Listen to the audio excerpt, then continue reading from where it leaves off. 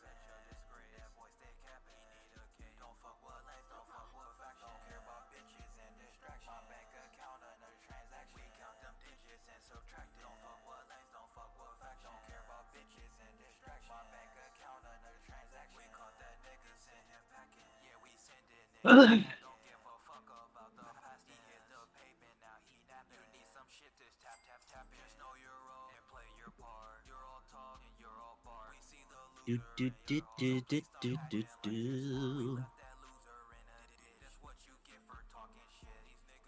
And way down.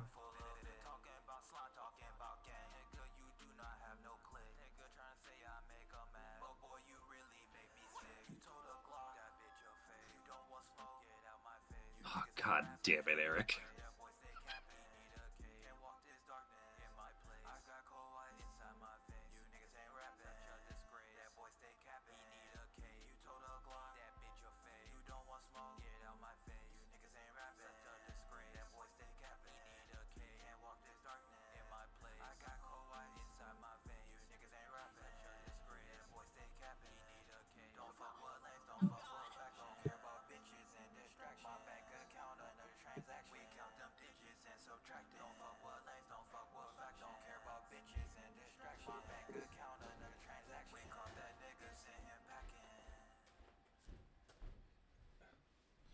Oakley dokley.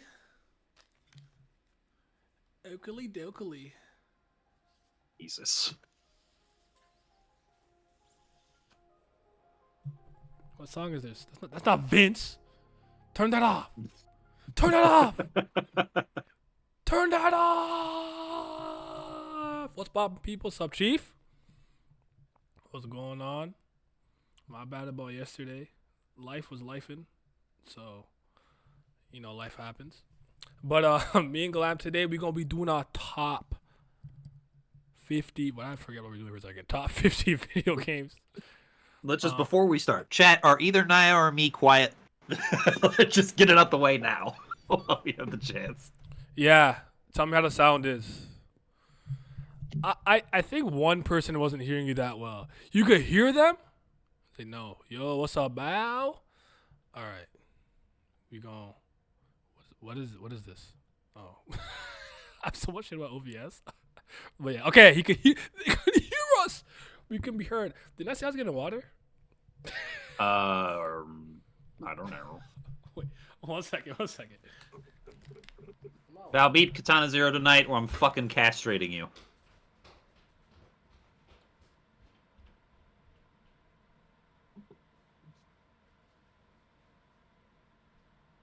I hate him. Do you want to push back the list, Bow, or do you want to do it tonight still? Because I'm gonna Yozozuya is on my naughty list today. I'm gonna beat his ass if he doesn't fucking lock in. All right. Did you have okay? So let me start over. Hey, welcome to the top 50 video game stream with me and the Glam. We out here. We gonna talk about the Vidya. I actually had to take 10 minutes The gaming to with review, the Y. to review what the hell I was doing because I forgot something. I'm like, there's 49 things here. What did I forget? Do you have any rules in your list that you want to tell the people about just before we start? Nope. It was if it's Gudo, it's on here. That's it. So my restriction was the same as I did 2 years ago. I pretty much limited myself to one thing per franchise, or else This list will have like 10 Legend of Zelda games, every Ace Attorney game I've ever played, except maybe Dual Destiny, um, and some other ones. So I'm like, I generally limit myself to one game per franchise, or my favorite game in a franchise. So let's say it's Danganronpa, I would put Danganronpa 2. So yeah, he said that's not the gaming list I told Glam I told about Glam. My PS4 fucked up. I need to buy a PS5 this year to get back into gaming.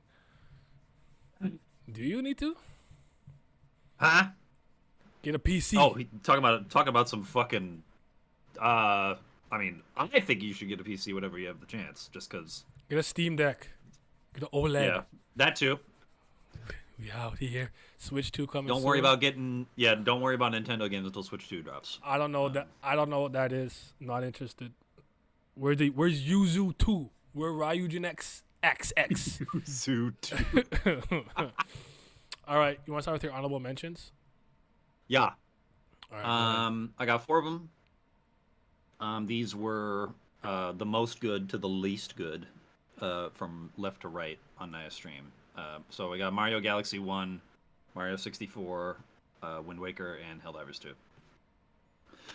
Mario Galaxy, I do think people oversell how good this game is a little bit, because I do find that its movement is a little bit restrictive. Mm-hmm. But the reason I have it above 64, because I think 64 is the best movement in the series. Yep. I don't think it's particularly close. Have you played Odyssey? I just think the I did a long time ago, but I never got every moon. What's it called? The stars, moons. There we go. Yeah, and I'm playing it again to get every moon eventually.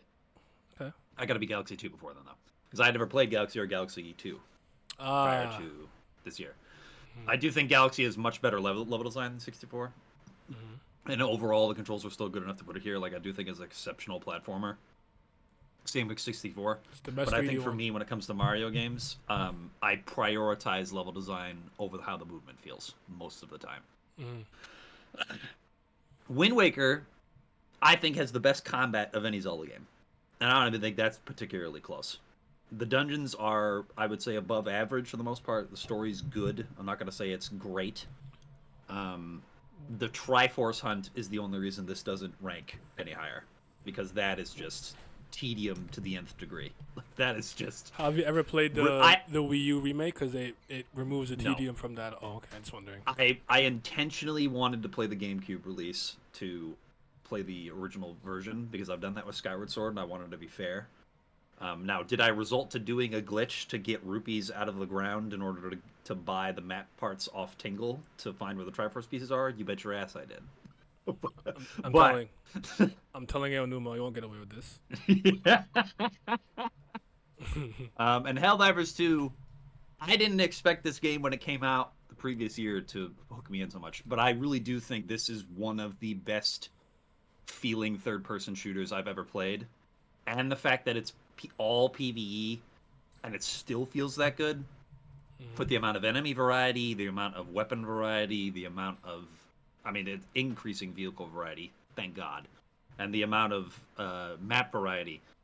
It's just so fucking fun. Just I sunk, I don't know how many hours. I can actually check Steam right there, but I played the shit out of that game last year, and I think it's one of the most exciting shooter experiences I've had in a long time. Oh, really now? Mm-hmm. Okay. But you don't play shoot game. You're a man of peace, Canadian. So you don't know nothing about that. Hold on. We the 51st state. Hold on. I know about guns now. we the North American Union.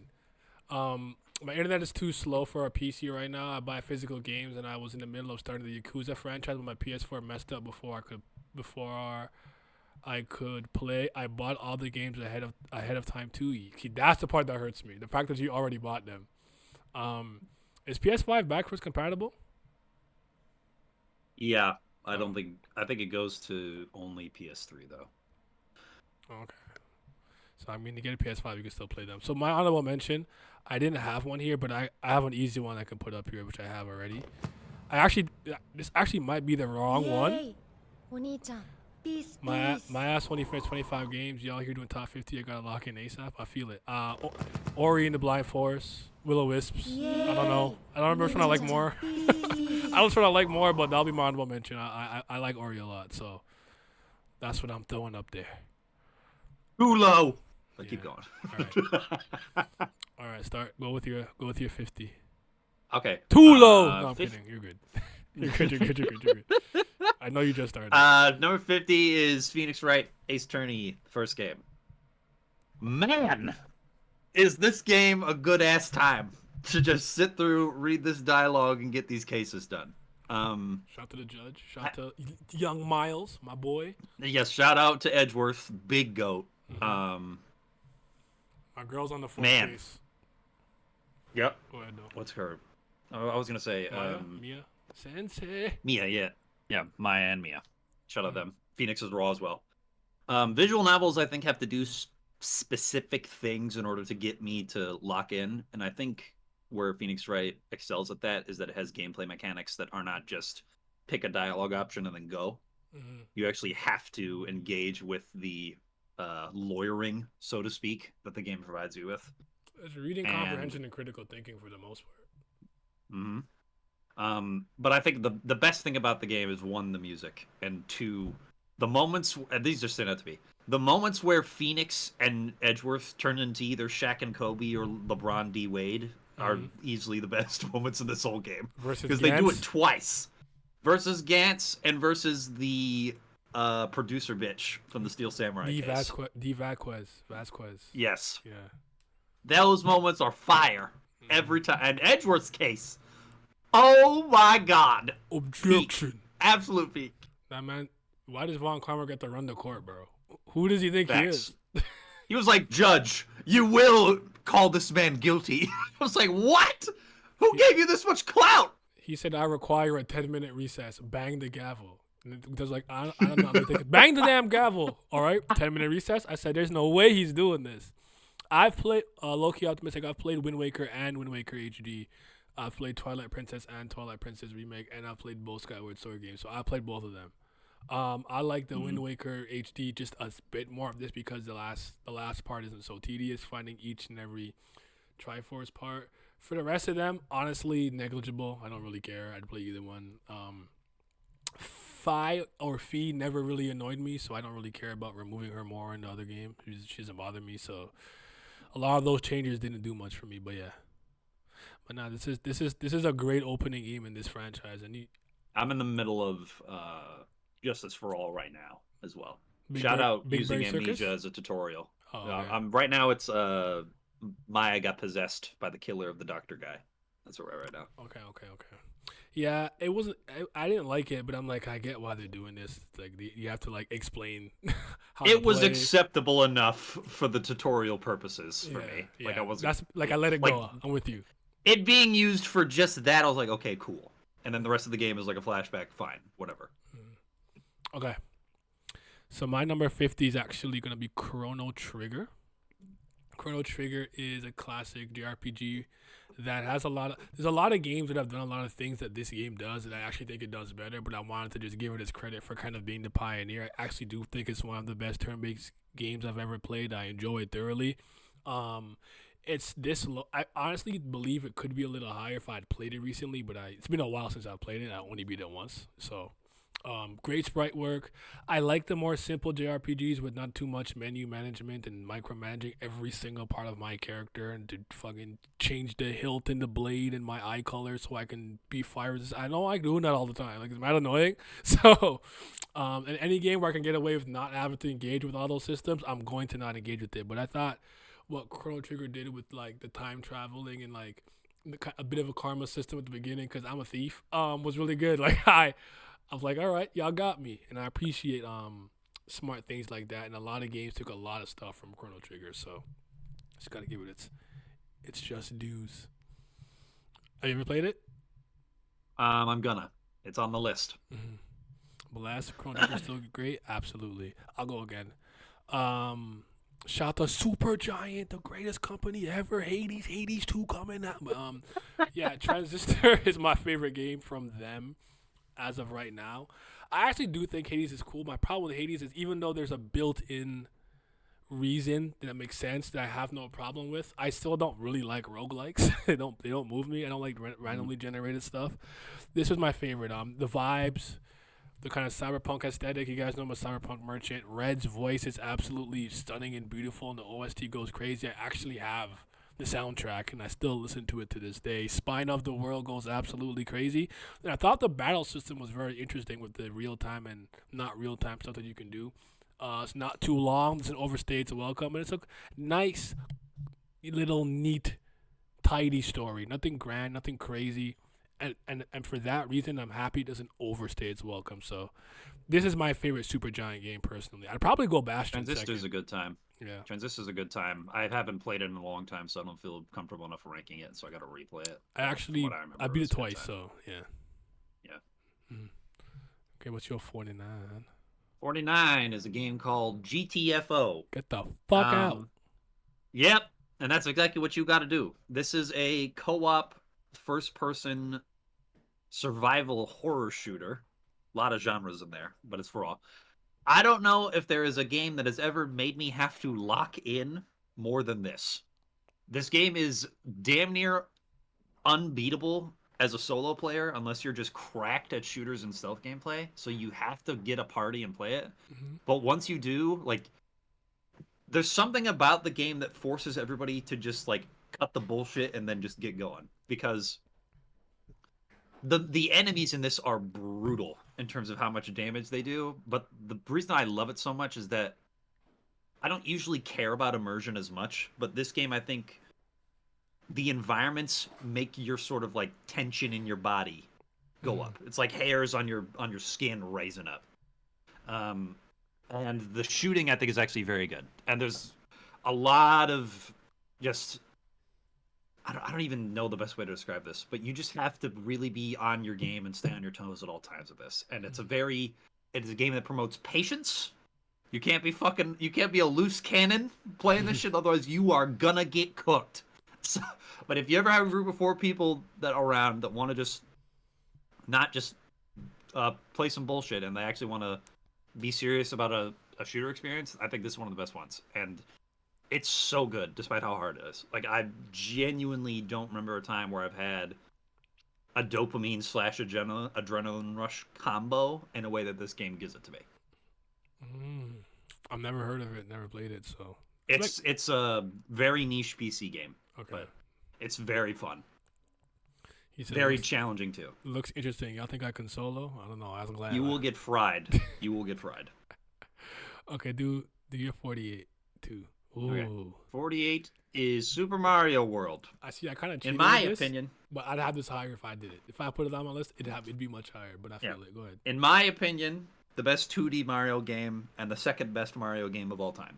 What's the best? Let me not say that. Maybe we'll see. We'll get there. We'll get there. You know what I'm saying? I think you and I generally agree on the 3, maybe the top 3 2D ones, if I remember correctly, being Wonder, 3, Wonder, 3, World. Okay. I got Wonder second on that list, but World, I think its levels are great, but I think the main thing that makes the game stand out is that if you can play the levels normally, but the way you can also interact with each level with just the cape feather really made it stood out to me, because it requires some amount of skill to fucking fly your way across that whole map up top. Yep. And when you get that shit right, it hits. That shit hits. The Yoshi mechanics are great. I loved him in this game. Like, Yoshi being introduced in this game, I think, is a big reason why I rank it so high. And I think it's probably still the best implementation of Yoshi in any 3D or 2D Mario game. I love killing Yoshi. It's my favorite pastime. And the secret levels, all Star good. World. Like Star World. What's the other one? Like Radical, the Radical, whatever those levels. I know you're talking about. It's like they had 2 secret zones. Mm-hmm. It's just but all the levels in this were great, and the movement I think is awesome for a 2D game. The multiple exits for multiple levels is also really good. Yep. And I really can't think of a power up in 2D Mario games that is as satisfying as the Cape Feather. Legitimately. It is my favorite. I like the Tanuki as well, but it's not it's not as busted, but I'm with you. Cape is the best. I kind of like the penguin one from I think it's New Super Mario Oh, World. from Wii. But it's because it's just so useful because there's so many things. You can shoot ice balls, you Yep. can slide, and you can swim Slide, fast. So it's spin, and just you from can a spin and utility. shoot Yeah, at the same so, time as well. yeah. Okay.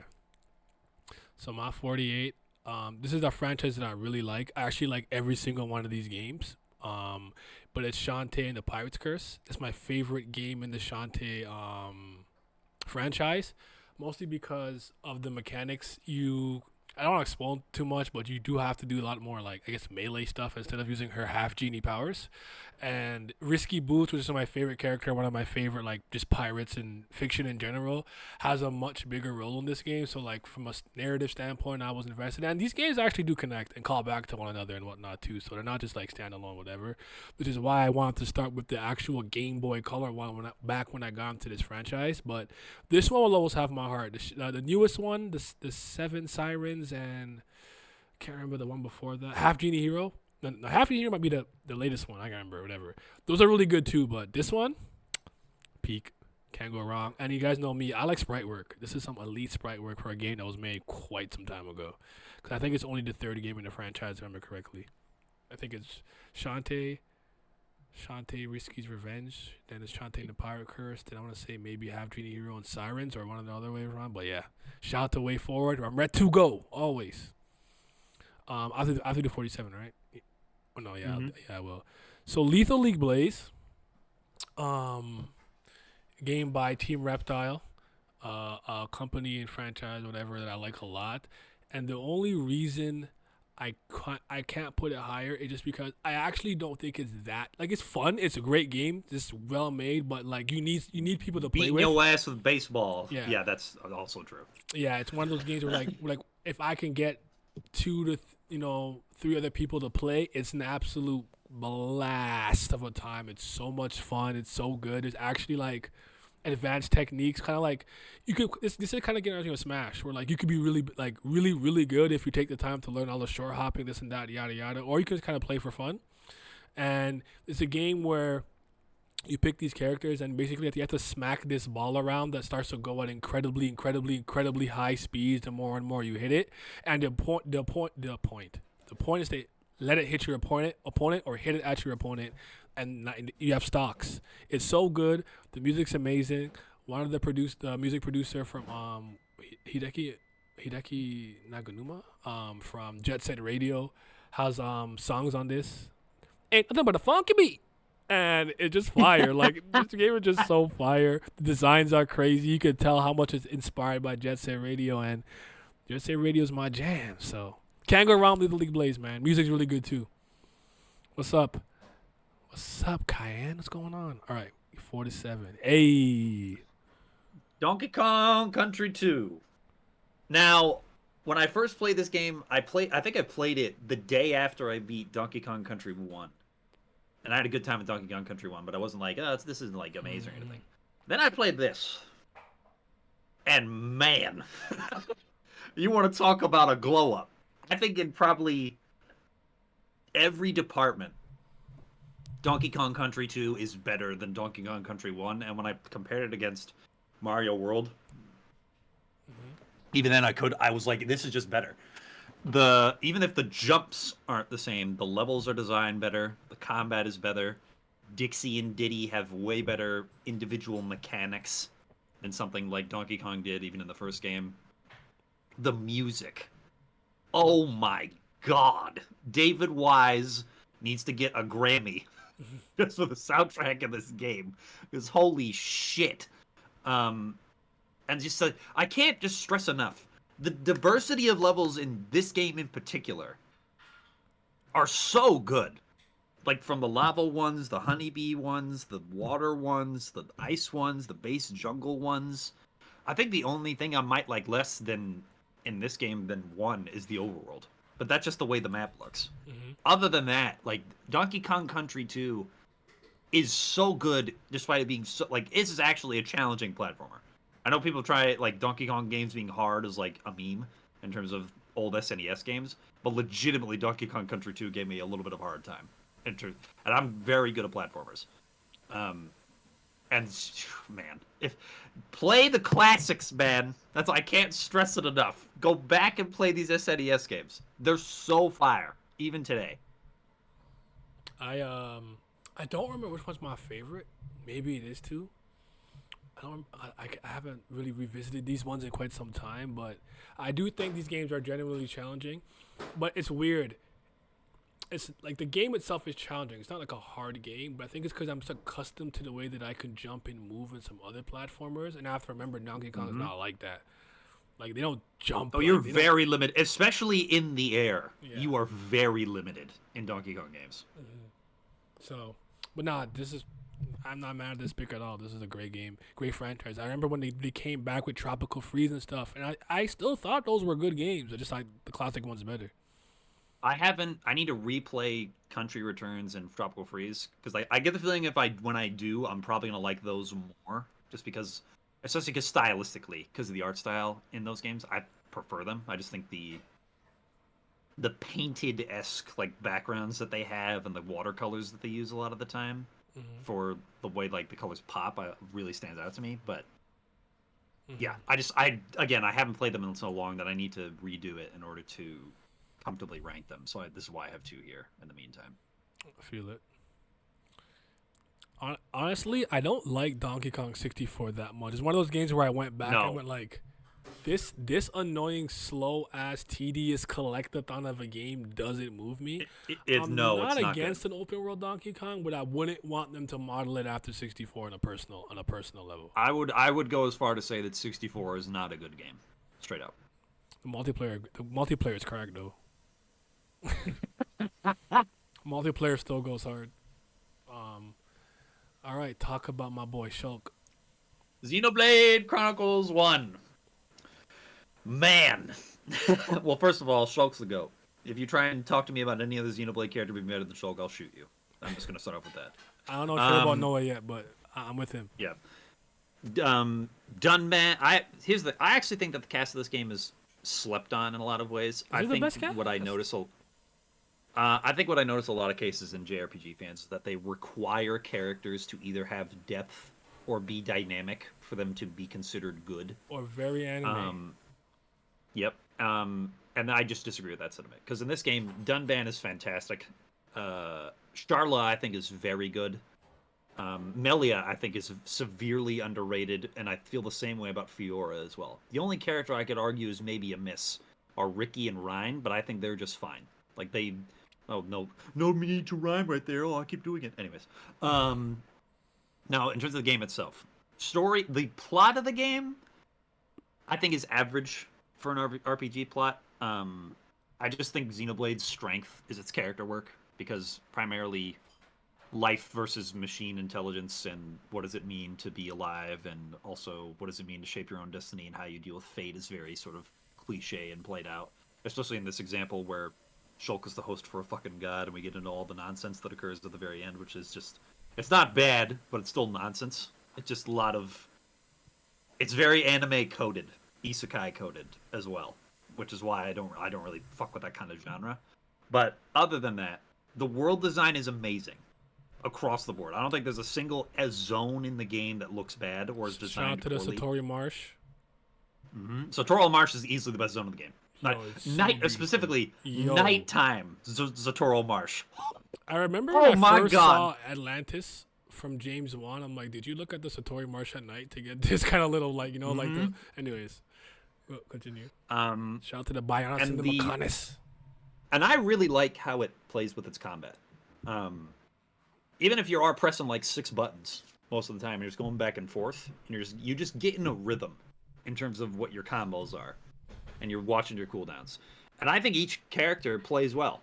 I led parties. I was not the guy that used Shulk 100% of the time and lead the party. I swapped out to everybody. And used every single ability possible. I feel like you have to use Melia if you're going to use Melia. I feel like Melia's AI is still kind of retarded. I can see that. At least for me. Shout out Sharla, though. Her AI is on point. That bitch never missed. She was, and that was just in terms of healing. Oh my god, it was so timely. Sharla is so interesting from a gameplay standpoint because it's like I hate the fact her stupid gun overheats, so I don't want to use it. And it became a point where I didn't need her and she became obsolete. But I genuinely like Charla, so it was always a hard trade off for me. But she's I kept using Charla. She is a party member that at a certain point, I think when I meet my first Telethia. The first Telethia is kind of where I don't need her to that degree. Like, if I use her, it's because I just want to use her. Yeah, no, like, the main party comp is typically going to be Shulk, Dunban, Ricky in the late game. I actually don't use Ricky much either. I don't use Ricky. Ricky is so tanky I know heal. He's good. I know he's really good. Yeah. I've used Ricky, but mine parties has Ryan and or Melia in it more often than not. Okay. But yeah, and I enjoy this game's combat. Also, shout out my boy. This is not the X one. Yes, it is not the X. Shout out my boy Metalface. When he was just a robot and not a human, he was raw. He was literally just Starscream, and I was here for it. Otherwise, who else did I shout out? I actually really like the Colony 6 mechanics. I loved building up that city. That shit was fire to me. Yeah. The one thing I say I did not do, I had zero desire to do the DLC that takes place after the end of the game. I was like, I'm good. Future Connected is actually not that fun in my opinion. I beat it. It's not that fun. That's okay. I was like, I don't need to see fucking. The most important thing for me to do was to immediately turn it on so I can get the hooded Shulk outfit and go back to the main game. Yup. That shit cold. Shout out this game's menus, by the way. Yeah. Menus are raw. No, not a lot of management you have to do. Did you gem craft a lot? I did. That's the most tedious part of the game to me. I feel like gems are super important after a certain point, and I don't like stuff like that. Like that's a part of like JRPGs that piss me off. I'm like, oh. Okay. It never got me to the point where I was. And it never got me to the point where I was groaning, but there were times where I was just kind of sitting there mashing A to get the right combos and stuff. I feel it. I need to give Nintendo more fair share. I mean, you don't have to. You can if you want. Hopefully we get Mario Odyssey 2 or Galaxy 3 announcement this year. I'd be hyped. I don't think we need a Galaxy 3. I doubt they do a Mario Odyssey 2. I think they would just make a completely different new 3D Mario game with a different mechanic, personally. Cause it's to the point where I still see Galaxy 2 as a weird outlier, where I'm like, it's kind of the same game. It is the same game for the most part with some different power-ups and whatever. But I never understood why they made a second one. Because I like Mario Galaxy, but I just think it's, like, overrated. I don't think it's nearly the best. Do I like it more than Sunshine? Probably, because I'm not a Sunshine merchant. Hey, I'll say that. I haven't replayed Sunshine in a long time. If I speak on Sunshine, dog, whew, it's safe to say I do not enjoy Sunshine. He doesn't like water. He doesn't bathe. No, I'm kidding. Okay. Do you have to do 46? What were we on? Yeah, go 46. Yeah. 45. I already did Xenoblade. Oh, it's me. Sorry, it's me. My bad. Okay. 46. I got Mega Man Battle Network 3.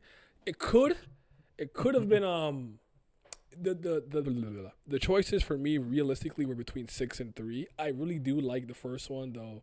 The first one has first game of a franchise growing pains. And I actually do like the liberation missions you have from the Colonel and Proto Man duo, whatever, from part 5, from the 5th one.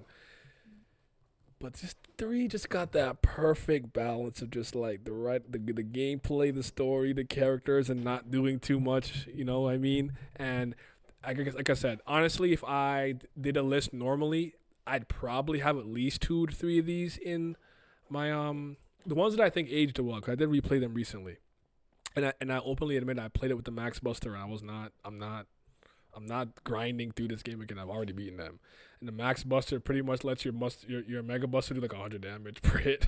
I don't care. I'm not sitting through all those viruses again. But now, to me, this is the best, my favorite of the Battle Network series, though I could argue 6 is maybe a little better. But yeah, I don't know how many of these you ever played, or if you played any of them. I've never been interested in Battle Network. Oh yes, because you're more of a classic Mega Man person, right? I'm too much of a classic and X merchant, so. Yeah, classic and X, and the X is it XZ? What's the one with the Zero and Mega Man Crystal, and you can turn to them? It's yeah. Yeah, I've played all of those after the fact, and they're cool and nice platformers. I really do like them. I feel ashamed that I looked down on them for so long. I still don't like Mega Man Legends. I still think Mega Man Volnut is lame. But for me, on a personal level, the Battle Network series will always be my favorite incarnation of Mega Man. I like Mega Man EXE. I once again have to replay them to accurately rank them. I've only replayed 2 very recently, and 2 was a good time, but nothing that ranks on this list for me. So for 45, I got Spark the Electric Jester 3. Gold! Yeah, this is a high-speed movement game, kind of like your Sonic the Hedgehog, so to speak. Actually, Lake Pepper did work on, is it before and after the sequel, before he made these games? So he made 1, 2, and 3. I actually do like it. I have a video essay on them all, which I'm very proud of. I actually played them all in a week, scrapped the video I was making so I could make this video in time for that Friday. But just a really good, Sonic-like game in terms of speed, the movement, the control. And I'm personally more into the non-boosting Sonics. I like where you just go fast and you can't just like boost through all your obstacles. So you set the platform and the speed running in this game, fucking peak, man. And I really like that this one lets you kind of customize it to kind of your gameplay more than the other ones do. One is like a more classic Sonic mixed with, I would say, Kirby and Mega Man a little bit, and a little bit of Mario, if you will, because you can kind of store a power up. 2, I think, is just like the growing pains of transitioning into 3D. I still think the game is cool and fun. It just has a little bit of jank, which I think is completely fixed by the third game. And I love that the third game starts with like a racing segment where you're just driving a car, because Lake Pepper is also working on a car game. F-Zero. What the fuck is Captain Falcon from again? F-Zero, right? F-Zero, yes. Yeah, making an F-Zero FX. I'm like F-Zero style game. So I think it's really good. My biggest issue is I actually think Spark has no fucking swag. This nigga is so ugly with his yellow stupid thing and his little jacket and his jester hat. He's ugly as hell. He don't look cool. Aside from that, though, love these games. So your favorite Mario game is 3D World because I would play with family and members and we would just throw each other over the cliffs. That's wild. Is that the one that ended up repackaged with Bowser's Fury? Because that's a really good Mario game. I actually really do like that game. Yeah, I like it. I like that one. It's not my favorite. My favorite 3D Mario is still 64. Actually followed by Odyssey, but maybe World and Odyssey. Because 3D World is like that blend of like 3D Mario, but not like open world style. It's more like stage by stage, kind of like the classic. I feel like it finds that good middle ground. Inside Story. Bowser's Fury was cool. Was I? Yep. It was cool. All right, go ahead. Hit us with number 45. Halo 3. Wrong number. I love Halo. Let me tell you why. As the Halo expert who's never played any Halo games. Okay, go ahead. Halo 5 is the best one. No, I'm kidding. Halo 3 is probably one of the most influential games on my gaming experience ever, and the industry as a whole. I do think that the shooter genre would not be as developed or as diverse as it is today without Halo, in particular Halo 3. Because, I mean, mechanically speaking, I think Halo nails the first-person shooter formula, especially for multiplayer.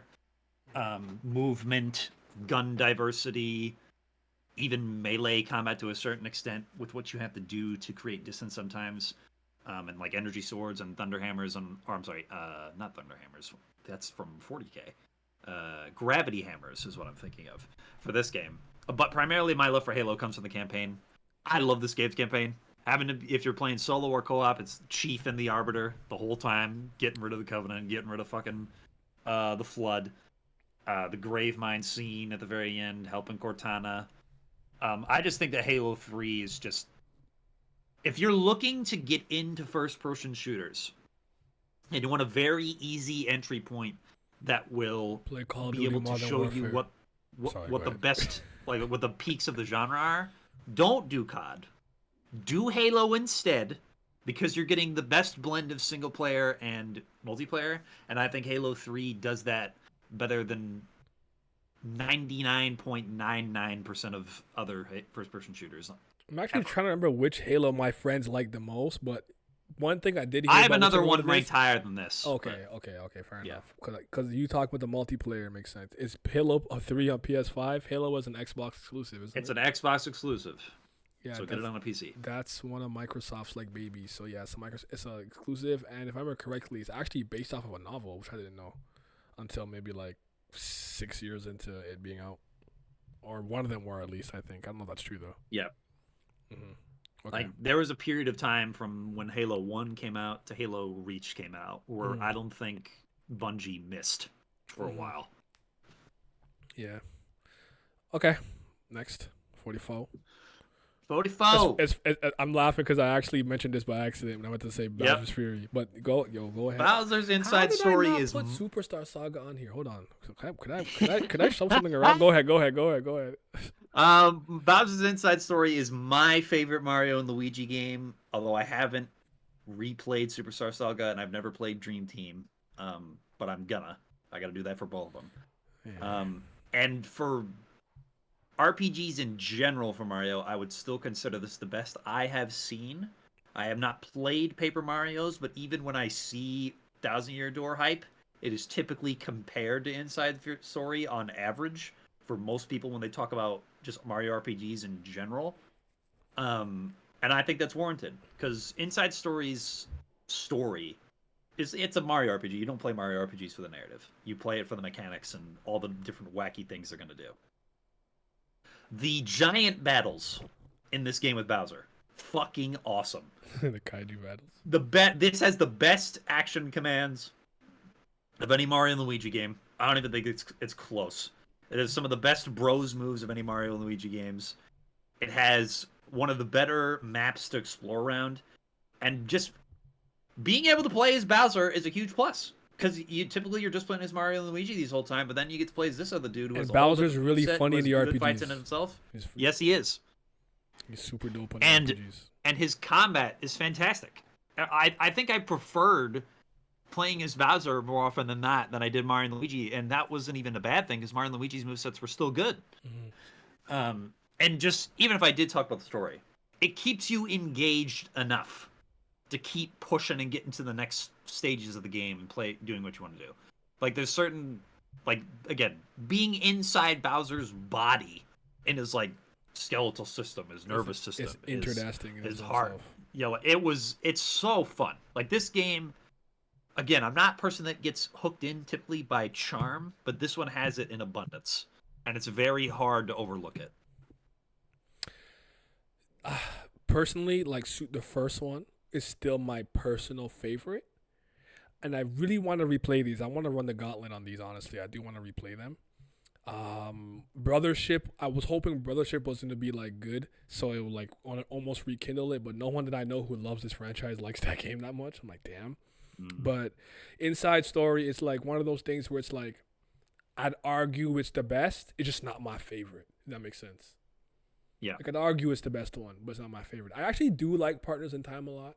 I don't care for Dream Team too much. It's alright, it's cool. I do not like Paper Jam. That did not move me. I haven't played Brothership yet, so the jury's out on that one, but I am not mad at this at all. I do still think Paper Mario is a better game, though. But I'll say this. Neither of these two have the best Mario narratives to me. I still think Paper Mario has the best Mario story I've ever played, which is always interesting to say. I think the story of Count Bleck and Tipiani and everything was really good with the Dark and Light Prognosticus books, but that's just my personal opinion. It's a Mario game at the end of the day. That's not what I'm here for. It's really a bonus if I get it. Mm-hmm. So, all right.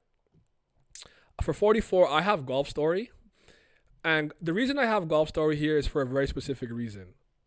Back in the day, Nintendo used to have these Mario RPGs for tennis and golf that were really dope. You made your character and you basically had to like work your way up the rank. So in the tennis version, you basically start off as like you're shit. You're slow, you suck, you have no power, no control, none of that. But as you like do drills and you kind of like pass tests by coaches, and then you start to challenge the rank members in the court to go up in the court. So say you're in the D rank court, right?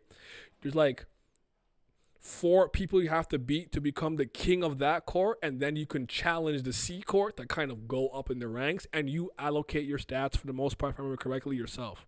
So if you want to be strong or fast or whatever, it's up to you. Mario Golf is something similar, and they did this for the Game Boy Color, which can transfer to the 64 version, and the Game Boy Advance, which can transfer to the GameCube version. They have not made anything nearly that great or engaging with these games ever since. Golf Story is a callback to that time. You don't get to make your own character. You do play as a character, but the game is hilarious. It's charming. I remember there's a part where the old people are rapping against like the young people, but they're using like really old English, like indubitably. I'm like, what the hell is going on? Like the things you expect to do in this game are honestly hilarious. And then there's also a disc golf portion, which is really cool. Sports Story kind of expands it to you playing more of it. When I played it, the game wasn't fully polished, so I had a lot of glitches and whatnot. So I don't think the game was necessarily bad or worse. I think the game is better, but I want to replay without all the bugs in it. But again, this was a great callback to a greater time, and ultimately, I do think, aside from the fact that with Paper Mario, Jesus Christ, my brain is not working today, with Mario Tennis and Mario Golf, making your own character, I do think it does everything better. So I just think it's a better product. 43, I have Pixel Cup Soccer. You guys, a lot of you guys were here for this arc last year, where I could have put this game down for like 160 hours, just doing all the game modes, coming on stream, making our characters. Still never got that tournament. Robbed because of this rat over here. Yeah, hold on. Yo, COVID season, it got pushed back. You know what I'm saying? Gotta make sure it's safe.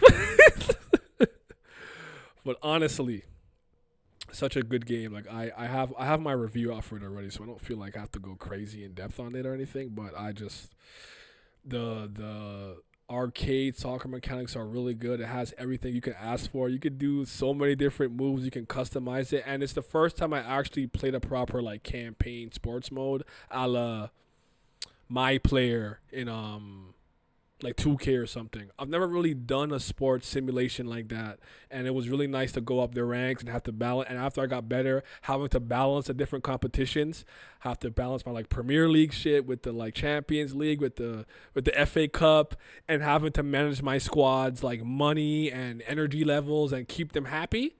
I had a great fucking time with this game. So yeah, all the glaze, because I only played it last year for the first time, but and great pixel work, and they still update it. Even as late as last year, when the Copa America was happening and it was Colombia versus Argentina in the finals, they had that there.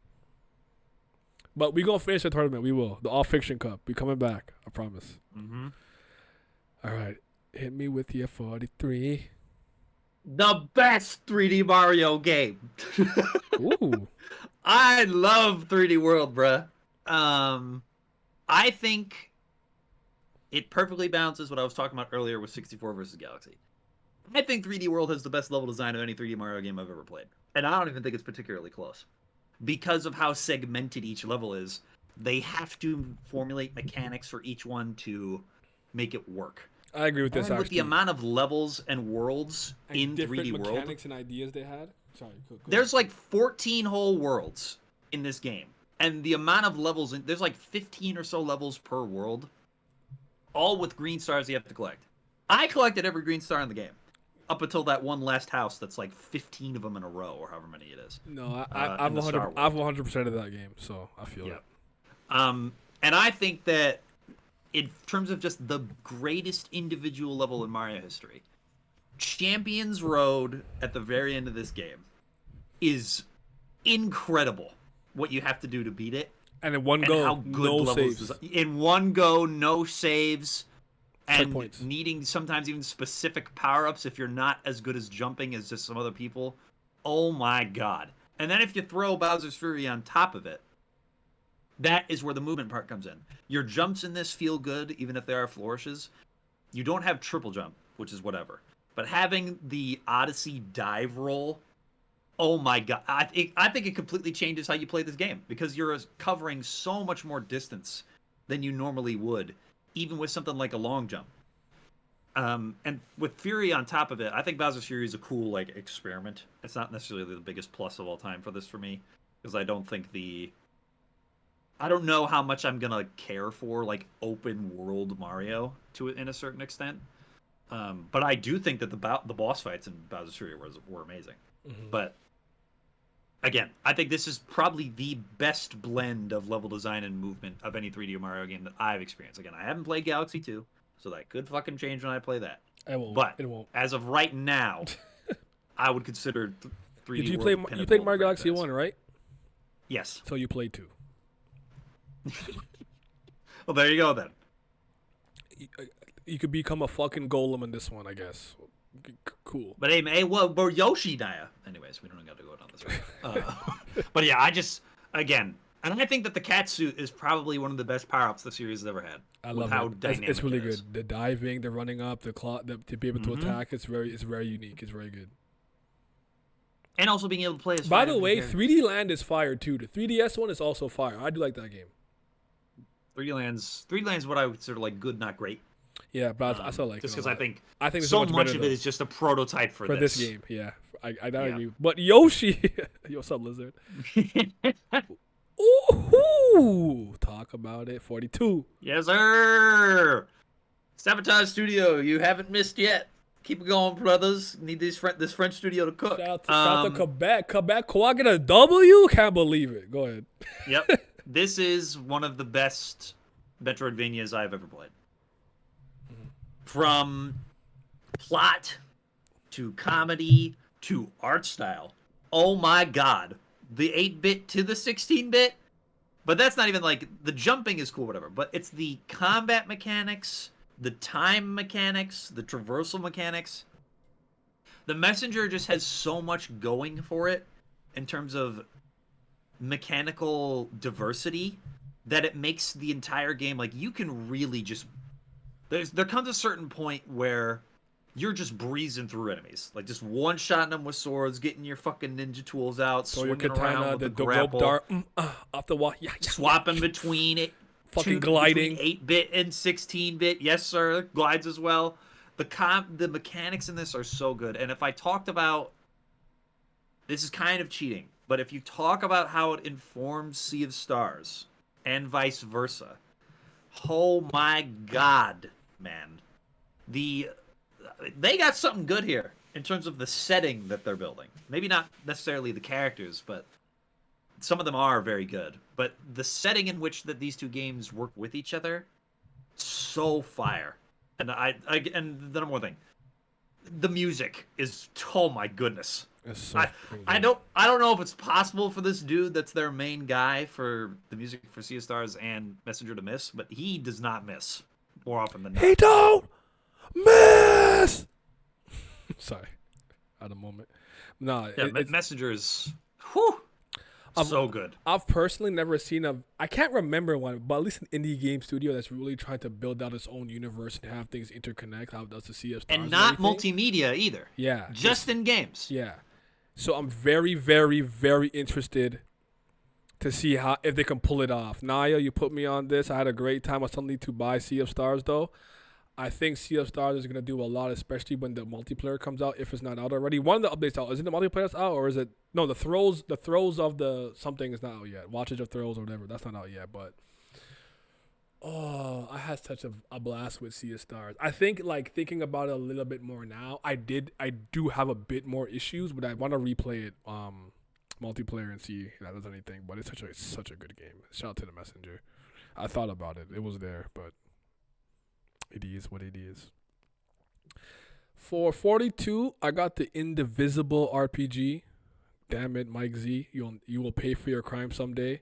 Because I never got to use Red from Transistor or Zachosaurus or Annie from Skullgirls or any of my other characters. But it's a Lab Zero Studio game. You play this girl named Agena in a nice peaceful village. And the peaceful village gets attacked. Very generic setup and yada yada.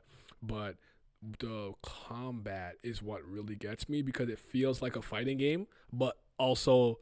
like a turn-based RPG a little bit. But you have like a little action thing where as long as you can move, you can attack at any time, and so can the enemy. So it's really about like choosing and picking your time, and by the time you have everything you really need, because I got all the power-ups, the combos that I was doing on bosses and enemies, like, and I really like fighting games, and the thing that I'm the best at in fighting games easily is actually execution of combos. I was going crazy. And the story's good. I'm not going to oversell it. I'm not going to be like, oh, but it was good. I actually think the most annoying part of the game is Agena. She's fucking annoying. By the end, she's like stopped being annoying, but I actually can't fucking stand her for most of the game. She's actually super, super annoying. So yeah. Was Sea of Stars good? My friend said it was ass. All glitter, no substance. I don't trust that motherfucker though. Yeah, he's lying. Or she's lying. Am I going to sit here and tell you it's the greatest game of all time? No, but Sea of Stars is absolutely amazing in my opinion. So I think it's absolutely worth the play. It's absolutely worth it. Spoiler alert, Naya and I will both have it on our list. Yeah, just so you know. Yeah. It's much higher, but on my list. For 41, I have Mario Kart Wii. I think Mario Kart Wii is my personal favorite Mario Kart. I'm not calling it the best. It was honestly between this and 64. I get that people like 8 and 8 Deluxe. I'm tired of playing it. I've been playing it since 2014. I had a Wii U.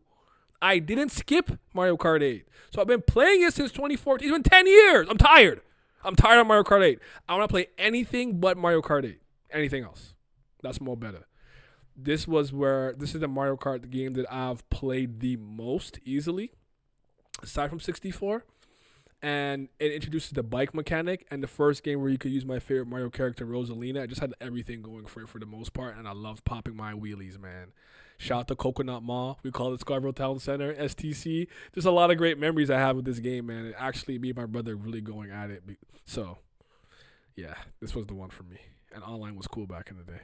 At one point for Mushroom Gorge specifically, because I know how to do the little mountain trick, I was actually top 10 for like maybe a month or so. I was top 10 in time for a little bit for Mushroom Gorge, North America specifically, not in Japan or anywhere else. They cooked me, but yeah. All right. Ooh, he's hitting out with 9 years, bro. Yes, sir. 9 years of Shadow. Now, me and Naya have an interesting relationship with this game between each other. Now, he acknowledges that he might have, overlooked some things, so he might have to replay it. But when I played this game for the first time, the number one thing I noticed is that this is the Metroidvania. I've never seen a game implement in equal measure the Castlevania aspects of Metroidvanias and the Metroid aspects of Metroidvanias all in one product like this, and still have it be its own unique twist. Now, I know for most people, they think this game is, like, I am way higher on this game than the vast population of people that have played it. But I think that the combat is fun, the forms are awesome, the music is fire, the story is good, I'm not going to say great. The characters are dope to listen to their dialogue, and I guess I should say read their dialogue, and like the zones that you're moving in. But I genuinely had a great time playing, and I think all the levels, like the zones on the map, are well designed. I think the levels are dope. I think the specific abilities you get are awesome. Shout out Earth Gang. Hey. Earth Gang tunneling through the walls. That shit's fire. Hell yeah. Shout out the white suit. I love how with each different form you have, your melee animations change and you have different effects you can do. Like the way that this game takes points from Sailor Moon and Saint Seiya in particular is awesome to me. And to me, the combat is the best thing. And I loved the bosses in this game. I thought a lot of them were, even if they were easy, because I annihilated this game. It was not hard at all. But I think most, if not all, the bosses were well designed. You know what's weird? Especially for what boss gave me the most trouble? That underwater snake a little bit.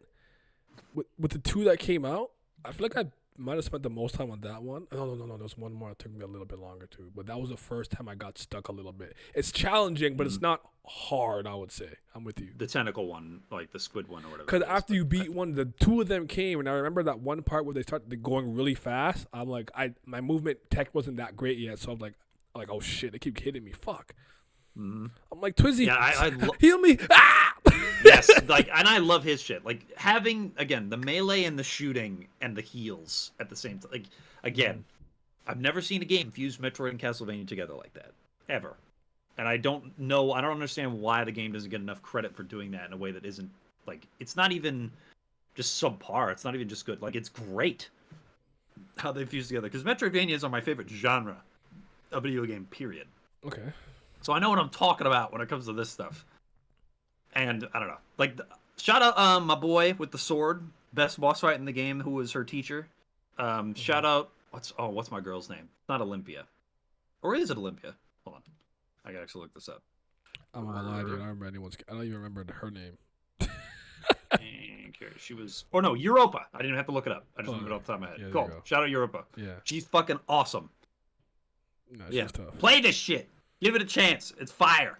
Now he's got to replay it because he's being a rat about it. Give us your 40. 40. Assassin's Creed 2. Italian man? Yes, my second favorite Assassin's Creed game. What just happened? Go ahead. I don't know what happened, bro. Shout out Ezio Auditore da Firenze, the man of my motherland. AC2 is such an improvement over Assassin's Creed 1 that it's very hard for me to not look glowingly upon it. Because I generally do not like Assassin's Creed 1. I think Altair is a cool character. think his story's cool, but the mechanics in 1 I'm not very fond of. Assassin's Creed 2 is honestly what Ubisoft as we know it today is what put it on the map, because of how good this game is. The world design in Renaissance Italy is dope. The historical blendings with the fantastical portions of what makes Assassin's Creed is fire. The combat is dope with how fake stealth it is. The traversal across the map and the parkour that you're doing is still to this day holds up very well. And Ezio's just a fantastic character to be around in terms of his whole story. I think he gets better in Brotherhood and Revelations, but just starting out in 2, I still think he's very good. And I actually really like the smaller enclosed dungeon sections of 2 as well. I just genuinely 2, once I start playing it, it's very difficult for me to put the game down once I get into a rhythm with it. And I'll just run through, because just, getting on a horse and getting to Tuscany or Florence or Venice and going to Rome it's like the amount of, again, I don't usually gas up world design, but just getting so much right about the vibe of the setting you're in while it not feeling bloated or cinematic like how current Sony products do for me. Like, everything in this still feels like it is tailored to the gameplay and not just for the vibes and the scenery. Like, it's just so good all around. Isn't this the one that architects used to recreate a building that burned down? Yes, I believe so. Okay, I believe so. I do not remember the story that well. Desmond Miles, world's gonna end. He's lame. We don't need to talk about that. He's lame in every Apple of Eden. He touched it. He died. He didn't save the world. Whatever. Oh God. Yeah. So.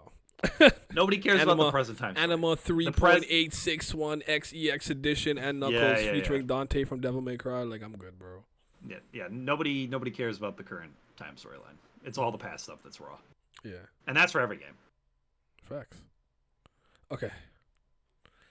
For Forte, I have Horizon Zero Dawn, which has fallen quite a bit, actually. Should fall further, but I'll leave that alone. And personally, I had to really think about the fact that there's no urgency for me to play the second one. Like, I don't care. That was part of the reason. I really like this game. I do, and I do think it's a great game. Like, it's fire. I like Aloy. I like Silence. I really like taking down the machines and everything. But like, I really didn't care to play the next one. There's gotta be a reason why. Like, why don't I care? I should care. And I beat this game twice, by the way, because when the Frozen Wilds DLC came out, I came back and I didn't 100% it, but I did everything I truly cared about, which was at least, I'm gonna say, 78 to 82% of the things you could do in it, side quests and all that. I got the ultimate armor, where you can't really take damage, or you have like a shield. The shield weaver, something weaver armor. Good game. Aloy does talk a little too much. It's a very PS3 over the shoulder kind of like, walk and talk narrative a little bit, but it ain't just PS3. That's just Sony at this point. PS4 or whatever, but yeah, PlayStation. But it's. I don't think it's a mid IP. I don't call it Sony's most mid IP. It's just, I don't know. Maybe I'll feel differently when I could see mid. Yeah, when I eventually play the sequel, I'll probably know how I really feel about the franchise in total. But as a standalone game, though, it's really cool, and shout out to the world. It's very interesting. Shout out to the AI stuff and everything too. JoJo's Bizarre Adventure All Star Battle of 39. As far as anime fighting games go, I really, really played this so much in 2013 when the original version came out, and R is the better version of it. They use the anime voice actors and revoice some things, and I haven't played R nearly as much. I haven't. Yes, R.I.P. Lance Reddick. That's true. Lance Reddick did play Silence. Yes, R.I.P. Mm-hmm. Rest in power, man. But yeah, just a really fun fighting game. You guys know I'm a JoJo fan. You know Araki's my favorite mangaka. I don't have to get into all this. It's all the generic same stuff you'd hear me say for the most part. But it's one of the very few anime fighting games that I do think is pretty well balanced and really good. And I really like the combo system. And it's super stylish. And it's made for JoJo fans. Like, it's made for JoJo fans. You know what I mean? What up? Who made this list? Yes, this is my list. Me and Glam are sharing our 50 favorite video games. So, yeah. All right. Only thing I'm going to say with Sony is them trying to push the IP so hard, cut it out. Like, let it be naturally loved or not. Like, I don't think people are fucking with Horizon, so don't make a Lego game. Like, leave them alone. Mm-hmm. All right, go ahead. Ooh, that's a good one. Castle Crashers. This came to mind, but I just beat them up so I like more. But I really like this game. Go ahead. If you were around during, what was it? Xbox Arcade? I think the game, Xbox Arcade days was when this game got popping off, and if you weren't playing this, you just didn't have any friends at that moment in time. And even to this day, I still think that Castle Crashers is one of the best co-op beat-em-ups you can just boot up at any time, go in, have fun, and still engage in a surprising level of mechanical depth that its combat has. Especially for a beat 'em up, where most of the time it's just mash, mash, mash, mash, mash. But with this, like, the spells, the pets, the enemy variety, the weapons, having to get different gear that visually is distinct, the amount of characters you can play on subsequent playthroughs, there's not even just including the original 4 knights, but just subsequent playthroughs of all the amount of people you can swap out to. Like, I think Castle Crashers is, to this day, one of the best times you can have with a video game with anyone. Even if you're just not even a fan of beat 'em ups. Just this game, something special about it makes it stand out. You could find something to like about it, even if it's not your genre. I agree. Mm-hmm. Because at the time, I hadn't really played a beat 'em up co-op like that for quite some time, and when that thing is chasing you and the deers are just propelling themselves by shitting, I was crying, bro. She was so funny to me. So, nah. I actually ended up playing the remastered version on the Switch maybe like 4 years ago with some friends too, and it was still an absolute great time, man. Yes, sir. Yeah. Shout out to Castle Crashers. 38. Sonic Mania. The greatest Sonic game of all time, in my humble opinion. 2D Sonic mode better than 3D Sonic. I know some Sonic fans will lose their fucking minds and maul at that. I mean, I agree. I like both, but I agree. Yeah, no, same. But, we gotta take shots when we can. Hell yeah. The levels in this game are fantastic. Remade old levels, new levels, doesn't matter. They're all fucking good. The boss fights are quick and easy. Get them done fast, just as Sonic should be. The way you maintain speed in this is awesome. Drop dashing being a feature now in this for 2D games was such a great feature to add. Shout out T. Lopez. I can't play without drop dash anymore. It spoiled me. It feels weird not having it. Facts. Shout out T. Lopez. Mm-hmm. That music goes hard on every stage. Again, having the amount of character diversity you can play. Sonic and Tails, Knuckles, all of them fire. Getting the Master Emeralds is probably the weakest part of the game for those little run around on the racetrack sections, but whatever. Really easy. But yeah, I could boot up Sonic Mania at any time and just keep going without being able to stop. Because I think this game really is the epitome of gotta go fast. And it's hard once you're going, it's hard to slow that momentum down as just a player. Mm-hmm. Like, you can just get in, boot it up, Green Hill Zone pops in, it's like, and then you're 4 stages later, you're in fucking Flying Battery. It's like, how the hell did I get here? Like, you're just going, man. I love very fun to speedrun. I'm like you. I boot it up all the time, and I have nothing to do, and just play it, even if it's like an hour. Just go through it, and I agree with you. I do think this is the best Sonic game, in my opinion. So I'm with you on that. Perhaps it is on my list. Perhaps it is not. We shall see later. Okay, so for 38, I have Battle Chef Brigade Deluxe. Battle Chef Brigade to me, sometimes like to make things easier, I like to compare some games to certain anime. Lights, camera, action, fave track from there, but it's all good. I like that one. Studiopolis. Studiopolis was really good. I think it's my favorite stage in the game. I'm a Chemical Plant Zone merchant. Like that song is so nostalgic to me, but that one was really good. Lights, camera. Oh, also shout out how they remixed Stardust Speedway in Mania as well. That shit goes stupid. That was good. This game to me is like kind of like Iron Chef, or like, if you will, Shokugeki no Shoma kind of meets Toriko, where like you're like an up and coming chef in this game, and basically you kind of Iron Chef style battle other chefs to like be the best. It is a world, it's a high fantasy world, so there's like orcs and elves and things of that nature, dragons and whatnot. And when you start the match, you have to run out into the field and kill and hunt for the very ingredients you're going to use mid like competition, and it's all timed. So you have to go out. You might have to go out there, come back because something's simmering, and you have to like, okay, while it's simmering, let me go quickly beat up the dragon, get the dragon heart, and come back. Or you could do it all at once, carry what you can. And I actually found the character to be compelling. The story was very whatever, like very fake, like, ooh, there's darkness, whatever. Like, it did a movie like that, but the characters were really fun, like, really good, and the blending of the combat with the like puzzle style. I don't want to say it's not Tetris, but like the little gems you have to like move around to like break them to make the fires go a certain type of way was really. I really don't remember it exactly how the puzzle part works, but great graphics. Character work is good, and I like beating up my ingredients and killing things, and like some of them are like mandrakes too. Like the screaming is like it's really good. Like it's mad fun, man. It's the cooking phase of the Hunter x Hammer's favorite manga. That's crazy. That is crazy. But yeah, shout out to Battle Chef Brigade. And you get to play multiple characters too, and everyone's reasoning to join this and be a part of this thing was really good. Now for 37, I got the Wonderful 101 by Platinum Studios. And this was a game that genuinely shocked me. Now, I'm a big, like, Beautiful Joe guy and things of that nature, so I don't mind these, like, chibi or whatever games, but it genuinely shocked me how good this story was. It's very Saturday morning cartoony.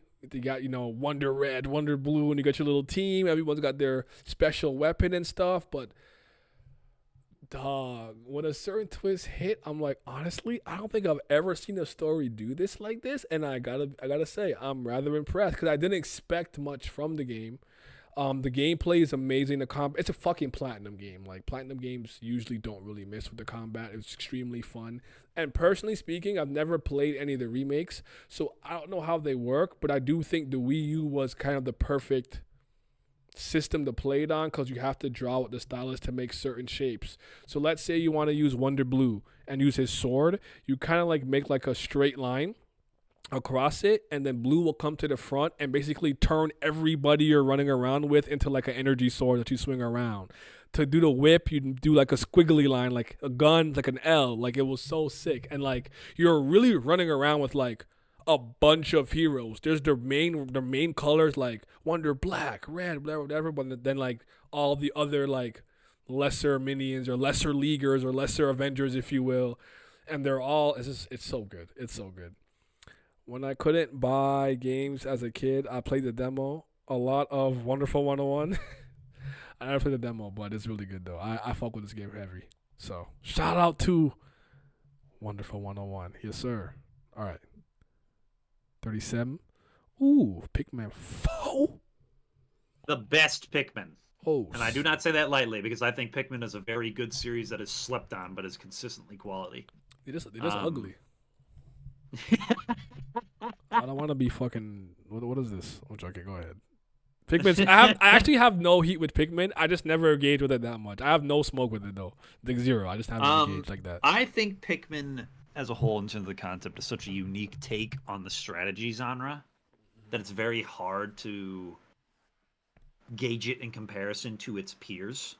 Because a lot of it has elements of like management sims and platformers and puzzle games and strategy games all at once. But it does this thing where it's both relaxing and brain teasing at the same time. Like I don't know, and with 4 in particular, I think it's the zenith of what the style of game can be.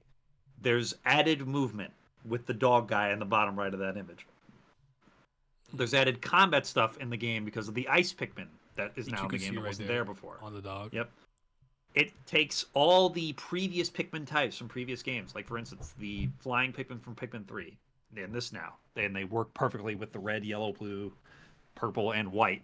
All these Pikmin have different effects that help you in different ways, and also this like the collection of items. Like I'm not typically a person that like wants to grab everything possible in a map, but for some reason Pikmin makes me want to do this because of how much of a vibe it is in the area. Because it's just like you're in a backyard in the middle of the day, and it's just good vibes and good music, and you're just chilling, walking your fucking army of little dudes around, telling them to pick shit up or just beat the brakes off of a monster.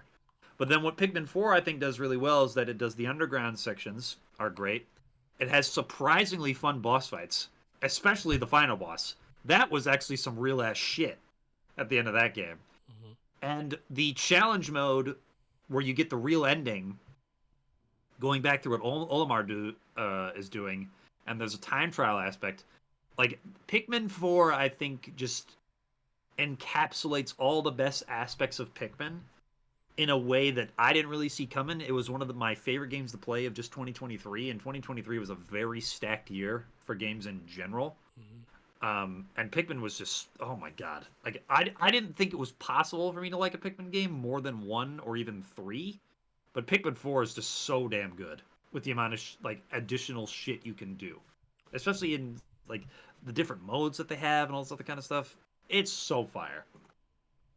I can't really add anything because I haven't really played these, but it looks like a game that Nintendo actually takes care to make well because there's only 4 of them. Yes. And I've never heard anything bad about any of them from my friends who play it. So, shout out to Pikmin. Hey, I love this game, but I'll never play it again though. Shout out Cuphead. If I see that robot boss ever again, I might lose it. My fucking snap, crash out.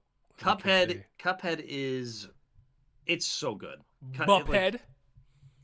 It's probably, in terms of like shoot 'em ups, or what's the other genre game that this is in? I have a hard time remembering, but like the just pure boss rush style game. T-heads. It's so fucking fire. Like each boss's designs are amazing in terms of visual and the mechanics. The music is fantastic in this game. The different types of weapons you can use are all dope. Even if some of them have different effects, you can optimize them to different play styles you want to have. Mm-hmm. And what put it this high for me was not even just the quality of the base game, because that would have been in the 40s, but playing through the DLC. The chalice? The chalice. You Delicious Last Course. Mm. You gotta lock in for that DLC, otherwise you're gonna get your ass beat. The DLC wasn't out when I beat the game. Never played it. Yeah, the last boss fight of the DLC. Oh my goodness, he is a bitch and a half. But I think this game does challenge really well. Like, it's very hard to get me rage baity. So I know a lot of people get angry at this game. I didn't, but the way it's just like you just feel this need to like I'm gonna beat your ass eventually with just whatever gun I'm using. It's like it always keeps pushing you forward in a way that feels organic to get to each next fight. And also blend, I think, some good platform mechanics, like the jumps and the dashes that you have available, how you can mix those dashes with different charms, how you can... where if you want to have more health versus a boss versus less health, depending on how much more damage you want to do or make it more of a challenge. But if you get more health, you do less damage. Yes. I think Cuphead does everything perfect for the genre of game it's trying to be. And the fact that all of this is 2D hand animated in like a 1920s, 30s style. Yeah. Whoo! It's like, there's no other game really quite... Mickey. Yep. There's no other game that's really quite like it, in my opinion. It's just so wholly unique and just entirely fun despite the challenge. Like I adore this game. I've listened to the music all the fucking time too. Like this style of like jazz swing, perfect for the style they're going for. Agreed. I heard there's a TV show. I never watched it. There is. Neither have I. I have no desire. All right. Now hear me out. I know the other SSX games are multiplayer and you can do a lot more. But I still think the SSX single player one on the PS3 from 2012 is the best. Is my favorite XXX.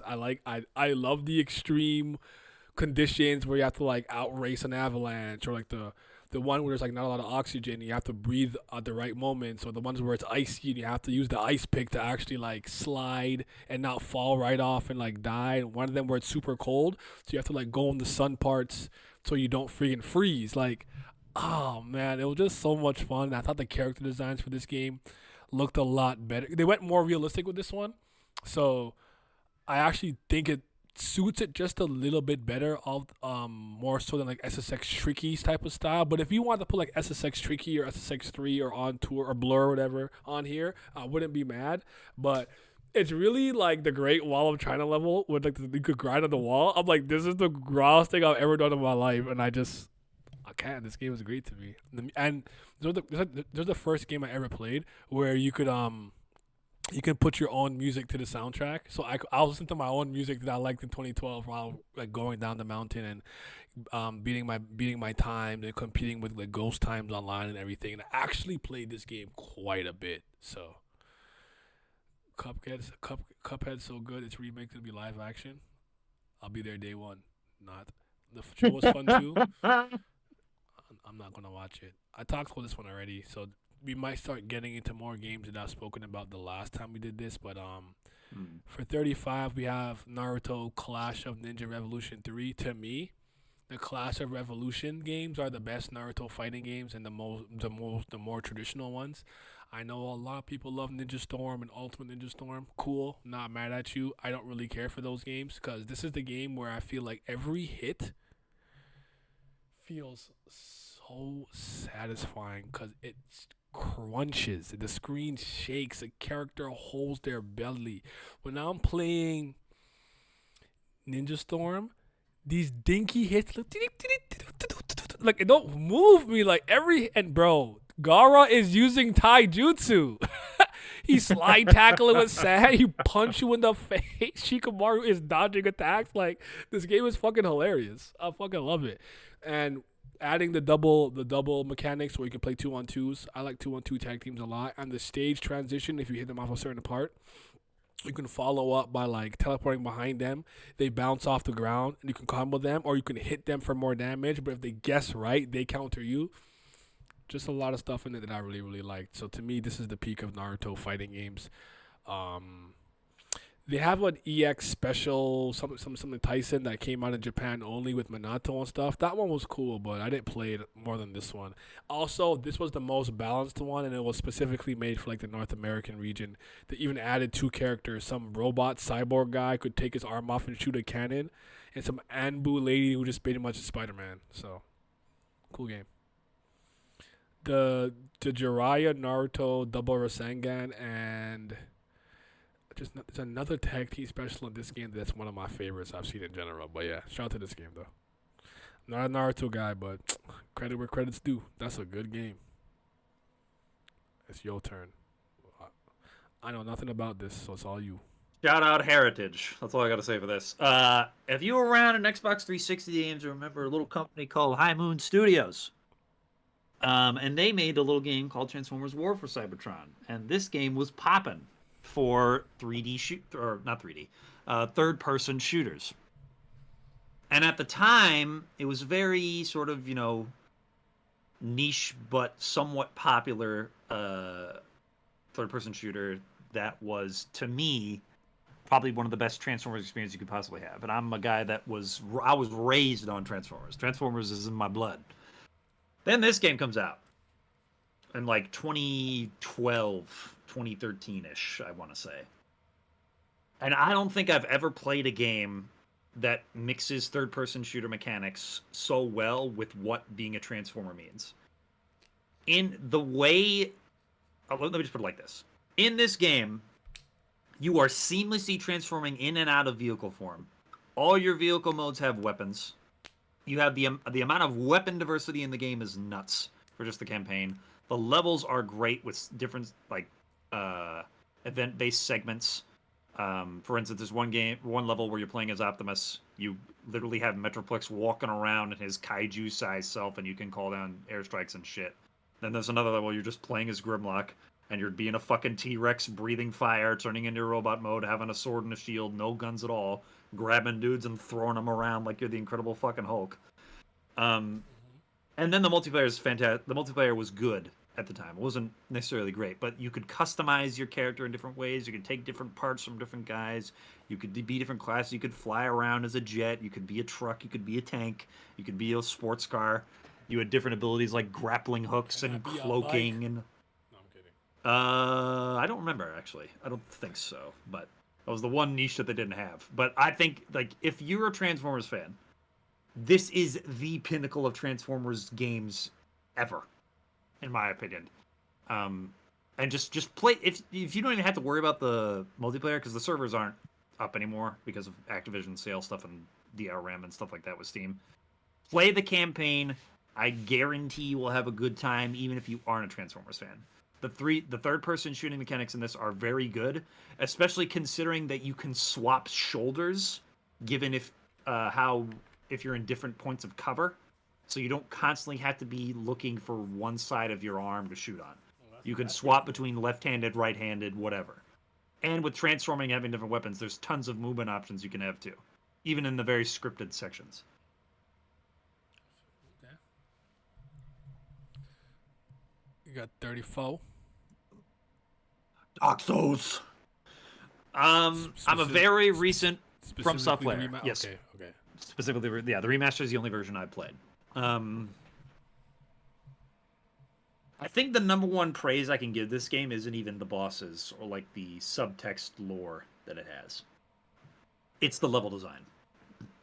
The way that this game will have you go through an area, unlock a path back to a previous area you had been, and it's this massive shortcut that can lead you in other areas, and this constantly happens. The level of interconnectivity between zones is amazing, and you can get from one point to another very easily, even without fast travel. And that's something that I think is very impressive for a game that's this large in terms of the amount of zones that it has. And if I just talk about the other aspects, like the sub-level story is cool or whatever, I think it has a lot of good ideas, but there's no real upfront narrative that's being presented, which is fine. But the combat in this game is great, just all around. And the boss fights are, I'm not gonna say goated. I think there are variations between them. There are some in this game that are god awful, and there are some in this game that are peak. But I enjoy how each one requires you to approach it methodically, and not to just fucking Kratos, God of War, press a fucking button, kill everybody in sight, and then just do whatever you want. You have to actually turn your brain on for these games. And I think if you have enough mechanical skill with other types of games, these games are not very hard. In particular for Dark Souls 1, I played through Dark Souls 1 and I came out of it thinking it was actually very easy. I did not have a very difficult time with it. Only like maybe one boss at the very end gave me a very hard time. And I think if you're looking for a game that can quote-unquote immerse you, but while also still feeling video gamey, and you want to go for theoretically some kind of challenge in a medieval setting, I think there's not very many options that are well designed enough as this is. You were asked if you liked the first Transformers. I'm guessing the Michael Bay movie. I'm guessing, actually, because Transformers 1, I believe, is the recent film that was released that was animated. I did not watch it because I have fundamental disagreements with how they've handled their plot and characters in that, but I'm glad that it performed well. Okay. Okay, my turn. At 34, we got Pangea Fantasy Golf. Now, I spoke about this one ad nauseum the last time I did this, but this is the golf game that I played the most. And if you guys know one thing about me, golf games are some of my favorite sports games to ever play, like from a video game standpoint. they're my favorite. A lot of the times, like I really enjoyed them, and this game is just so crazy with like its lore and stuff. Like it's almost like not golf, like I told you. Like you hit the Phoenix ball or the whatever into the hole, and there's like Kaz. Kaz plays with like weapons, like fucking hammers and maces and swords, and hits it, and his ghost girlfriend that dies like behind him. There's a witch, there's a pirate, is like 5 years old, and she has like some of the greatest power in the game. She hits the friggin' furthest. There's a witch, then like some regular people, ex cop, detective, like. There's a lot going on, but like, I think on Wii it was called Super Swing Golf 1 and 2, and I remember playing it and just having a blast. Cause me and my dad grew up playing a lot of like Tiger Woods, PGA Tour and Hot Shot Golf specifically, and he played Mario Golf with me, and this was just kind of like the next golf franchise I kind of got into, but I more so played these with my friends. So Super Swing Golf Season 2. Pangea Fantasy Golf for the PSP specifically, which is the one I'm talking about. We played this in class all the time and did not pay attention. And then the online one, I actually also played Pangea Fantasy Golf online. So like, yeah, this is better than Wii Sports Golf. I can tell. Of course it is. Hell yeah. All right, here we go. I don't care what no one says, but I stand by this. One Piece Unlimited Adventure for the Wii was gas. This game was fire. You had like you did not have a great move pool, but I like that you could do pretty much like you could fish. I'm crying that you got the dolphin emulator symbol on the side of the image. Don't worry about that. We played the best version of it. Fuck the Wii one. But the Ultra 4K Ultra HD, Ultra HD. Nah, because this game is actually hideous. If you look at it on a Wii, it's fucking hideous. Jesus Christ, Luffy looks like a demon. But I appreciated like this. I did not care for the story of the game at all in any capacity. From I can remember, I don't even remember it, but I just remembered like it's like this is back when like I was the biggest One Piece stan. And you could tell me nothing about One Piece, and I put my friends on. Me and my friends used to play the two player mode where you battle. It is not balanced. I'm pretty sure Aokiji was the most broken. I just picked him and I won every time and cheated. But there's very small things about this game I appreciated, like having to level up the weapons. So like you start off with like the regular slingshot, and you have to find certain materials and whatnot and craft things to give Usopp his like. Pachinko, the Kabuto, sorry, to get the Clean Attack to the, is it called Perfect Clean Attack? I can't remember what it was called after that. Or even like getting Zoro's other sword, like so he gets like more attacks. And the crafting and material hunting in this game was really fun, and it's one of the few games where I didn't mind fishing. I'm not going to tell you it was fun, and I loved it. I didn't mind it. And getting to capture the type of fish that you always hear about, the elephant tuna and stuff, was really good. I think it's a really fun adventure game. The other One Piece adventure games didn't move me. And the only other One Piece game that I could really think that I like a lot is actually the very first Pirate Warriors, but I actually don't like most One Piece games. I haven't played Burning Blood yet. Is it Odyssey? What's the new one that came out with like the turn-based combat? That's not getting played. Was it World Seeker or something where you can like yeah, listen, I'm not playing that, bro. Like I'm just not. But more power to anybody who had fun with that. Not me. I need One Piece if it gets a fighting game to get the like Fighter Z treatment or something, like make it fire. So anyways, shout out to One Piece Unlimited Adventure. Alright, go ahead. 33 for you. The cake was a lie?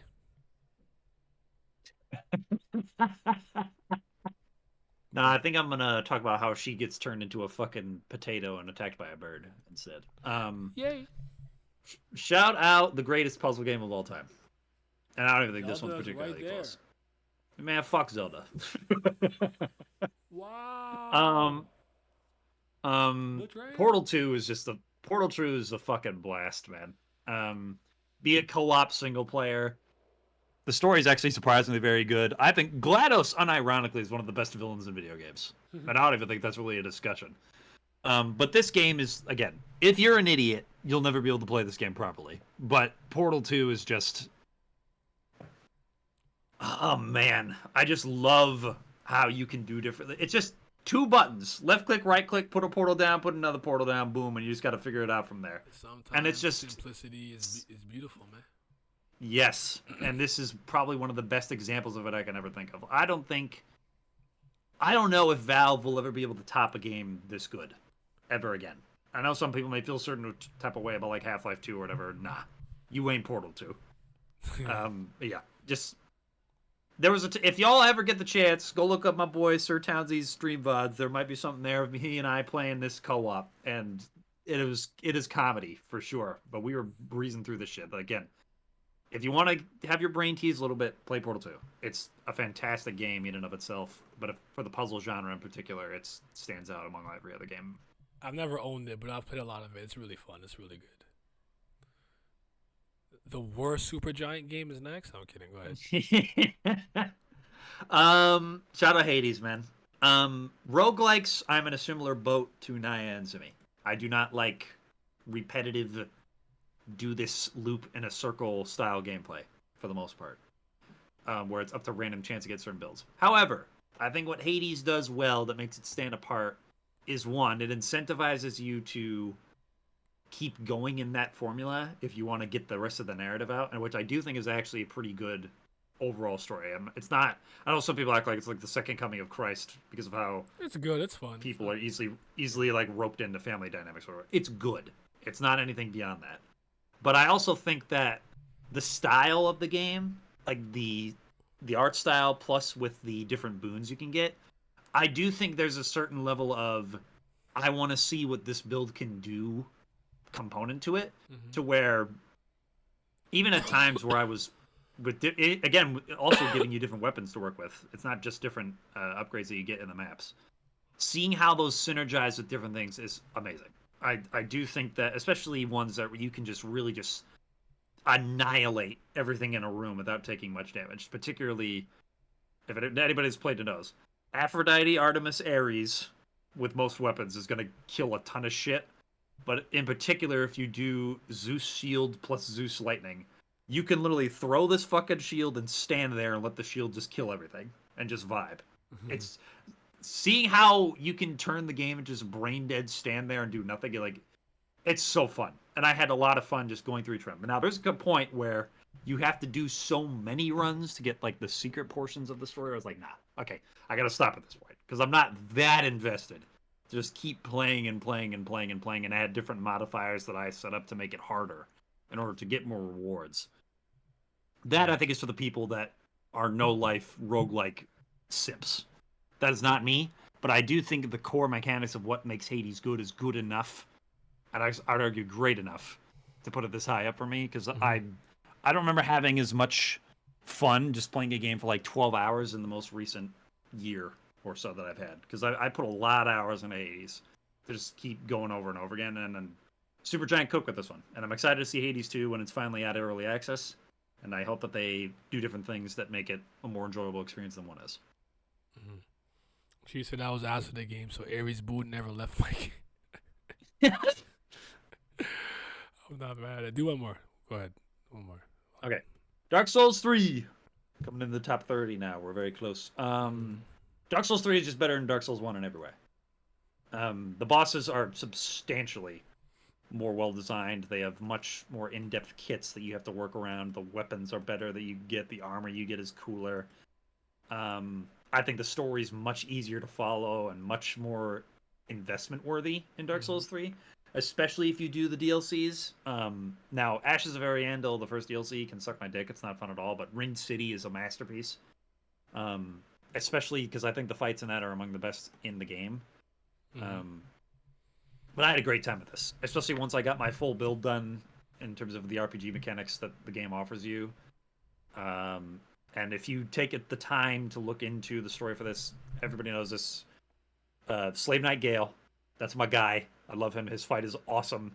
He's probably the best FromSoft boss fight I've ever fought up until this point of my journey through it. I still haven't finished Sekiro or played Elden Ring yet, but Dark Souls 3 is it's a damn good time. If you're just looking to not play the series of FromSoft games and just you had to pick one game that wasn't Elden Ring, I'd say you should play Dark Souls 3 before anything else. Now, for people that don't know what the fuck they're doing, it might beat your ass a little bit, but it's something so visceral. Like once you get a boss's patterns down and you're just basically dancing with the enemy, it just feels amazing with how methodical you have to be with the different mechanics that they throw at you. Especially for some of the late game bosses. Like shout out Nameless King, shout out Dark Eater Madeir, shout out Gale.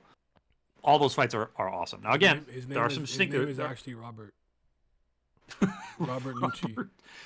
Well, there is a Robert in Sekiro that's like a Dark Souls fight, but that's for another time. But yeah, if you're patient, if you're not brain dead, and you have some level of mechanical skill, you'll have a fun time with Dark Souls 3. And I think you in particular, Naya, would appreciate some of the lore that it has, not necessarily the upfront narrative, but the DLC's upfront narrative is actually pretty fucking good. Once you have an understanding of what's going on. One day, I hope. Because I've had Bloodborne since 2014, and I played like 1 minute. I'm such a fraud. I'm playing Dark Souls 3 right now. Not surprising. I didn't struggle much with Dark Souls 3 compared to Sekiro and Elden Ring. That's why I love those games. I'll never forget dancing and reading blows with Genichiro from Sekiro. I just beat Genichiro last night. Good fight. Fair enough. Okay.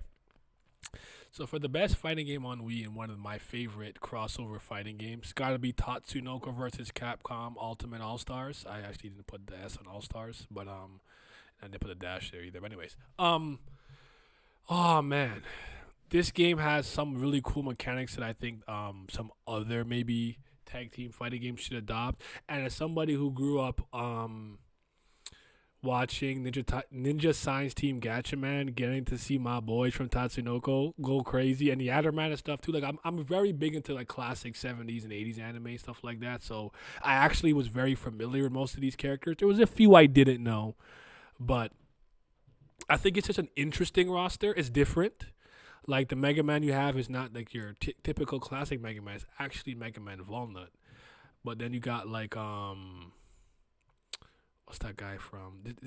Dead or Alive or something? What's there's a Capcom zombie game. I can't remember what it's called, but they have some characters from there. You got Morgan from like Darkstalker. She's there. Ryu and Alex and Chun-Li from Street Fighters. They got Roll from Mega Man. I think it's Frank's West. I think Frank West. What game is Frank West from? All right, I don't know why I'm there. I don't know. You didn't know, but yeah, it's one of the best tag team fighting games I've ever played, and it's just so good. There's like this one thing you can do that powers up your move, but it takes like the red bar of your HP, and I thought it was just a good trade off. And depending if you use that wisely or incorrectly, you'll get smoked.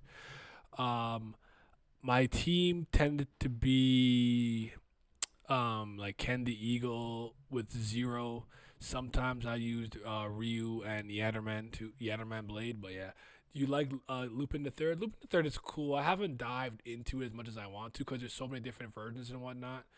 But I have no smoke or heat with Lupin the Third. It's pretty cool. For 31, we got a game that me and Glab actually have played on stream a few times, and we should probably get back to it. The sequel is out. I haven't played it yet at all, but it's Rivals of Aether, which is actually my favorite platform fighting game of all time.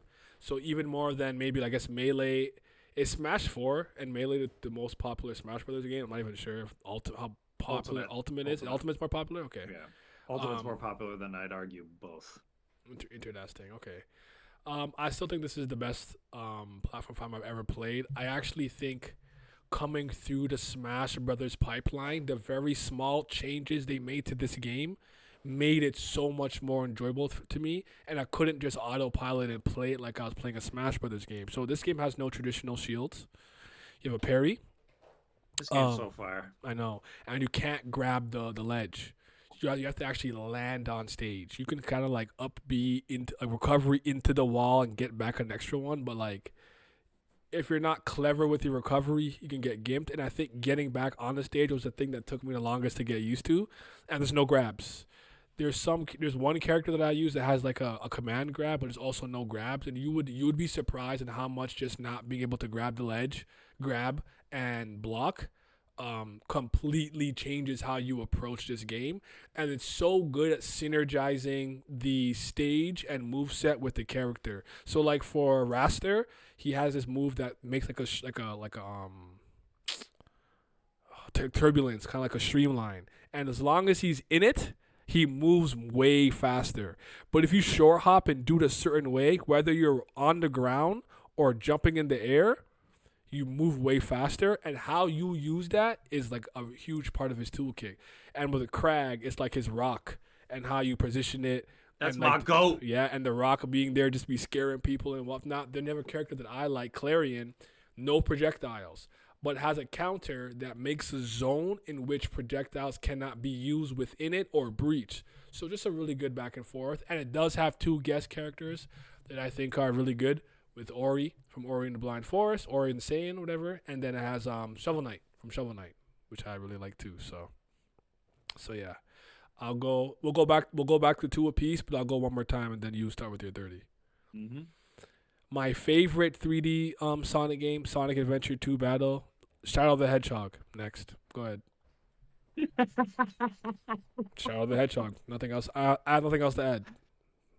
Shadow, live and learn. Number 30. Sea Stars. Mm-hmm. This game fire, bruh.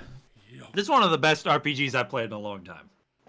Especially with the Paper Mario, Mario and Luigi action command stuff that got going on. Zale and Valera fire. Dope ass characters. Son boy. Yep. Shout out Garl. Shout out Sarai. Shout out Biz, my dude, and shout out what's Wizard Alchemist and man's name again? Oh, Rashawn, Rayshawn, yes. The bird. Shout out Birdman. Yeah. This game's story is fire. It's just damn good. But I think again, the number one thing that sells this for me is the art style, the music, and the combat. The combat is awesome. The specific abilities each character has that are not just like melee attacks are dope. But the what's it called? The external energy you can absorb to buff yourself. Like, I love that mechanic too. Mm. And also just being able to deflect attacks, the counters, the parries, the super moves, the ultimate abilities are all dope. The different zones and areas you go to are fire. Nah, you'll remember this. When you go into the Sea of Stars for the first time, that little 3D shit, yep. Oh my goodness. I did not see that coming at all. Oh my goodness. Such a good thing. And the bosses in this game are great. Really good. The extra stuff you can do, I'll piggyback off it when I go too, but I do want to talk about the game that I hated and ended up loving. What's it called again? The little. You know what I'm talking about, right? We're at the beach. Wheels. I think. Oh, Wheels was EA. Go ahead. I don't know what it was with the one I was stuck on for so long, but once I beat that nigga, I never lost again. Like, I haven't lost again even since playing it. So, I think it's one of those. I remember when we both played it, we had completely different Wheels experiences. You were like, I fucking hate Wheels. I know. And I booted it in, and I was just like running through these idiots. The first attempt, like every time, up until I got to the last person. The medic assassin something, and I can't remember what it was, but they was running the gauntlet on me. I could not win. I was getting mad. I knew I needed it for the ultimate ending, right? The true ending. So, but I ended up liking Wheels.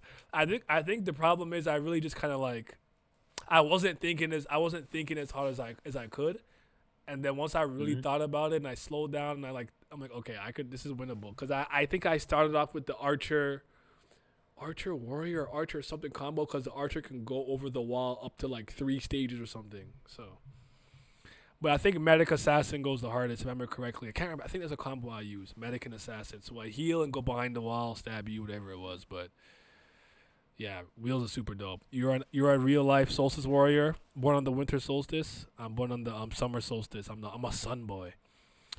Yeah, I'm with you though, Pantagana. Like when it comes to top 50, like, I would argue that like 40 range is pretty interchangeable on any given day, but yeah, the top 30 is pretty much in order. But yeah, disgusting black creatures, get out of my sight. That's from Shadow of the Hedgehog though, isn't it? Yes. I remember. Okay, yeah. All right, what's your 29, brother? These poor people have been coping for so long. My favorite girl. Ooh! Ooh! Midna's Lament. Talk about it. Both forms. I need it. Yes, sir. Shout out the best side character in Zelda. I guess main character. Actually. I would say Midna might be my favorite character. In best general. companion. There we go. So go. Twilight Princess is special, man. I think the world is designed great. I think the combat is still fantastic to this day. I think the story is top notch for a Zelda game, which I know people act like Zelda stories are not integral. They are, but they're also not as good as people give them credit for. I think Twilight Princess bucks that trend. Mm-hmm. Wolf Link is severely overhated. That shit is like 10% of the game and gets way too much anger for something that isn't even bad. Wolf Link's actually pretty fun to use. Yeah, I agree. Midna's reputation precedes itself. I don't even need to talk about Midna. She's just fire all around. But I think the best thing about this game for me is that I think it has the second best collection of Zelda dungeons in the series. In particular, the Sky City dungeon is absolute peak. It is so fucking good. Go ahead. It is so fucking good. That dungeon is amazing, and it has some great other dungeons beside that. But I also think it either has the best or second best Ganondorf fight in the series. The fight with Ganondorf in this game with the 3 phases, one on horseback, one with Link on the ground, and I think there's a second other phase after that. But that fight is fucking amazing across the board. And yeah, the items you get in this game, the particular ones you have, awesome. The shit with Link and Ocarina of Time Link in the past, fire, so good. I don't want to mention this because it's not really part of the game, but it kind of is. But like, this game was so good that it has a manga about it that's fucking amazing. If Naya, I need him to do this because I've told him about this shit a couple times. The Twilight Princess manga is different. That shit goes stupid. If you have the chance, read the TP manga. It's so fire. It's so good. Link is fucking peak in that manga. But anyways, yeah, I love this version of Link too. I like his come up from farm boy to hero. Yeah, I just also and shout out to Epona in this game. I think this might be the best implementation of Epona as well. I think it's better than Ocarina's. I'm mad at that. Nah, this would be on my list if I didn't do my rule. Mm-hmm. This would have been one of the many Zelda games on this list. So we got what is pretty much my favorite traditional fighting game, like 2D fighting game or tag team, 3-on-3, 2-on-2, depending on how you want to make your team, which is Skullgirls Second Encore, led by Lab Zero Studios. Just a really good fighting game. I like fighting games, and I think the roster is really good. I think the mechanics and the mechanical depth and how different each character is super dope. I like how it's presented. I think the story is interesting enough without getting too video game fighting game wacky. They busty, they beautiful, you get the panty shots, except now they started to censor it, so now it's not as good, but it's still pretty good. It loses like 2%, 0.2% off of that. But the art style is what really, really captured me on its presentation. And I really like that depending on if you pick 1, 2, or 3 characters, you do or take more damage. And I think that is one of the most important parts of strategizing how you want to go about it. I usually opt for 2, but there's times where I'll just pick 1 character. And yeah, I don't know. Like, I like Skullgirls, my favorite fighting game. That's all I have to say about that for the time being. I think now you go 28. I'm kidding. Go ahead. 28 Glam. 28. Shout out the only good. Well, I'm not saying only good, but the best Pokemon game. Gen 4, best gen, best roster, best champion, best legendaries, best zones, best music, best routes, best gyms in totality. Actually, that's not true, but good gyms in totality. Platinum just takes everything. Anyways, we are not going to entertain that farce. Platinum just takes everything that's great from Diamond and Pearl, makes it better, cuts out all the fluff that was in Diamond and Pearl, and just again, it's the peak Pokemon experience. Don't play this new shit; it sucks. The old shit is dated and doesn't hold up well now. Play Gen 4, then In Gen 4, I go only play played Platinum. go play better games. I've never played Pearl or Diamond, so I only played Diamond, Platinum. yeah.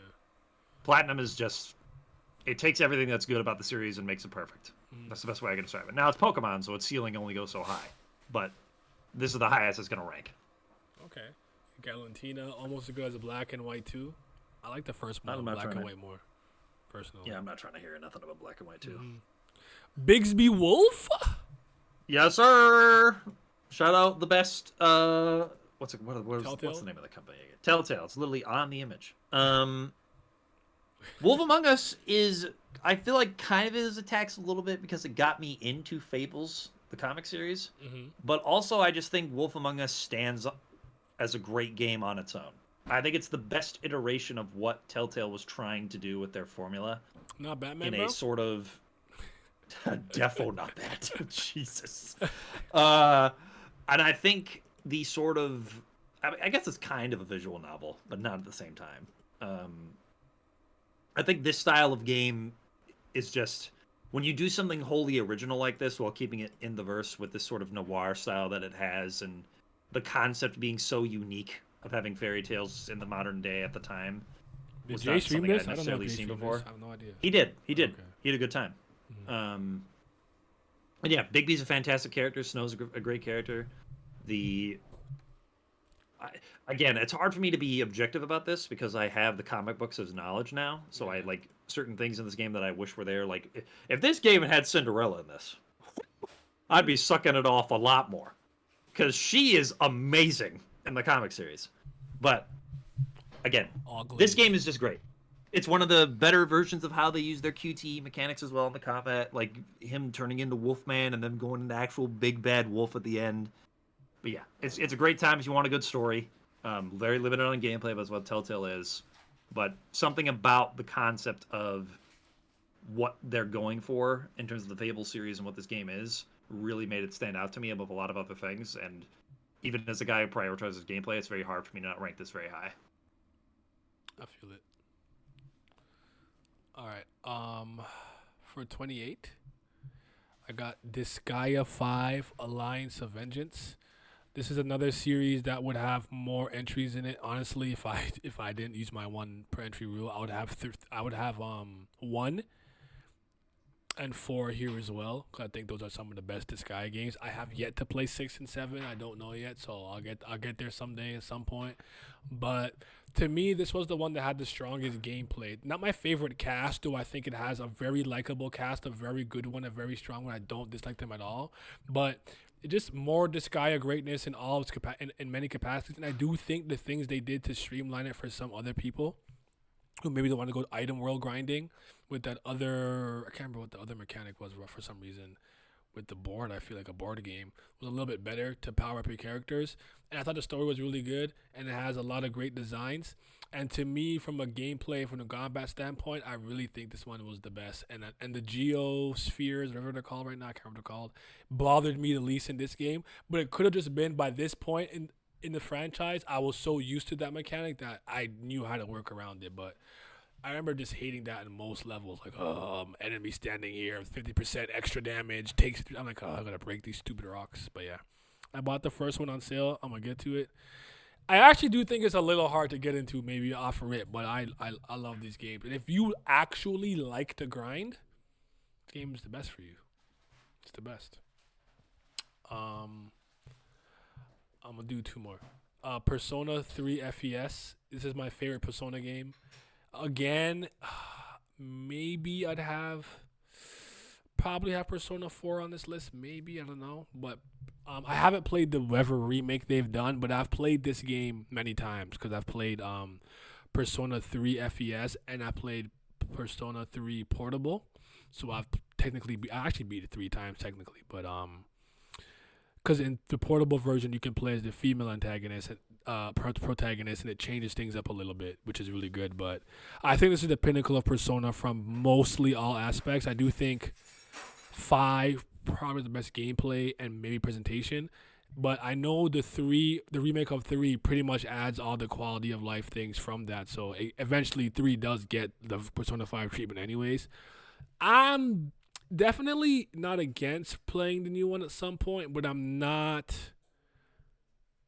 in a rush. It's not a priority. And like Kyan said, Elizabeth is actually one of my favorite characters in Persona, but easily my favorite Velvet Room character. It's not close. Shout out to Margaret and some other ones, but Elizabeth is peak. Mitsuru I love. My boy Akihiko Shinji. I'll leave it at that. But this was my introduction to this franchise, and I had a really great time in college getting through this game and then playing the PlayStation Portable version of it, and then I ended up playing Persona 4 Golden right after. So yeah, it's called Reload. That's what it's called. There you go. I started Persona 3 Reload. Got to get back to it. Got so many games on my plate. I feel it. But yeah, shout out to Persona 3, man. Oh, soundtrack OST. Um, Burn My Dread, Deep Breath. Oh my God, it's one of my favorite video game soundtracks of all time. So yeah, I can actually already tell what your next game is by the way it's peeking out in the corner, and this is another game that would have been on my list if I did the one per franchise. I probably would have had 4 Fire Emblem games on this list minimum. But go ahead, talk about Awakening. Shout out Awakening. I think it's the best Fire Emblem in the series. I really, really, really, really, really like the dynamic between all the shepherds. I think Robin's one of the better MCs of the Fire Emblem series, be it male or female. I think the plot of this game is actually pretty damn good. Typically, I don't think a lot of video games. That's interesting to me because I'd argue Robin is not the MC. I still think it's Chrom. Oh, with Chrom and Lucina. Yeah. I think we're like, anyways, go ahead. I mean, they all split kind of like the importance of the roles and stuff like that. But yeah, I get what you're saying. I really like the companions in this game for the most part. You hate to see the Pegasus Knights being trashed still because Cordelia is fucking fire. Mm-hmm. But shout out my boy. Oh my, Frederick, broken beginning character on the horse. We love to see it. Pick a god and pray. Mm-hmm. And shout out the my boy Long stuff Q, going on with Green. Tharja. Yep, Longku and Lissa. Yes, sir. Love that shit. Shout out Tharja. Shout out the Chirin. The Chirin go hard too. Shout Morgan. Yep.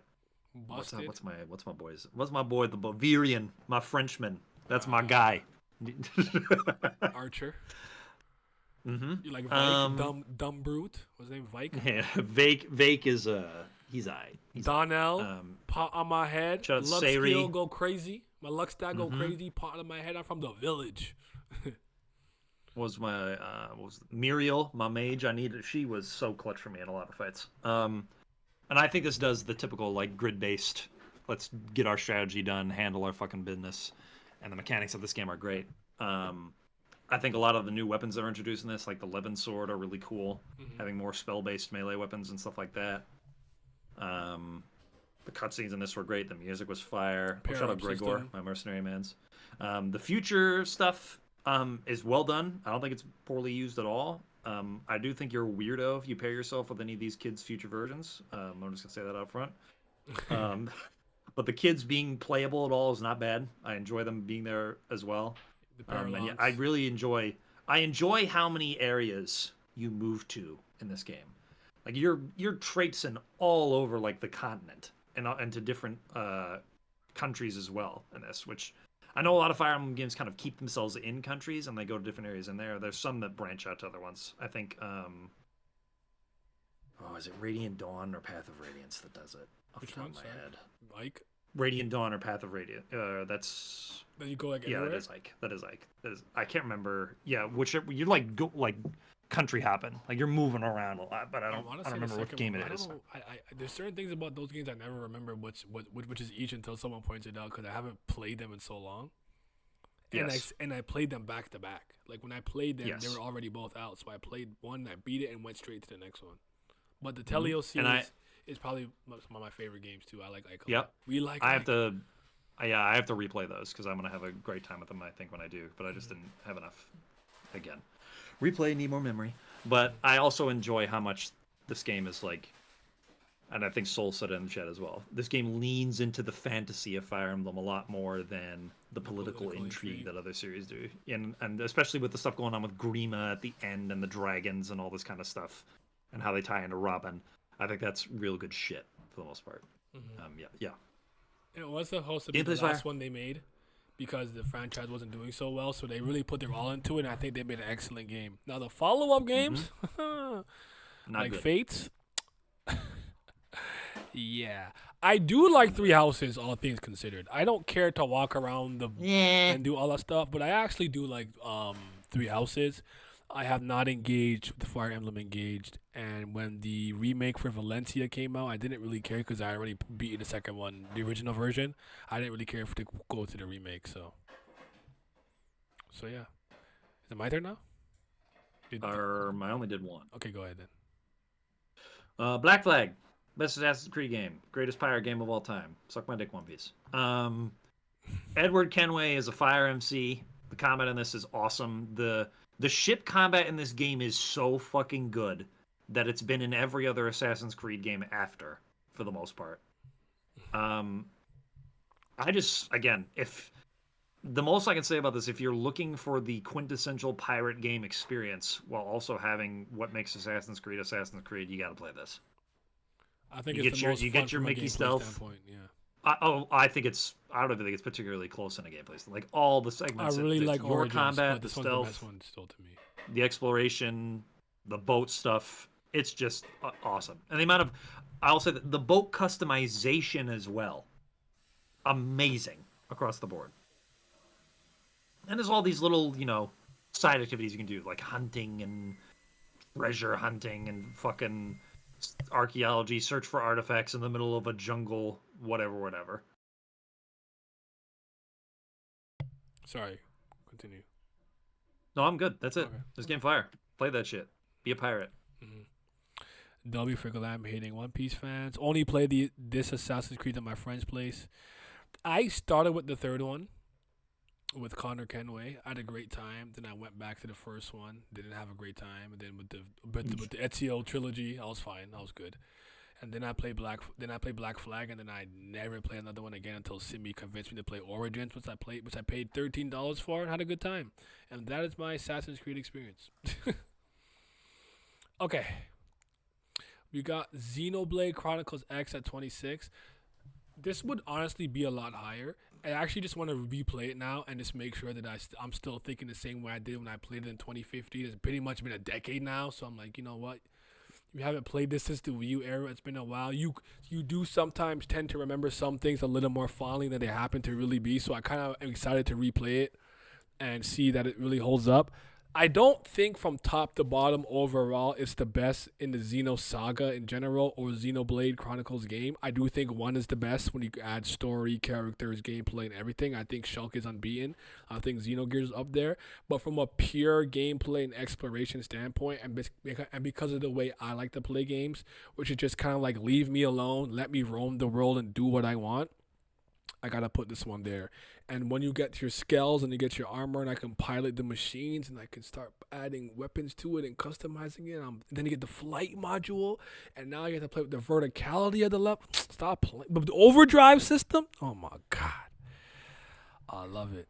Currently, Sonic and Ezio having the same voice actors. I didn't know that. That's true. I didn't know that. That's funny.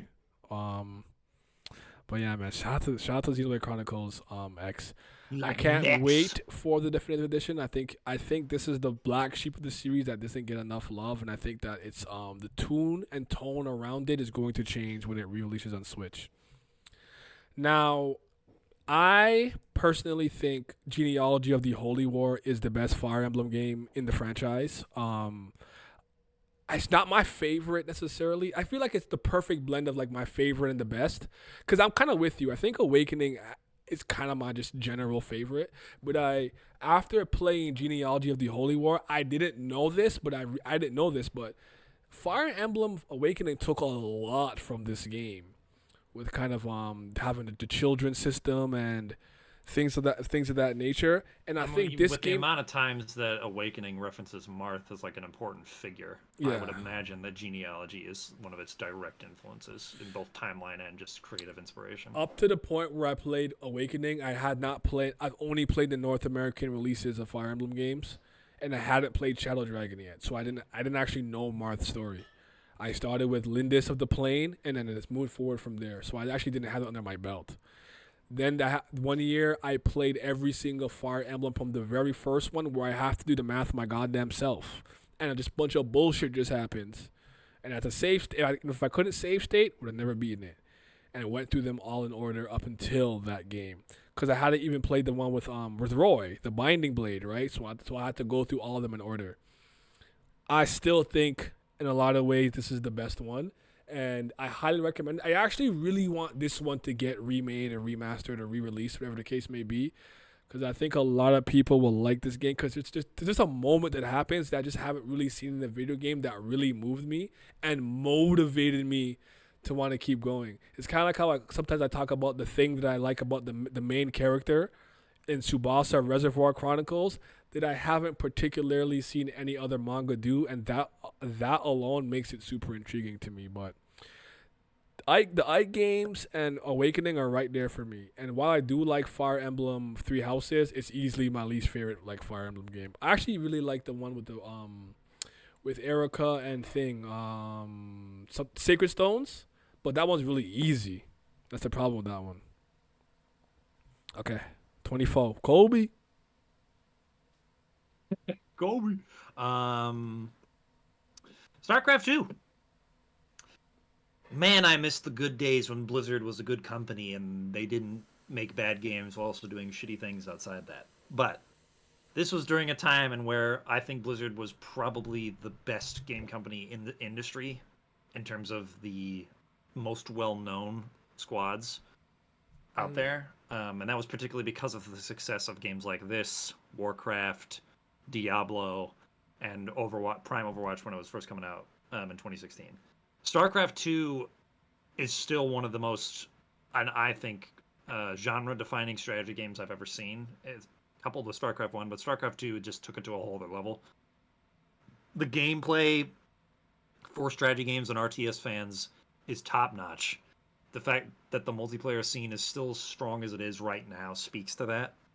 The faction diversity and the amount of units you can have are great. But I also the single player is great. Like, the number one thing that sucked me into StarCraft is the story. Now, there are things in this that I think a lot of people dislike, especially the ending and how I'm not even going to get into spoilers for that. Or not even spoilers, but just like critiques of that. There are things that they could have done better. We'll leave it at that. But Raynor's plot, Kerrigan's plot, and Artanis' plot are awesome. And particularly, I'm a huge Protoss fan, so that motherfucker in the middle, the alien man, that's my guy. I love Artanis. That's my dude. But yeah, anybody that's sort of like played these sort of games will understand what I'm talking about in terms of the story and how it's sort of built and how Blizzard was in their bag more often than not for this type of shit. Anytime I feel like I see StarCraft, I think it's the game with Emmett Graves. Which I don't remember what it's called right now because he was randomly in PlayStation All-Stars. But I'm like, who the fuck is this? Yeah. He came with my girl, Kat. Yeah. That was... What the fuck was that? That was Starhawk. That's what that was. Okay. Interesting. All right, 23. Yeah, Michael StarCraft 2 is Jordan. good shit if you like strategy games. Shout out Black Myth Wu Kang, China #1. Hell yeah. This game's fucking awesome. I think it's one of the best examples of how to represent another culture and its mythos that I've probably ever seen. This game is so accurate to Journey to the West. It's fucking insanity. The combat is awesome. The way you can have different styles of gameplay with this is where you can be a spell merchant, you can spam spells, or you can build up or just spam your light combos and just do that. But I think the best way to play is that focus on getting your light combos off to then chain them into heavy attacks or even heavy combos and varied combos. And I think the gameplay of this game speaks for itself when you start digging into the systems. And especially with how good the parry mechanics are, how good the immobilize mechanic is, the dodge system, having after effects when you perfect dodge. the bosses in this game.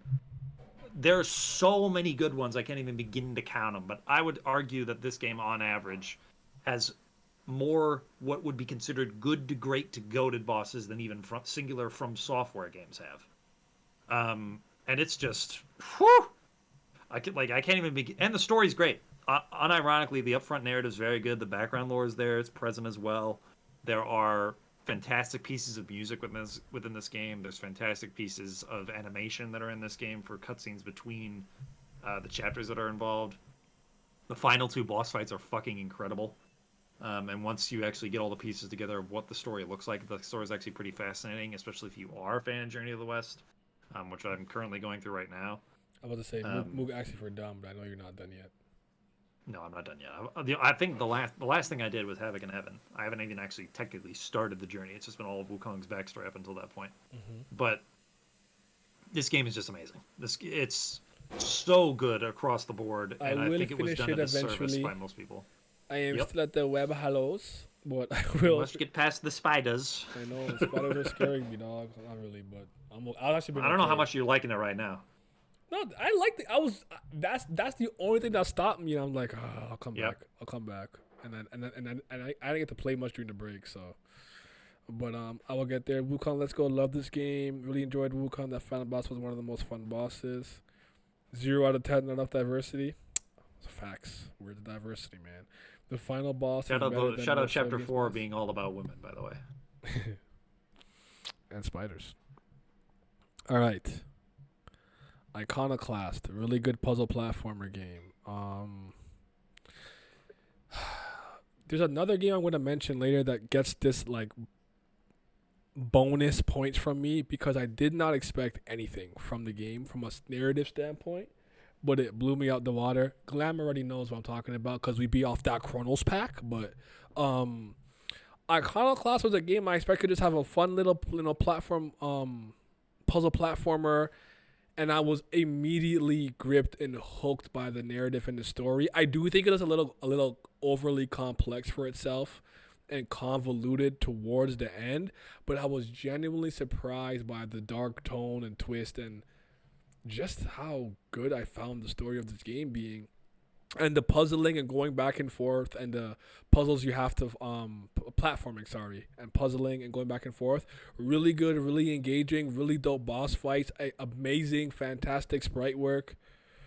I thought the soundtrack was pretty good, solid. I think it just fits in anything. Like, it's nothing mind blowing, but it fits. And I can't recommend this game enough. I don't know if you guys remember one of my openings where it starts with like, I ain't got no time to parlay. It starts off with 2 Iconoclast gifts with Thing coming with the gun down. Like, it's so good, man. This game is so good. This is another game I really want to replay, but just I need a clone. There's not enough time in my life to do all this shit. 23, you have Devil May Cry. I think Devil May Cry is a really good franchise, a fantastic series. 3 specifically is still my favorite, followed by 5, I would say. Then maybe 4 or 1, 2. I don't hate the DMC like reboot the way other people do, but I don't really like. That's like its own little like universe to me. I don't really like connect it to the main continuity of it. But I think the one thing people misunderstand when it comes to me Devil May Cry is I am not the person who's coming to get SSS rank and please. I'm not doing all that. I'm not doing it. But you know who carries? Virgil. Virgil, one of the coolest video game characters I have ever seen in the history of my life, and I love him. He is peak. He's like Albert Wesker. Like, he's just so raw. He's so goated. And it's like, just strictly off Virgil tax and Virgil hype, I'm here for it. And I want to make this clear. Dante is cool as hell. I like Dante. But for me to be like, your brother is so much cooler, that's how you know he's that nigga. Like, what can I say, man? Foolishness, Dante. Foolishness. Anyways. I think this is I think 5 has better gameplay and whatnot, but this is like the best blend of everything. Characters, story, combat, yada yada blah blah blah. So yeah. I only played 5. I'm gonna play the other ones. Shout out to Erlang Shen. I got filtered by the first game. I may just skip to 3 or 5 at some point. Yeah, 2 is the most skippable one. I still think that One is important to play, but I'll leave that to you. I understand that's approaching. Yep. What is it? My family crest is a demon of death. I'm talking so fire. All right, go ahead. The Alpha and the Omega? Yeah, all right, go ahead. Yeah. Shout out to Virgil. Where are we at right now? 22, right? Yeah. Yeah, okay. Shout out Warcraft 3. One of the best strategy games of all time. Single-handedly put Blizzard on the map.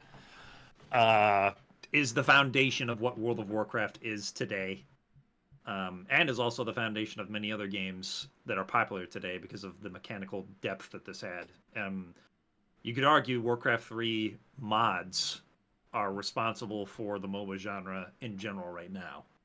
So things like your Dotas, your Leagues, your Smites, stuff like that are people just taking maps from Warcraft 3, turning into 3 lanes, and then building their own shit off of that and then making it their own game. But Warcraft 3's RTS mechanics are great. Its story is amazing across the board. Shout out my boy Arthas Menethil on the cover right there. Shout out my boy Illidan Stormrage. Shout out my boy Thrall, War Chief of the Horde. Those are my guys. But yeah, everything that I like about the Warcraft universe and its games comes from this.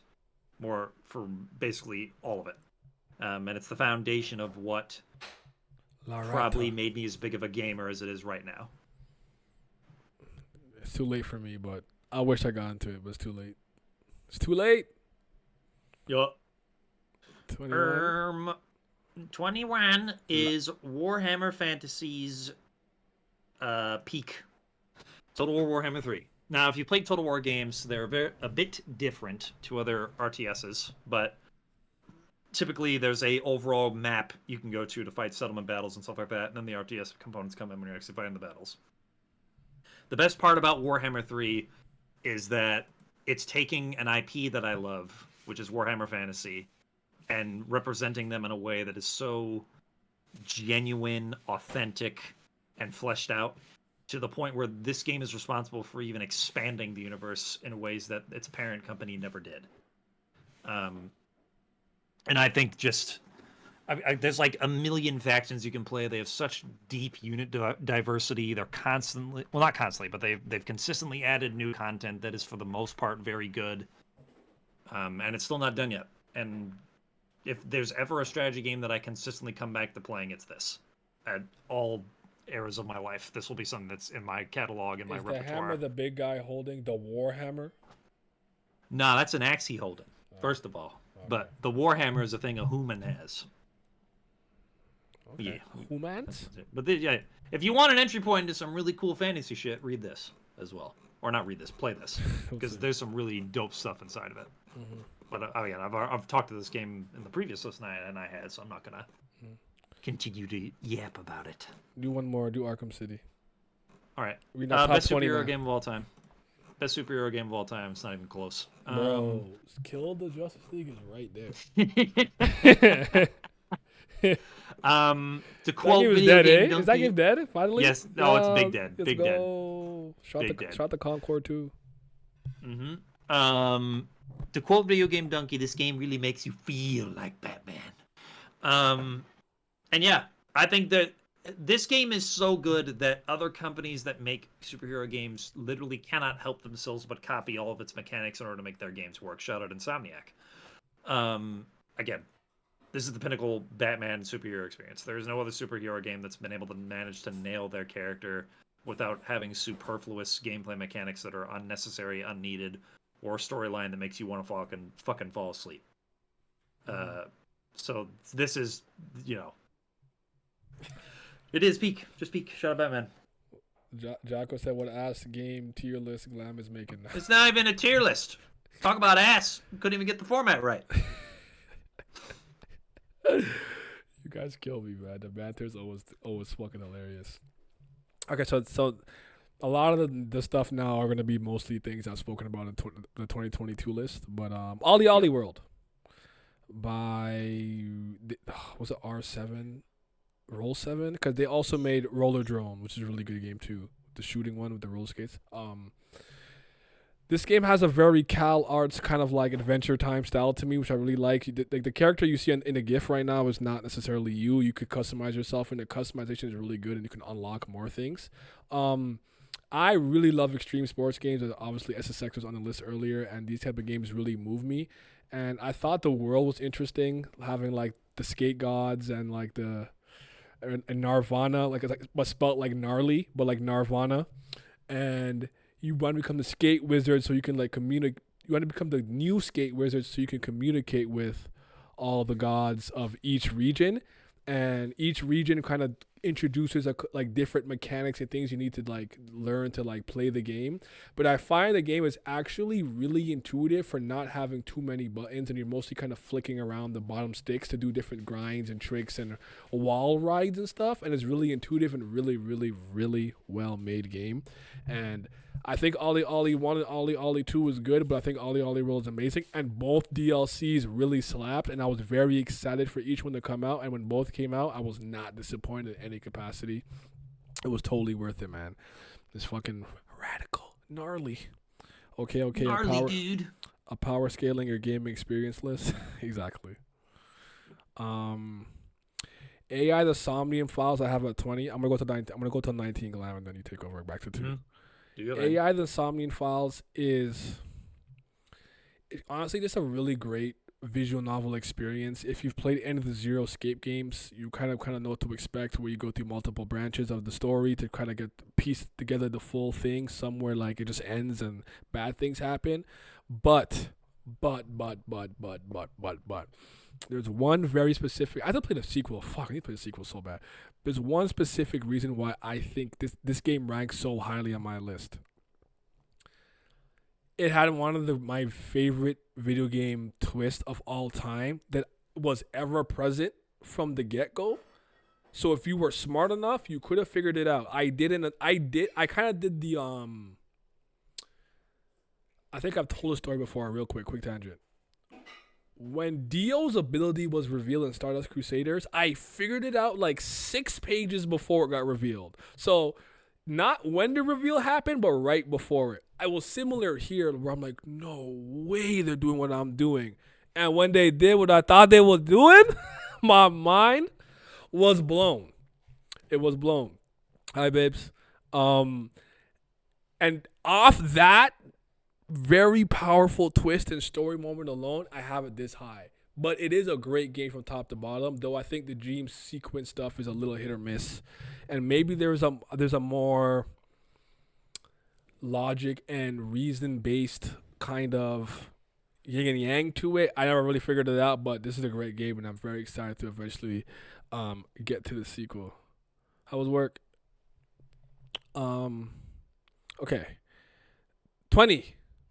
Real monster taming. Real creature collection. Coromon. Alright.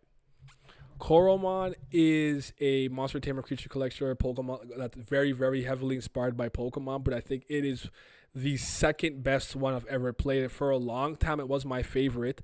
I replayed it recently with all the story updates, which I think makes the story a lot better, and I'm actually very excited to see how the Coromon universe starts to like expand and where it goes. I know Coromon Rogue Planet is coming out soon. It's a different type of game and a roguelike, so I'm not entirely sure, but I do want the narrative point to it. And there's a lot of things that I find interesting that Pokemon doesn't do. So one is the shiny system. Standard, potent, perfect. And you can adjust the colors, and now that the game has more cosmetics, you can even get different like colors you can kind of buy, not with money, but with the currency you get in game doing these certain milestones. But I think what they call IVs in Pokemon, EVs and IVs, whatever, I think is up to like 6, and 6 means it's perfect, right? This game doesn't really have all the extra stuff. It has values from 1 to 21. Anywhere from 1 to 5 is a standard Coromon. 16 to 20 is potent, which is noted by a different color. You'll see it. The color is different than the average Mon.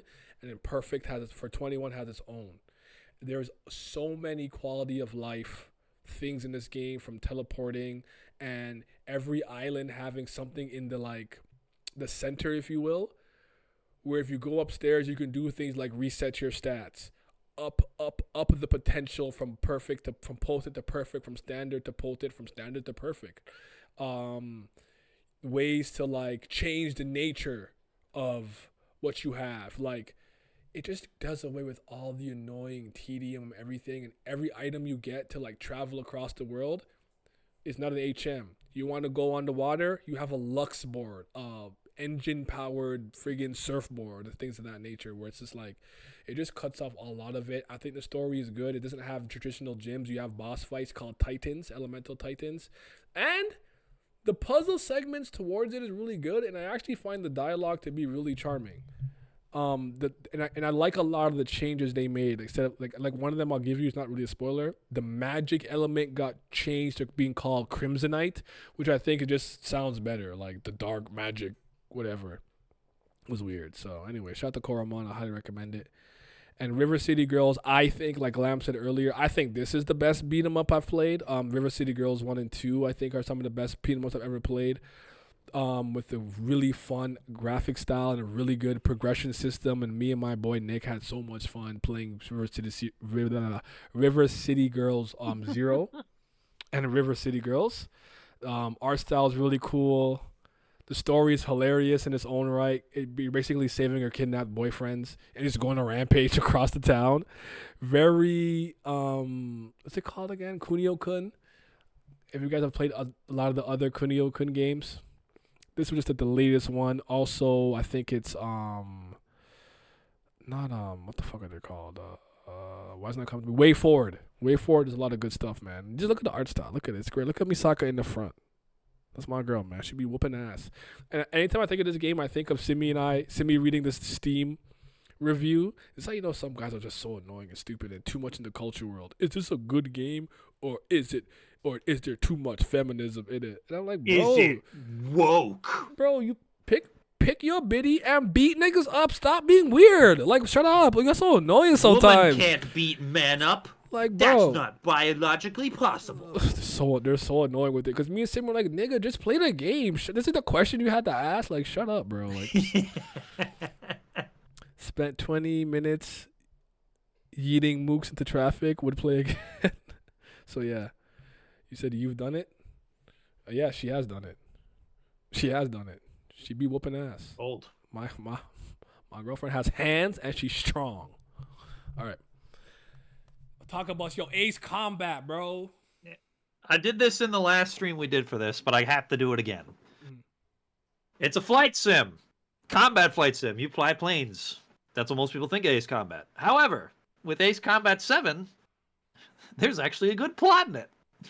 Where you are a fighter pilot who gets framed for the murder of his president in a war where they're fighting against an opposite power. This opposite power uses exclusively or almost exclusively drones to fight actual real pilots. So then you're put in charge of a prison penal squad of fighter pilots that your government recruits because they're low on fighter squadrons. And then you work your ways up through merit to then becoming the leader of your own squadron within the military after some things go down. I'm not going to spoil how you get out of the fucking prison squad, but do you escape? It's raw.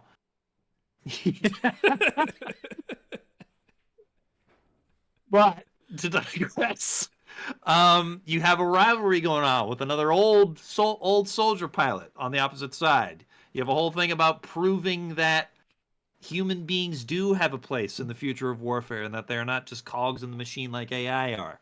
That these drones can actually be a problem. There's a whole segment where you take on this gigantic ship that spawns smaller AI ships with like the combined military force of a bunch of other nations, and you're in charge of it. And then there's a scene where you have to fight this specialized AI ship up through a space elevator at the end of the game.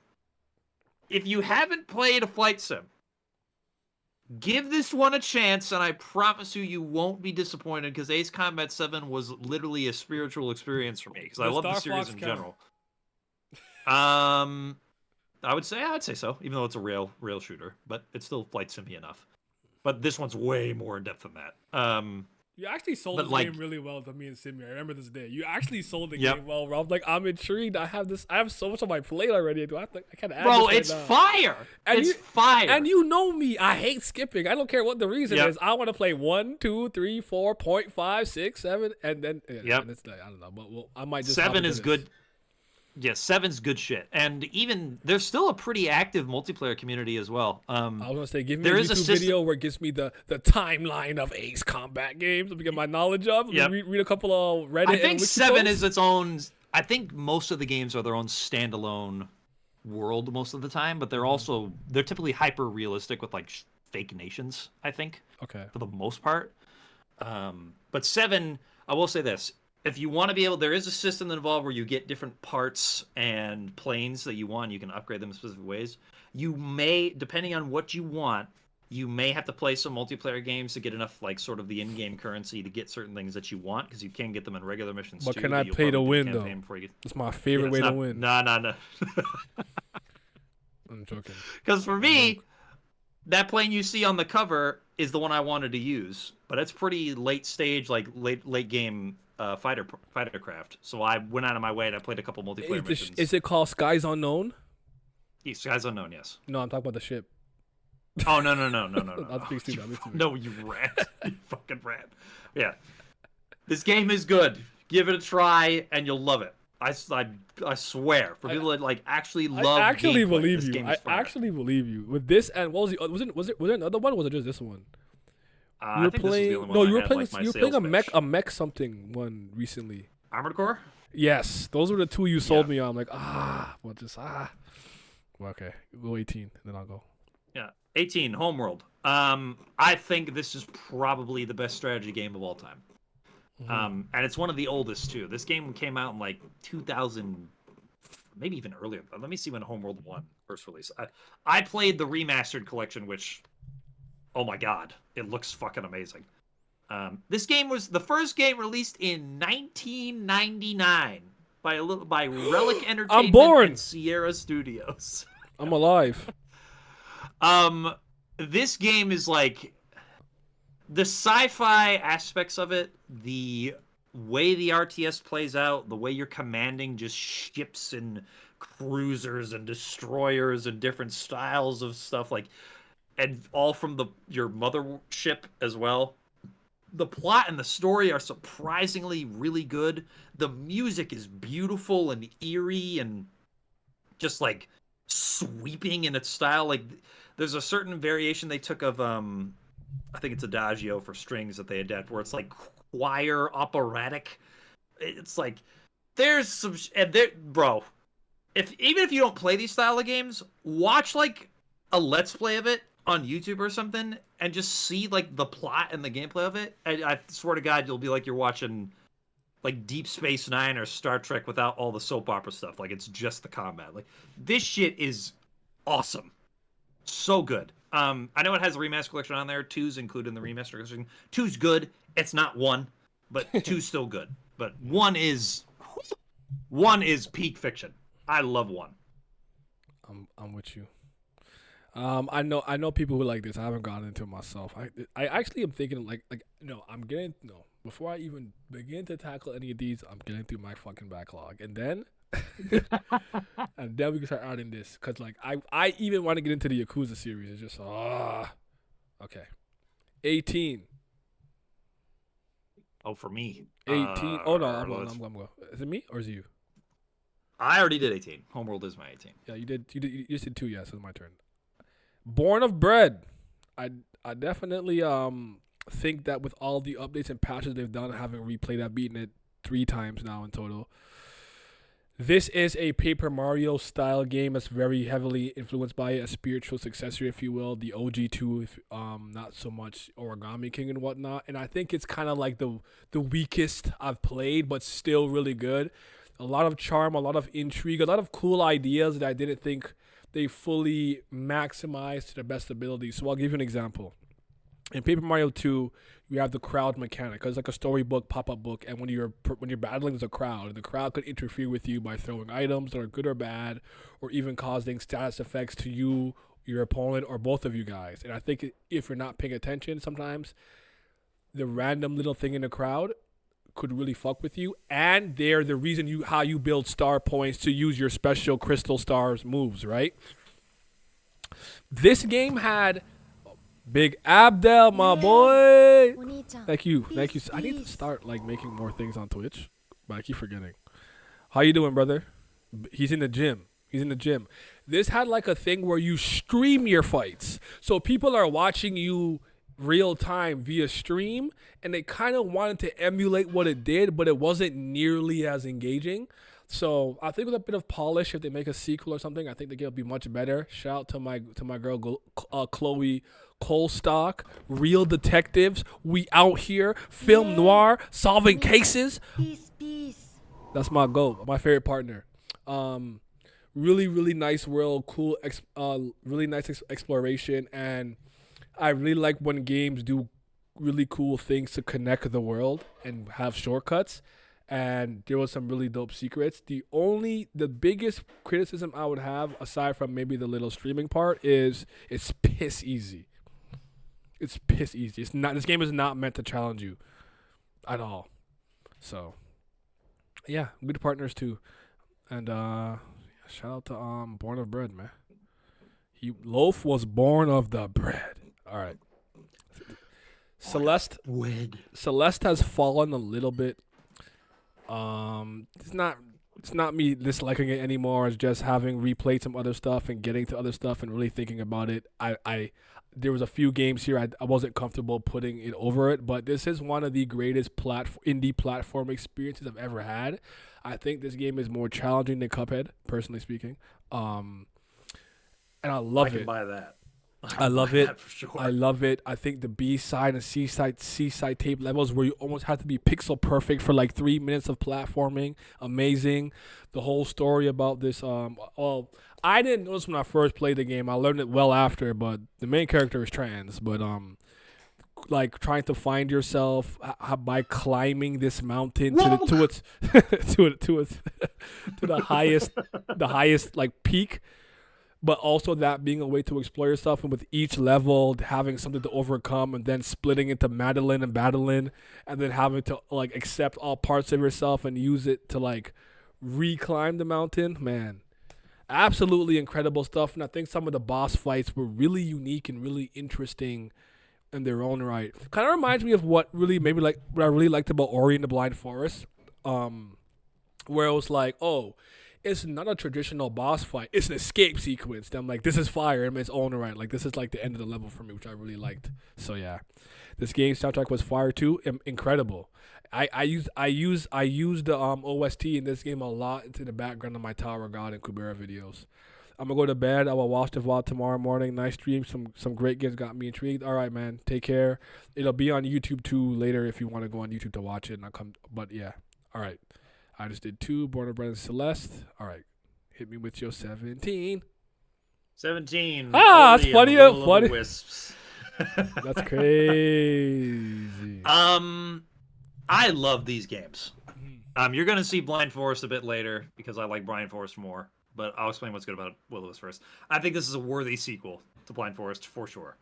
And I partially enjoy and do not enjoy the shift from platforming to more combat-oriented gameplay that this has. I am in total agreement. Now, I think the combat is good. Mm-hmm. I would just rather it be more platforming. And the abilities you get in this are dope. The unique ones that are specific to this game. The storyline is very good. Of course, the art style and the music and the world and level design is fan-fucking-tastic. And the ending. So good. But yeah, I also think that what this game does better is that I think it has better, it's not even just better, it's more focused on verticality than Blind Forest is, which I think has its pros and cons into what I'd want from a platformer like this. But I still, like, if you're looking for just, I tried this earlier or last year where my and Naya's mutual friend Carter, I got him in the series, and he breezed through both games. He's in love with them, and he is not a guy that plays platformers, but he loves the Ori games. And Will-O-Wisps, I think, Does it have better bosses than 1? It has better bosses than 1 for sure. Yeah. But there are reasons. I'll get to my reasons why I like Blind Forest more. But Will of the Wisp is so good. It's really it's one of those things where it's like it's hard because you're like I really like both games. I like the franchise in the series, but the first one's better. Though I like a lot of the things the second one did. I'm with you because sometimes, like with me, I've always called Thousand Year Door the perfect sequel. Like there's not a single. I love Paper Mario 64, but I can't think of one thing Thousand Year Door doesn't do better. You get what I'm saying? Yep. And sometimes you still like the next game, but it's a missing match. I like this more in the first one, but this one is better. Yada yada. I'm kind of like that with Blood of the Wisp and Blind Forest, so I feel it. And also, Nintendo, if you want to increase your platformer sales, take some notes from Moon Studios, dog. They fucking, in certain ways, they run in rings around that Italian man. Woo! But we'll get to that later. All right, hit me with your next one. 16 Dreadnought. That Dreadnought. Raven. Nice audience. Yes, boy. Chozo, second since time. Naya's viewers will know this better than anybody because me and Naya have done like 5 different gas sessions for this game, an entire video for it, and this is easily, I think, both of ours favorite 2D Metroid. This game is fire, dog. The level design is awesome. The combat mechanics are great. The traversal mechanics are great. The story's fire. The dialogue's fire. The boss fights are fire. The music's fire. And go ahead. I did not think this game was going to be that good. I think that's part of the reason I liked it so much. And I played for 2 seconds and said, hold on. She is moving. Oh my goodness, she's smooth. Are you guys dumb? Like, yo, Samus is going crazy right now. All right, go ahead. The armors are dope. The Emmy design is fantastic. The stealth sections, it's so like everything that makes Metroid great is epitomized in this game. And I'm sick and tired of Nintendo. I actually think in many ways this game's reception is what made Nintendo start pumping out Metroid shit more often. Because like we've got Prime remasters since then. We've gotten Prime 4 announcement, and Prime 4 is finally dropping. Switch 2 is probably going to have Prime 2 and Prime 3 remasters on there as well. Like, just people, just keep buying these games, man. Keep talking. I'm here. I'm running to my room real quick. No problem. Keep buying these games, people. We need Nintendo to keep Metroid relevant because Metroid is fire. Metroid is so raw. Samus is raw. The traversal, oh my god, like the Shine Spark in particular for this game is so good. Guys, I don't know if there's been any better case of movement in a Metroid game than this. It is so good across the board. And I know there's some people that are not a fan of the parry mechanics in Metroid, but this is the best usage of it, very easily. Like the parries are so fire, and it doesn't take away from how you're using your guns at all either. And also, the Ravenbeak fight at the very end of the game is peak. That boss fight is so good. Shout out Quiet Robe. Shout out Kraid for being back for like the 4th time. Yeah, and me laughing, I'm like, hold on, his name is Quiet Robe, and you're just Ravenbeak, so a bird and a bird part. I was so mad at his name because Quiet Robe was so cold. And we also can't forget the best moment of the game. Samus speaking Chozo for the first time on screen was, oh my god. Oh, it was so good. It's such a weird to hear in the back. I was like, they're cooking right now. It's stupid. What are you talking about? But we couldn't believe it. We couldn't believe it. You're sold, Matt. It's so good. Like this is my favorite Metroid game. I don't care. I don't care. I don't care. Anyone believes. Well, okay. I'll say this and Super Metroid between those. Nah. If not for Prime, not for Prime, it would be mine. But we'll get there. Okay, fair enough. Okay. Well, the Metroidvania Metroid games. Yes, the best. Yes. Okay, I'm at 16, 15. You guys know I like 15 now. You guys know I love Hyperlight Drifter. You guys know that. Mm-hmm. Now, am I gonna play Hyperlight Breaker? I don't know. It's like an open world, procedurally generated. I have to do more research and see more. We'll see. But shout out to Heart Studios. Great game, super fire, very atmospheric. Doesn't overstay its welcome. It's not a long game. You guys know I'm a slow gamer, so if a game takes 4 hours to beat, it's gonna take me 10. That's how I am. I'm very thorough because I find in my adult life I don't have time always to play certain games multiple times, so I try to do as thorough of one playthrough as I can. But if I really like the game, I'll revisit it, and this is one I revisited a lot. I love the fighting of the dash mechanics. I like games where I can shoot and slash at the same time. It's very challenging in its own right. I don't think it's super hard, but if you you can't just swing though. Like like God of War, you could just swing. I really don't believe you have to be that good at God of War to beat God of War. You can just be okay. This is one of those games where you can't turn the brain off and just swing. You will get cooked, but one of my favorite parts about this game is the language and the pictures that are used. You kind of have to decipher it and put the story together yourself. And I think his name's Alex, but the guy who made this game, he had like a chronic heart like condition or disease, wherever it was. I think he's still alive, but this game kind of Heart Studios kind of bleeds into what he was going through with the character being sick and dying and traveling and trying to find stuff. And just like, if you play the game and kind of watch him talk about it, you'll see like the parallels and where they connect, and it's really interesting in its own right. It's kind of how I feel about how much I started to love JoJo more when I read Manga Theory and Practice by Araki and his Jojonium entries, and started to see more into how his mind works. A lot of things that I didn't fully get made more sense to me. So, and it's beautiful. Look at this work, bro. Look at that GIF. It's so fucking beautiful, man. Sonic Mania Plus 15. Yeah, I really like this game. Shout out to what the fuck are their names? Something the Ray the Flying Squirrel and something Mighty the Armadillo, I think they are. So they're added characters, encore mode, multiplayer, more time trial stuff and everything. It's just a better version of the base game, or whatever, like, or with more stuff or whatever. I upgraded mine for $4. It didn't cost me a lot, so I just did that. And this is the version that I remember. I barely remember the base game at this point. I don't remember what they added or didn't add. So for me, it's Sonic Mania Plus, but huge Sonic kid, Genesis kid.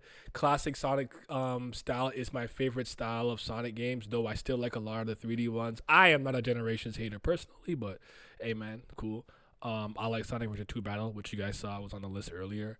And Glams spoke a lot about this game. Great music, great level design. I love speedrunning this game and getting my times to be better and better. Yeah, good game. Sonic Superstars, you let me down. You did let me down, man. I had faith because I'm like, all right, we gonna cook. We didn't cook. I ain't played a Shadow game yet. At some point, I need it for a low price. I'm not paying again to play Generations. 15. Glam 15. I just rewatched the fucking Chozo scene again. So fun. God damn it. Anyway. No, send it to me. I'll play it. Send it to me. All right, okay. Let me. I need to do this at the right. Hold on. Do this at the right time. Where's it at? Okay. Right here. Give me this fucking link, you bitch. Okay. I'm sent to you on Discord. Yeah. Why I gotta be a bitch though? It's being a bitch. Oh. God, it's so fire. Fuck. Visit Saya. We're not afraid. Fuck! It's so good. Hold on, let me just pull it.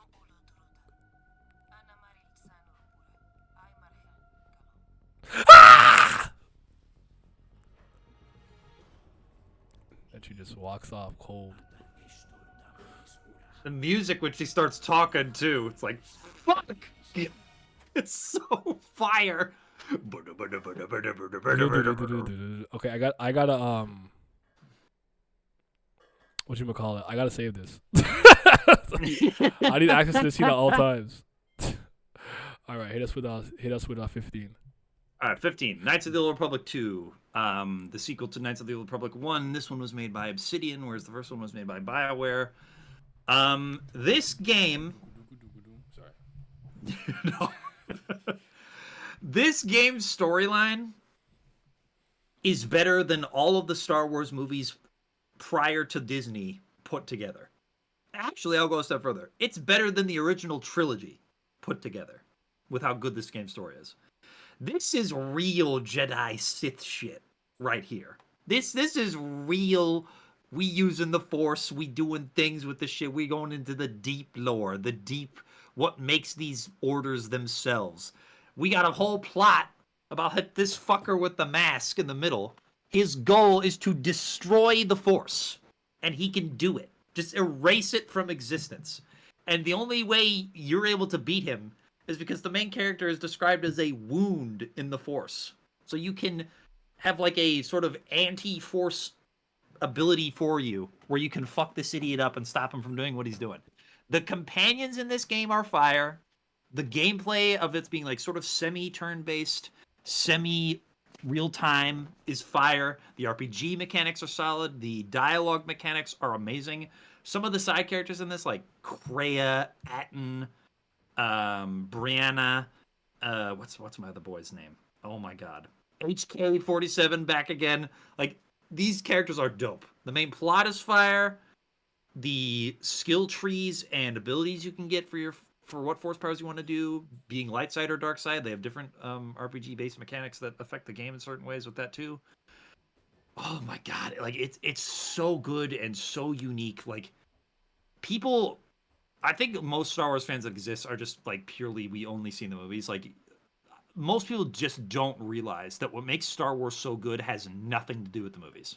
It's shit that's outside of it, more often than not. And this is one of the prime examples of it. Now, when this game was released, it was a buggy as fuck mess. And still kind of is to this day.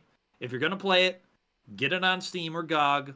Get the mod it's called the Restorative mod, where it fixes all the bugs and all this kind of stuff and adds the content that was cut from the game on its base console release.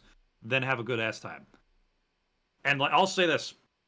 This game does something that no other game I've seen has ever done, where most of your party is Force sensitive, and you can turn them either into Jedi or Sith based on what you want to do. And you can just have a whole group of Jedi running around beating the fuck out of people. And it's fire. It's so good. Yep. Don't let them movie I don't know if you've ever played these. Well, that's the Old Republic. I've played a little bit of it. I just never really like people I know own it, and I've played it there, but I haven't dived into it on my own from top to bottom like that. I'm aware of various characters and things that happen, which is part of the reason why I never went back to do it, because I already know what happens, and you know me, I kind of don't like the spoiler thing, but I actually do have them on my computer, so. Two's also a worthy sequel to one in a lot of ways. Give him a chance if you like RPGs. This shit cold. And you guys know how I feel about Star Wars now, so just like I'm so down on it that I just don't care about anything Star Wars related. But yeah, I'll get one day. The way I feel about it is I care about these in particular. I don't care about anything else. That's the way I do it. Fair. All right, 14. All right, Doom. This game is fucking incredible. It was robbed of Game of the Year in 2016 by Overwatch. It's one of the best first-person shooters of all time. It takes everything that the original 1993 and the early 90s and early 2000s Dooms did good and turns them up to 11 in my opinion. Is this a 2017 one? 2016. 2016? This is the year Overwatch came out, right? Yes. I remember like very, very, the channels I respected put this game over Overwatch. Anyways, continue. Mm-hmm. The guns are awesome. The mods for the guns are awesome. The story's actually pretty good for what you're going for, but it's like, you're here to kill fucking demons on Mars with a portal to hell and going into hell and killing the demons there. And you do it beautifully. The music's fucking fire. All heavy metal shit as it should be. The guns are fire. The way the combat feels, which is the number one important thing for me when it comes to FPS, is on point 100% of the time. The level design is good. The secrets you can find are great. Like, if I was to recommend a purely single-player first-person shooter experience to anybody, this would be the number one pick I give. If you're not looking for something that's a fusion of multiplayer and single-player, and also something that's not... That's actually, like, representative of what the FPS genre is, because I don't think Metroid Prime fits that niche. It's more of a specific thing. Mm-hmm. So, like, Doom is just...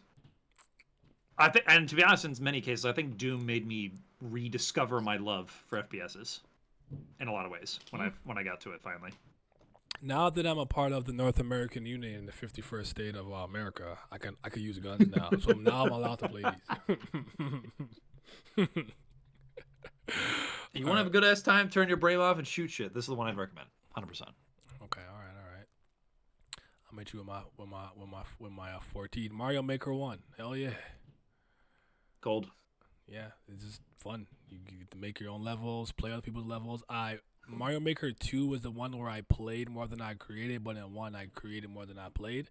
I thought the tools and the novelty of it just hit more the first time, and I thought the second one took away a lot of things I loved about the first one.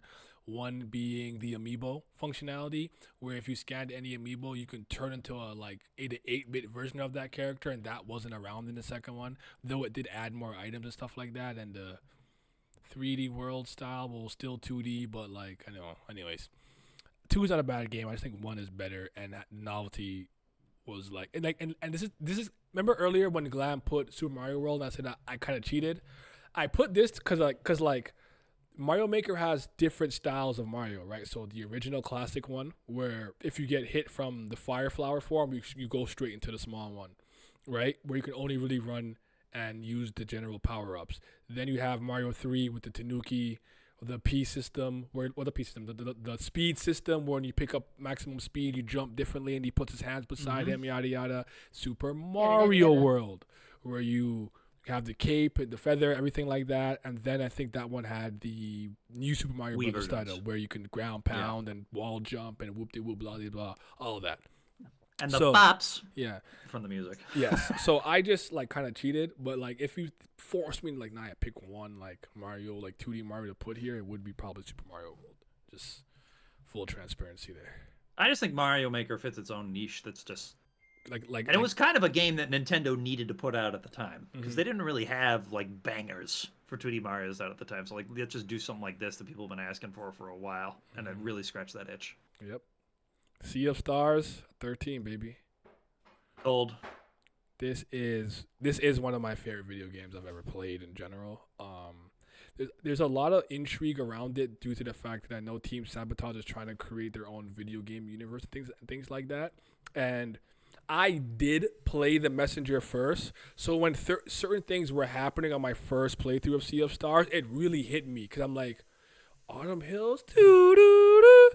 I'm like, oh shoot, I'm fighting the same leaf. Wait a minute, yo, isn't that like, oh my god, like the connections in my brain were going crazy. And then went towards the end, seeing certain things, how you become the fastest, so blah blah blah. I'm like, you became that demon, Balzar, whatever, in the Messenger. Like, such good connection. The sprite work is amazing. I think the particle effects that like some of the blades and like the orbs that you can absorb to power up your attacks or leave there until later are super good. Boomerang goes dumb. I love exploring the world. I always like having.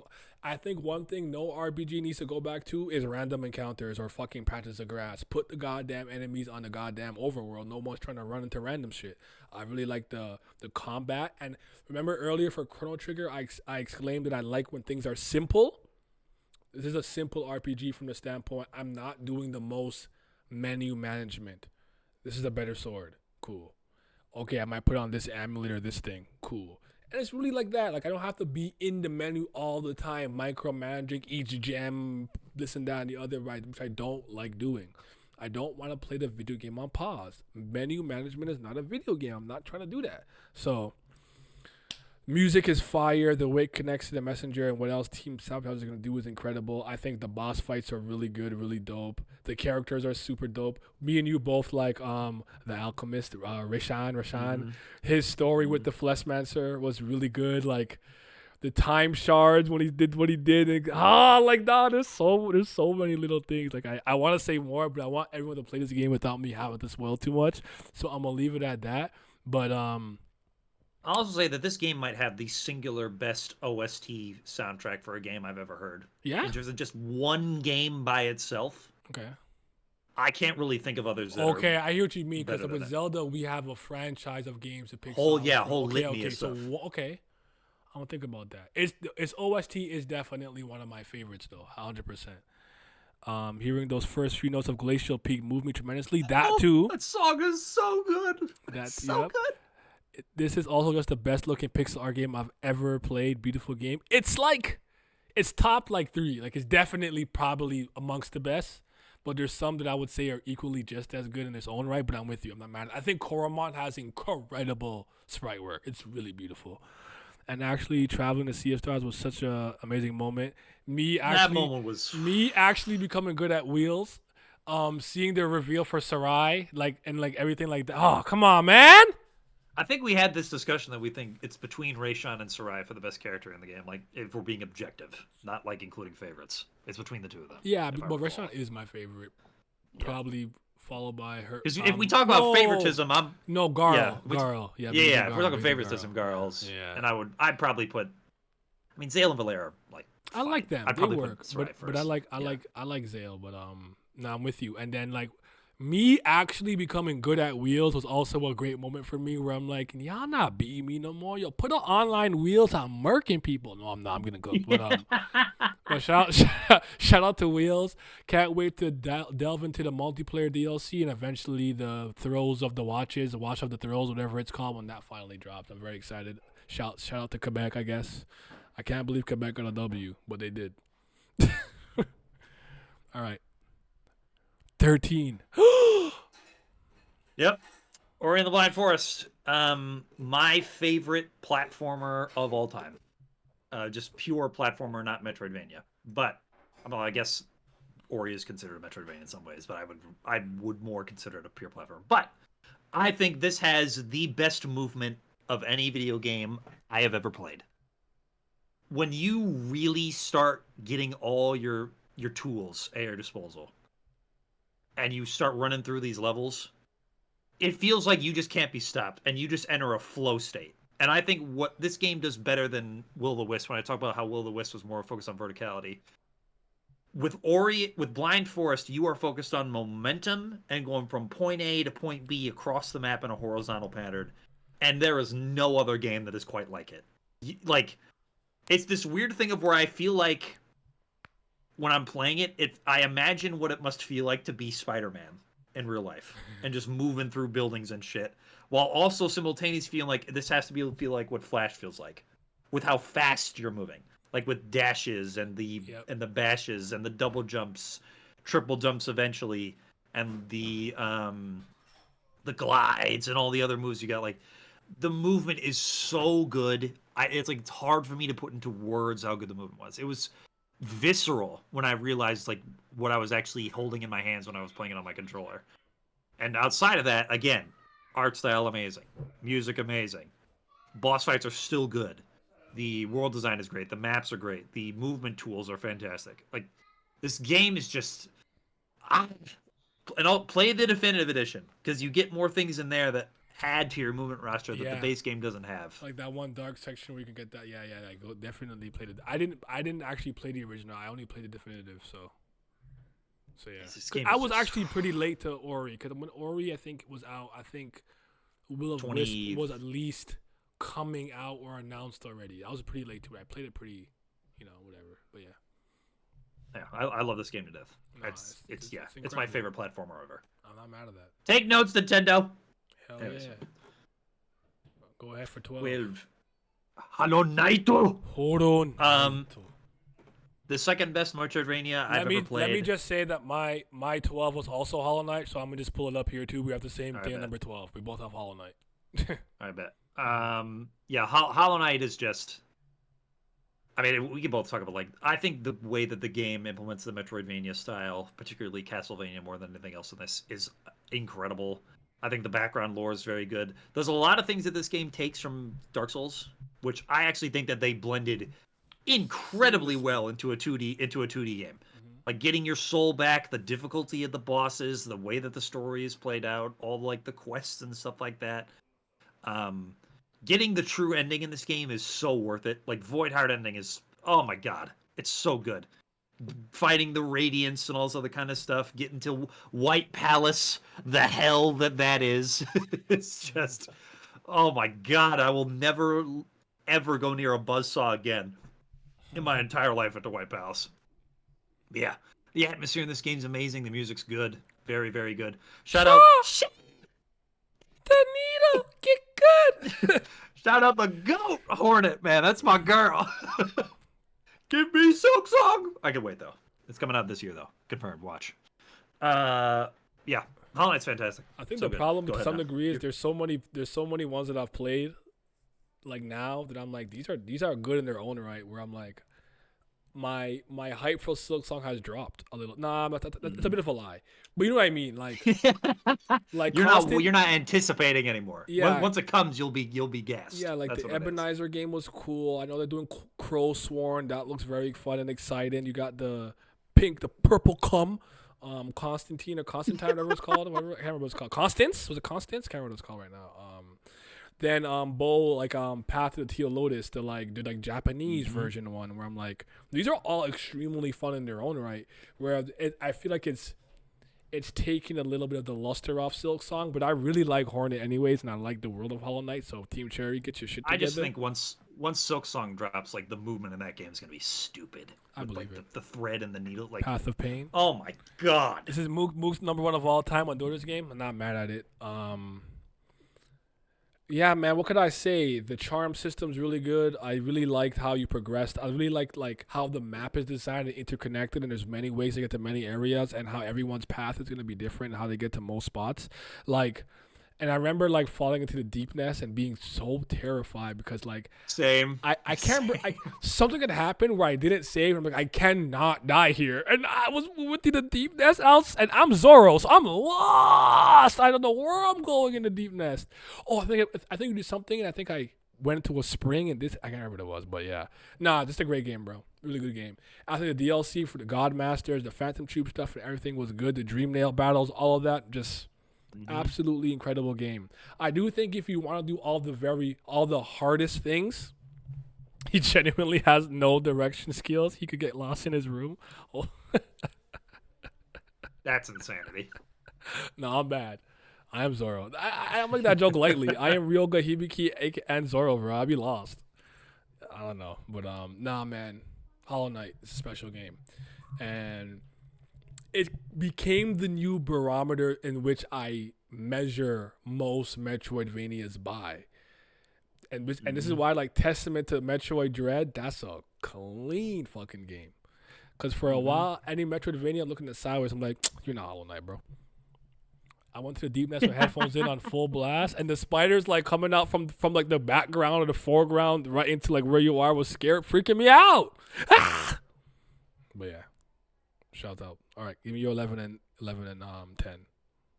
11 is Halo 2. Hello? In my opinion, the greatest first-person shooter of all time. That includes multiplayer and single player. Again, the gunplay is at its peak here. The being able to dual wield was a great addition for this game. Being able to play as the Arbiter in the campaign and then play as elites in multiplayer was awesome. The guns are awesome. The vehicles are awesome. The story of this game's campaign is so good. Not better than Gears of War. Anyways, but yeah, cheats raw. This game is just. It's hard for me to describe what makes the gameplay so good without being able to just like show somebody it or have a controller in their hand to just feel how the first-person shooter mechanics feel. It really makes you feel like a Spartan. Yeah. Yes. But yeah, you shoot shit good. That's the best way I could put this. Play the campaign is hype and raw. Play the remastered version because the cutscenes are amazing. Okay. Yeah. Halo 2's fire. What about 10? Ooh. Katana Zero. Chronos. Greatest indie game ever made in my humble opinion. But again, me and I have a whole video about this with Brother Townsy. We need that DLC. I need it like Chronos is needed for Zero. Right? They working. You know how these indies be, bro. They take fucking forever. Yeah. But I think me and I have said this like a million times between the two of ourselves. We came for the gameplay. We stayed for the story and the gameplay. Yep. Like the time mechanics. Yes, that should work. The parries, the music, the level design. But then if we got into the narrative of the game, I think both of us at a certain point, as we were playing, were like, yo, this game's fire. Like the gameplay is raw. And we hit a certain point, and we're like, wait a minute. Why am I moved? Right. And then we stayed moved until the end of the game, and then it gives us that cliffhanger at the end where it's like, oh no, I need more now. You can't do this to me. Was she really there or not? Was she real? Am I hallucinating? Am I crazy? I'm off the pack? Like, what's going on? I wasn't the real was it Dragon? Sorry, what was the Yeah. 15. Like 15. There we go. Like, yes. Oh my god, that game is good 10-0. Just being able to fucking, like, bullet gets shot at you, just boom, slow down time, swing your sword and deflect it back. Like, that shit's cold. That shit's fire, man. Anyway, all right, I'm done. This game's goated. Yeah. Play it. Do it. All right, so that was your 10. So we're in the top 10 officially. Let me get there though. Chained Echoes for 11 for me. Listen, man, give me my Sky Armor. It moves me. I really like the combat in this game. I really like the level up system in this game. I'm a fan of like turn-based RPGs that don't have a traditional level up system. And I like that with every story beat or major side quest beat, you get certain things for your character, and the way for you to improve the other attacks is to just kind of constantly fight. And then this is a game that I don't want to overstate how great the story is, because I do think it has some issues, but I think that by the end it wraps up in a way that I think is so interesting and unexpected that I had to give it its credit. The cast is amazing. It's huge. It's good. Great pixel art. The gameplay and combat is super fire. Like, I like the overdrive system a lot, where you have to kind of stay in like the green area to use less TP, I think it's called, and like do more damage. And then when you get the Sky Armors, and it fully opens the game up where you can fly in these really cool mech suits and fight and go to town. Man, let me tell you, it's not the same game anymore. I believe I played this in 2022. It was my game of the year that year. It was my game of the year. It's in the Steam library. It's going to get played at some point. I just got to get to it. Yeah. But this is a game that's you guys know me. When it comes to my, what stories being told to me, characters are the most important thing. And so many of these characters have the most beautiful stories and interesting stories. Are they all particularly unique? No, but they're executed really well. All right, I'll do 2 more. So at 10, I have Ace Attorney, Phoenix Wright, Trials and Tribulations, my favorite game in the Ace Attorney franchise. I think it's the best one. This is the 3rd one. It's the one you'll be playing after Spirit of Justice. And I'm going to leave it there just because I don't want to spoil you. But, wow.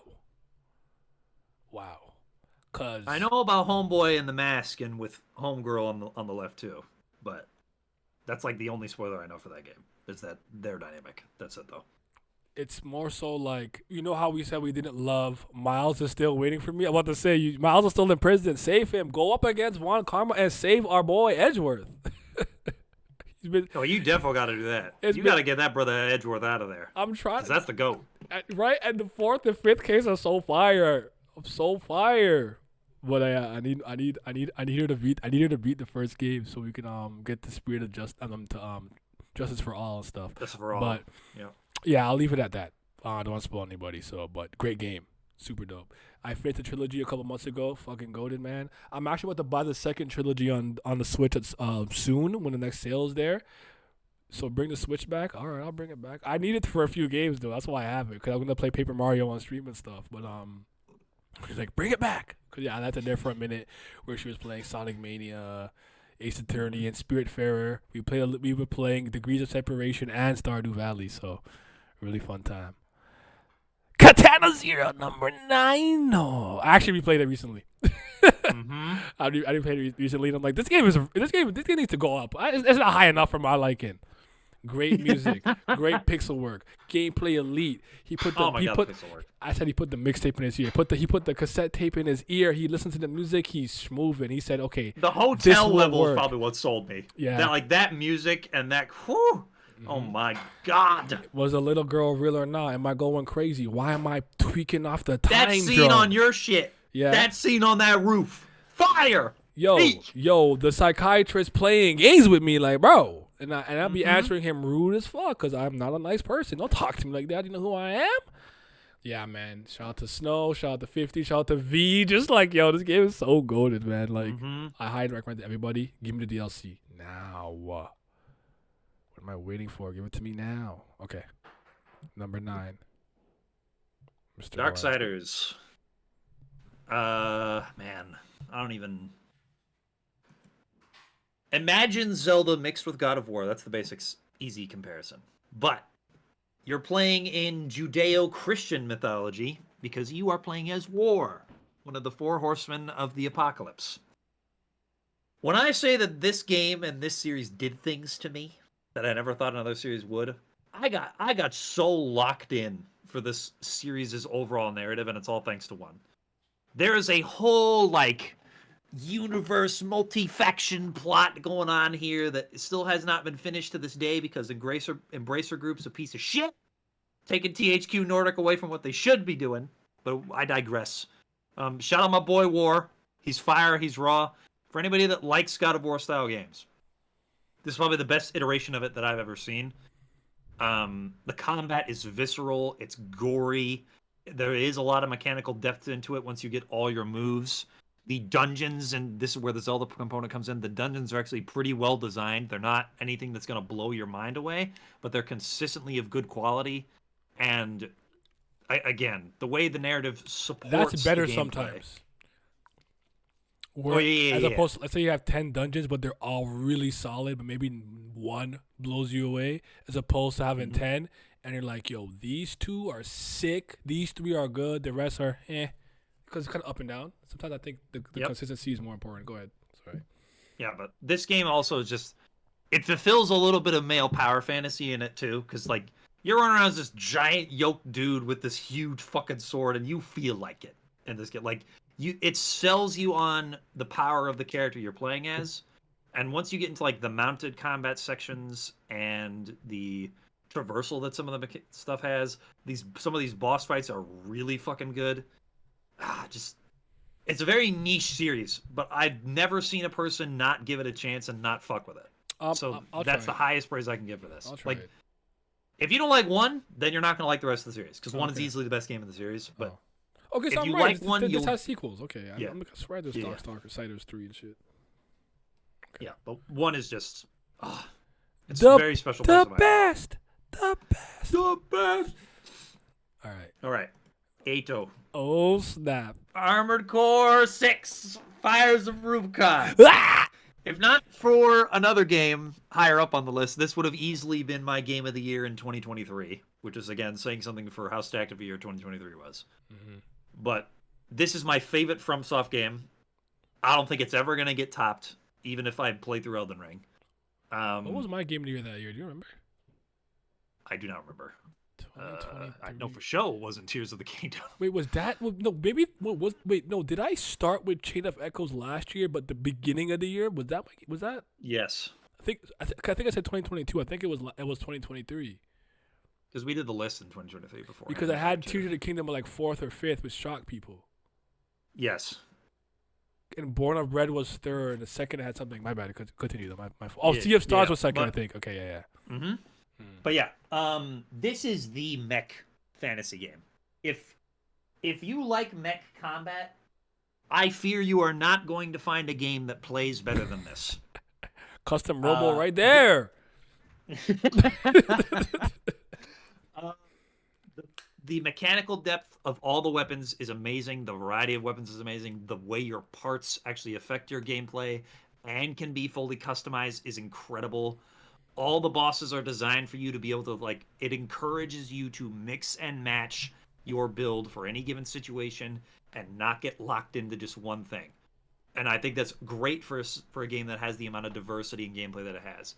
Also, the story is really, really good, especially if you do all 3 endings. And I've done that. I did New Game Plus on this game, which is not something I typically do. Because you have to play it 3 times to get different choices that appear and stuff like that. But this game is awesome. The multiplayer is actually really good too.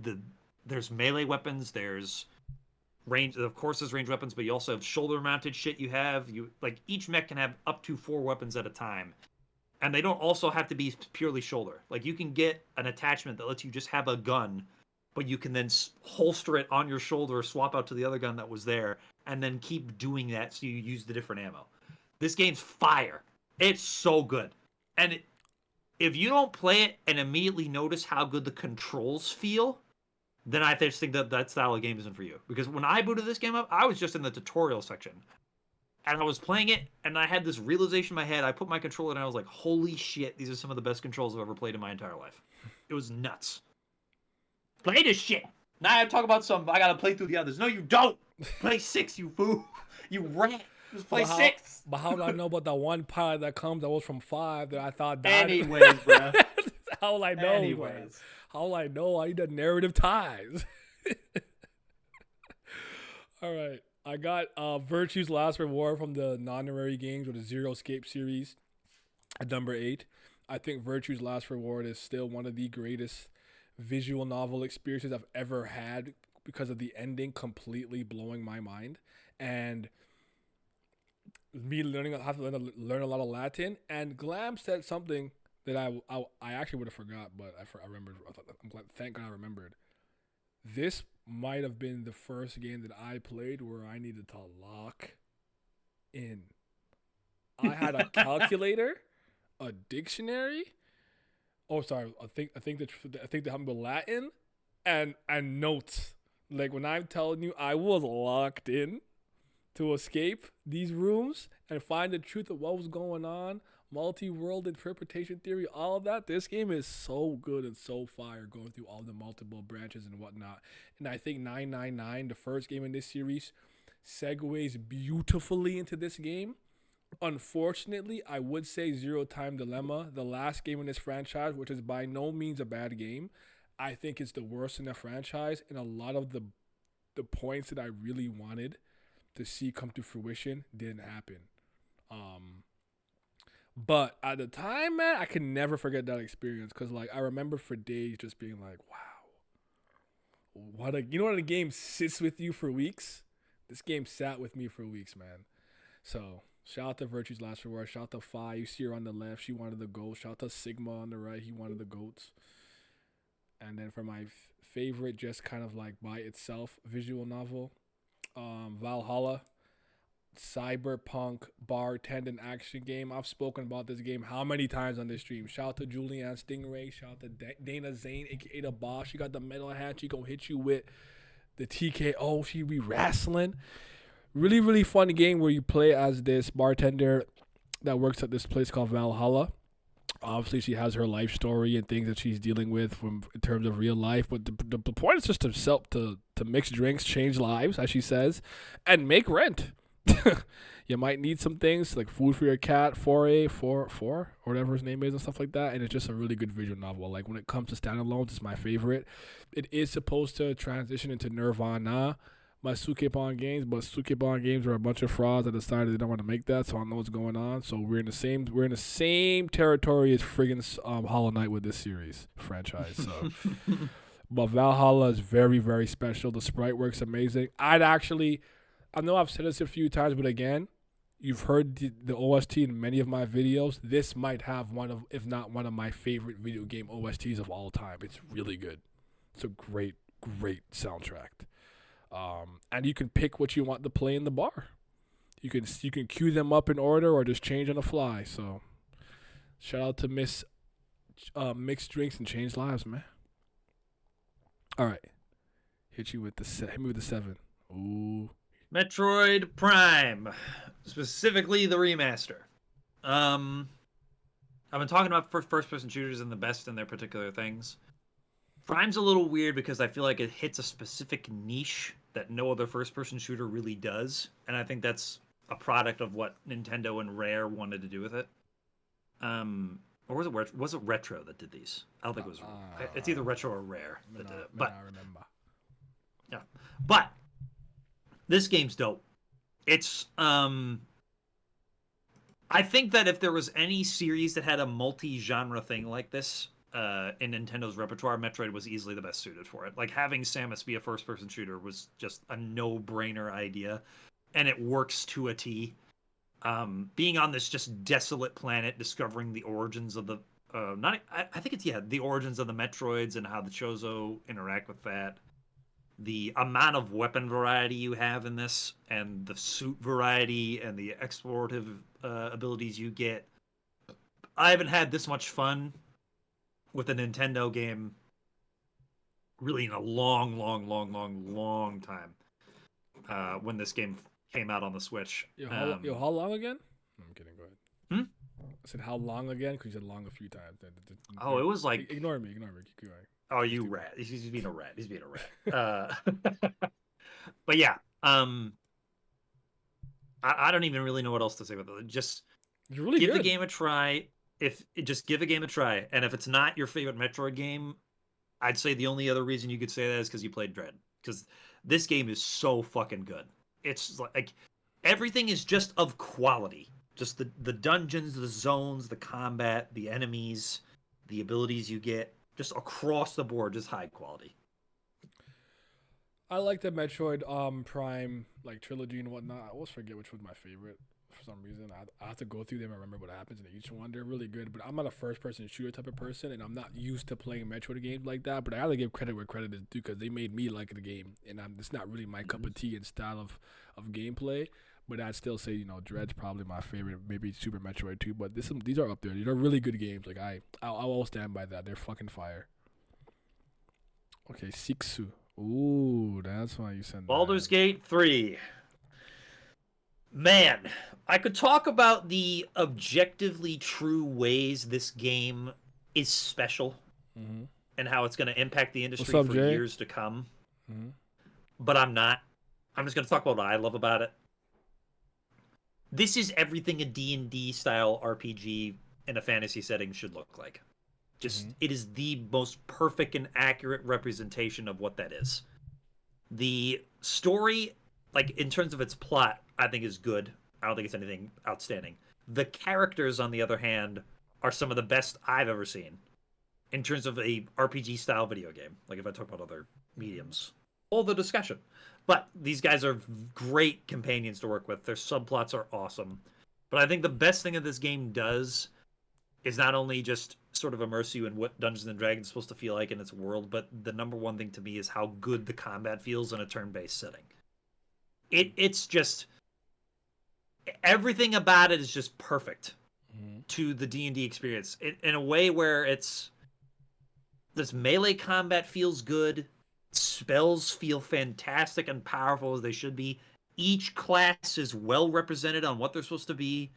The character creation aspect and how that affects all of your RPG mechanics, such as your dialogue and even some of your background rolls that are passive that happens. Everything being based on a dice roll in this game works smoothly. It doesn't feel like it's cheesing you out of RNG.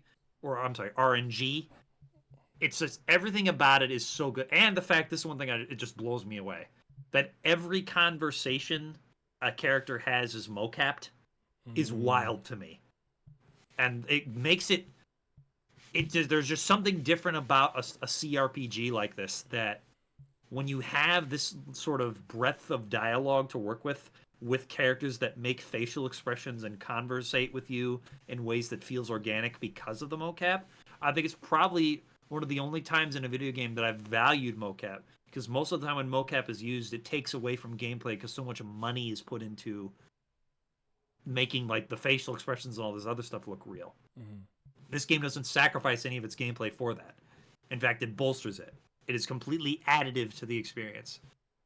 And if you just want to be a nerd RPG player, you have to play this, because I think there's a place for this for anybody that likes sort of dialogue heavy, character based RPG mechanics with turn based combat that does not feel boring and it isn't menu-y like a lot of JRPGs are. Okay. I actually do have it. Like I have it in the back burner. Like okay, I kind of do really want to try it, even though I want to play the first two first. It's a very long game, I should say. It's very long. That's so fine. You gotta buckle in. So I don't need time to play it. Jay, if you're still there, I'm happy you were honest about Salah versus Henry. Be real. You know Henry's a legend. I know you're a Liverpool man, but Thierry Henry out. Stop playing. Don't play with that man's name. He deserves a Ballon d'Or. And stop piping Joy, bro. You're getting Fox Sports in in trouble. Stop piping Joy. Leave her alone. He said, chill. Hold that one, Johnny. No, Thierry Henry was the first football player I really liked, and then Ronaldo stole him from me. So it is what it is. But all right, give me. Wait, you just do two? Yeah, I did. Okay. All right, hold on. I gotta get into character for this one. Oh God, here we go. Glab, haven't you noticed how far we've gone and you haven't seen a certain game yet? Yeah, I'm aware. I'm just. All right. It's time. It's time. I got the cassette tape right here. You guys think this is a game? This is a lifestyle. This man is a crack addict, bruh. At number 6. Jesus Christ. Recording. Cassette beast. Hold on. Baby girl got me the Can Devil. I know you see him. This the gold star. He right here. You think this is a lifestyle? I'm really out here in New World. I am. Shout out the monkey with the halberd in the back. Oh, I can't remember what it's called right now. But yeah, that thing is raw too. It's a metal type. I even got this. I don't even need this. It was like $8. I bought it anyway. I don't need a guide. I already beat the game when I got this. Cassette Beast is the best monster tamer / creature collection game I've ever played. There isn't a single Pokemon game better than this game. Not one. Not a single one. None of them. Any of the other indie monster tamers that I've played have been really good, like Koromon, and interesting in their own right, but I just do not think they hold a candle to this game. They absolutely cooked, man. And I do have a video essay coming out, so I'm not gonna give away too much, but I'll give you a few things. One, open world. An open world with direction. You're not directionless, but you can kind of do most things after the tutorial in the direction that you want. The boss fights are incredible. She said that thing almost cost me $100. It was $24 on Symbio Studios. Then it cost like $25 to ship, and it's USD. So, and our Canadian dollar is trash. Well, I appreciate it. Obviously with the Can Devil, man. But yeah, it's beautiful, made with such love, bought with love. Exactly. First of all, you only have 2 starters, but the 2 starters do go on different evolutionary lines, which is interesting. So, like, for example, for Can Devil, you can go down the path of machinery or the path of alchemy. Alchemy would turn into a poison, and then machinery would turn into a metal type. So it's like Eevee, basically. So actually, no, it's more like Kirlia going into Gardevoir or Gallade, basically. Yes, to some degree, because I think that one is this final evolution, but this one's for the second one. There's certain things depending on how and where you evolve it. Like Tokusek, if you evolve it at daytime, it becomes a Tokusek, and I think it becomes a Night Moth or something like that. But anyways, hold on. In this game, type advantages don't just do ×4 times or 0 or resistant damage. It actually has like status effects, buffs, and debuffs, which I think make it way more interesting. So, for example, if I'm a metal type and you're poison and you hit me with a poison type, you're gonna coat my poison, my metal in poison, and now I do contact damage with physical attacks. Whether you hit me with a physical or I hit you, I'm gonna do additional damage. If you're a fire and I hit you with water, it extinguishes the flame, thus making your ranged and melee attacks worse. I think for earth it makes your defense weaker. I can't remember, but like instead of just straight up, it's gonna do more or less damage. Some of these just have an effect. Some are pretty neutral. Plastic types, when are burned, release toxic fumes, turning it into a poison type for 3 turns. Like, there's a lot of very interesting interactions with the different types and different elements, and the boss fights are so incredible because they're unlike anything you've ever seen. And how you capture things, you don't actually capture it, you record it. And while you're recording something, it can't die. But if you actually successfully record it, it will die if you have knocked out all its HP, so it can't hurt you. And the game has fusions. When you fuse, then the vocals kick in. The OST for this game, fire too. I got the cassette tape because I'm going back. I got the Can Devil. We are out here. This is the greatest monster tamer game I'll ever play, bro. It's the best. It's the best. The best. The best. Okay. Now to stay hype, Bomb Rush, Cyberpunk number 5. Was anyone confused? It was like, bro, where's Bomb Rush, Cyberpunk? I have a Gumball, but Cryo is my pride and joy. I have a Gumball 2 on my second playthrough. I have the Miss Modius, whatever one, which I like better because of is it called Plusle Bomb? But Jet Set Radio expired the game. I had the best video I still think I've made to this game, or at least the one I put the most effort and work to, which is an hour-long video essay. It's about this game. My bad. I want to know your name. I want to know. Condensed Milk. I don't think Condensed Milk for y'all in a minute. Remember when I was going crazy off Condensed Milk and Light Switch? Baby has heard those songs too. She knows. But yeah, man. I think it's better than Jet Set Radio. I really want Team Reptile to continue with Lethal League Blaze and Bomb Rush Cyberpunk, and continue to do more stuff with it. But the story of the big three, Felix, DJ Cyber, and who am I forgetting? Felix, DJ Cyber, and Red. Anyways, I don't know. I'm drawing a blank, but please bring back Light Switch. See, Light Switch is a classic. That's a great OST taken by many different indie artists and artists from all over. Too Mellow also off of the Jet Set Radio. He had some songs in there. Shout out to Web. Shout out to Maestro and what's it called? Navel, the Maestro, and Blue Sky. Shout out to Cyber Milk Chan, Condensed Milk. You guys have literally seen me play this entire game on stream and do a huge video essay on it. I'm not going to talk too much about it, but absolutely one of my comfy games. I'll just put it on and play and just chill. Just skate around and go crazy, man. I'm goated. All right. Top five. Yes.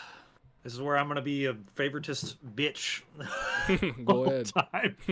Mass Effect 2 for top 5. There was a time when BioWare was capable of not doing wrong in my eyes.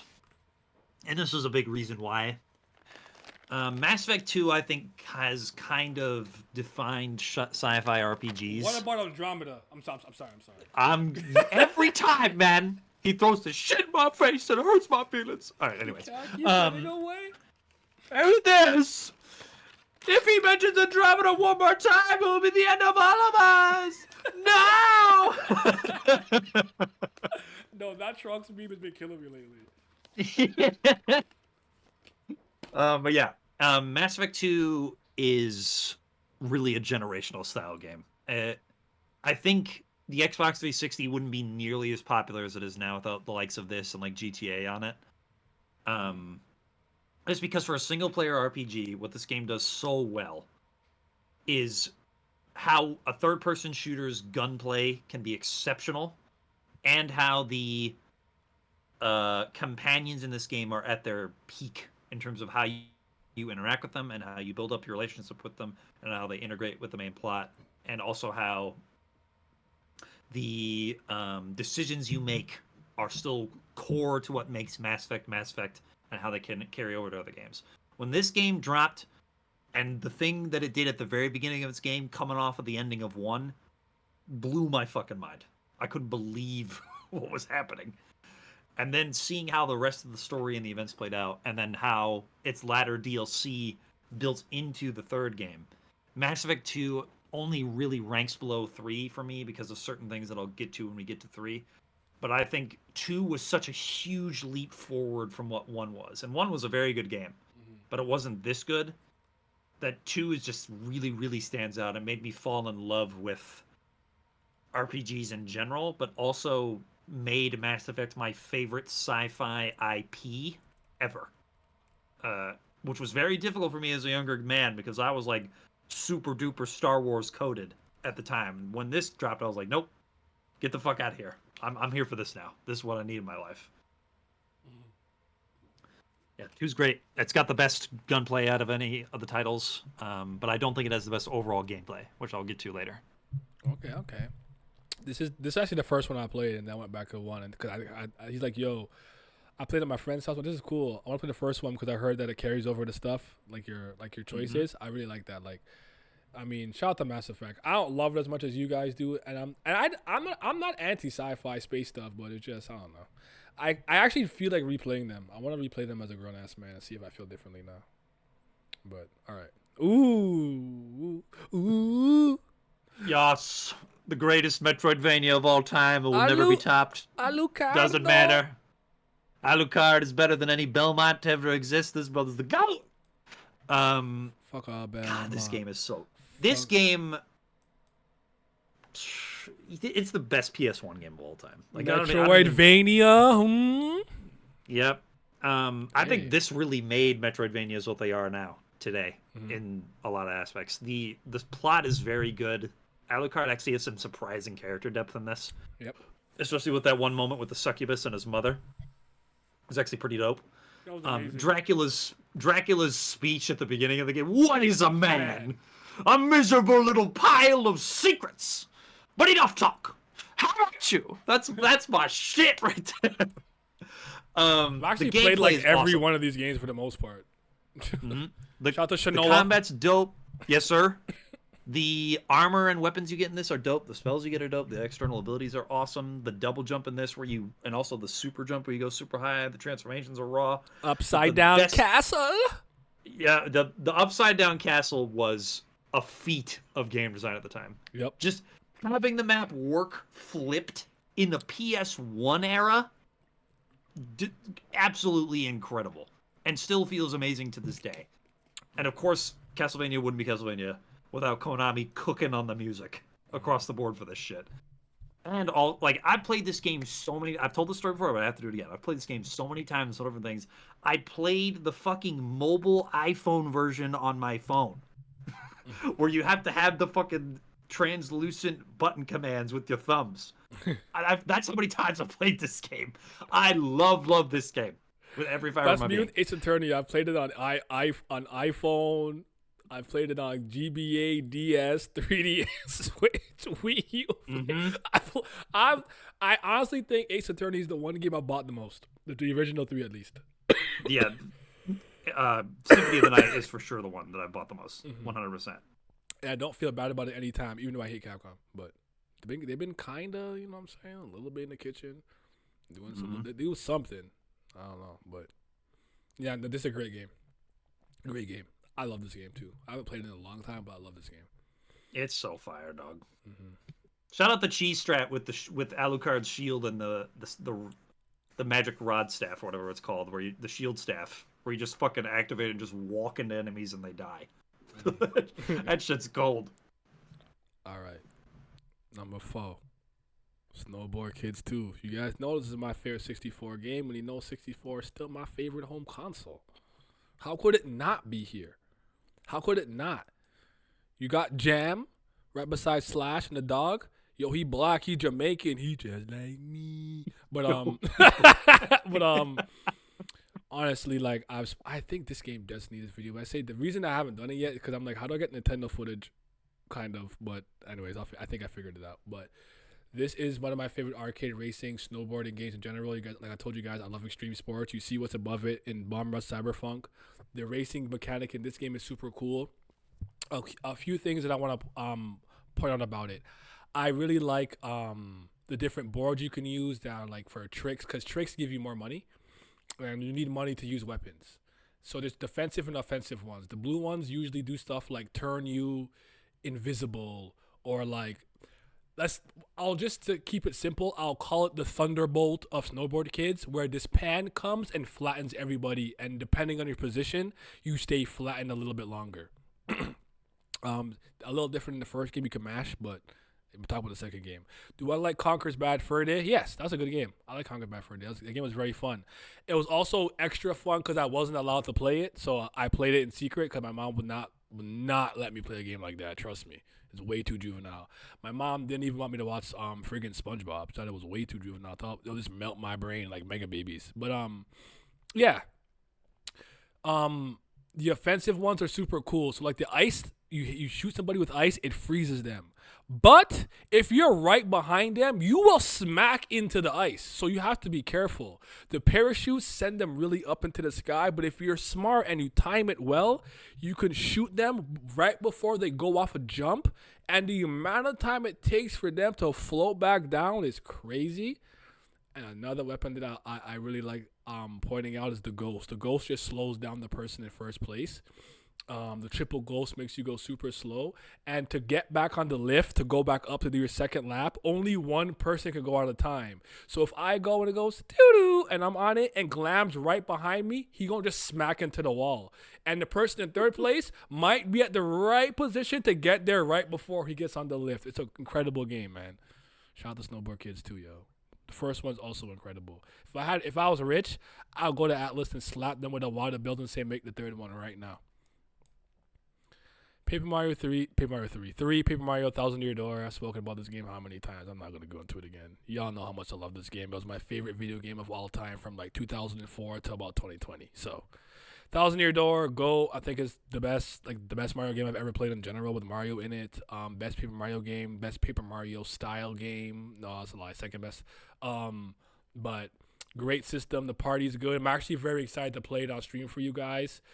I will probably be operating a lot of autopilot because I know the game really well, but I'm gonna try to play it like it's my first time for the most part, I guess. But I will be beating this on stream so you guys can see. I hope the remake is really good. I heard it's not 60 FPS like the first one is, so I don't know if I'll throw my timing off for super counters, but shout out to Paper Mario, man. Number Suri. Yeah, do 3 and 2 are both doing number ones. I mean, come on.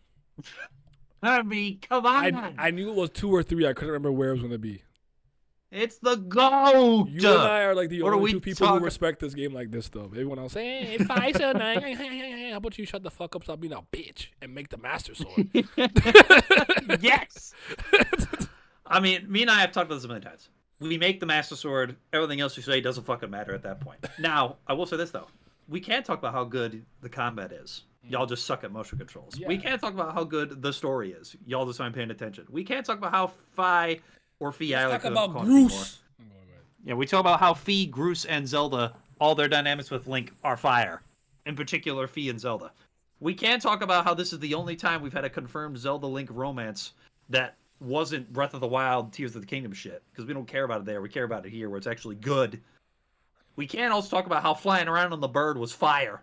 And just doing that, just chilling was vibes.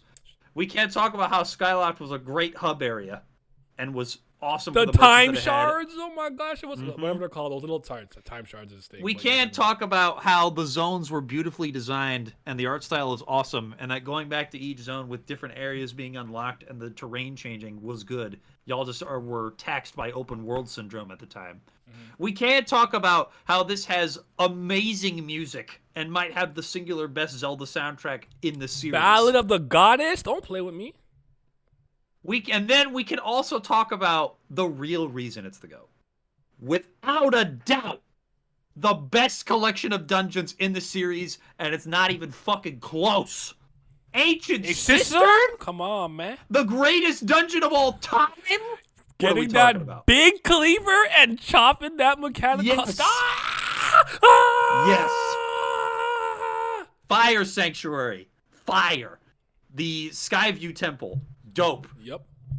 For Skyview Temple at the beginning of the game, fighting Girahim the first time. Fire. We didn't even bring up Girahim. The ship is dope. Girahim, demise. Sand ship. Fire. Might be the best boss fight in Zelda history was Link versus Demise. Throwing the lightning at this motherfucker. Fire. Girahim as a character. Awesome addition. Added to everything that the lore needed at the time. The origin of the entire franchise in this game.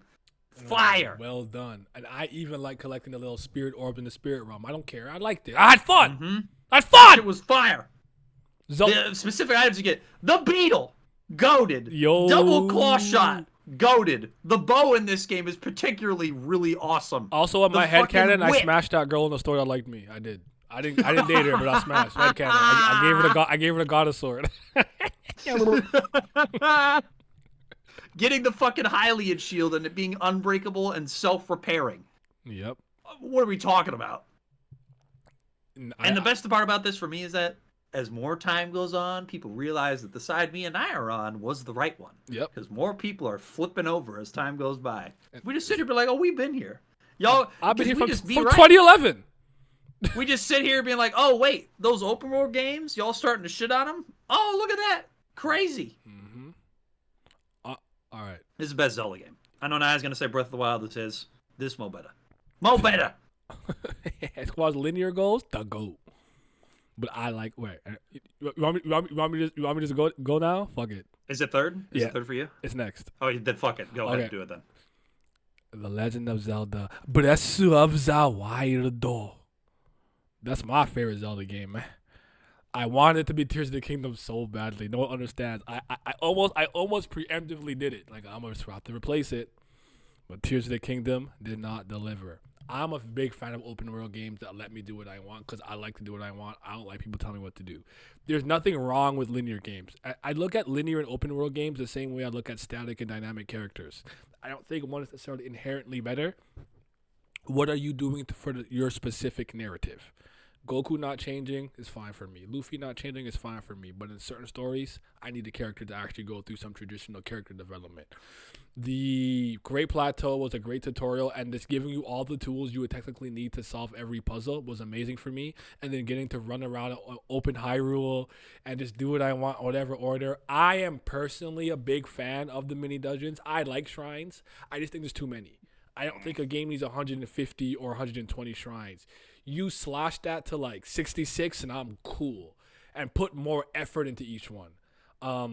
I will say, I think the idea of being able to move around the structures that you're in when you're in one of the main temples, so the Divine Beast and the 5th Divine Beast, the one where you fight the monk, is really cool.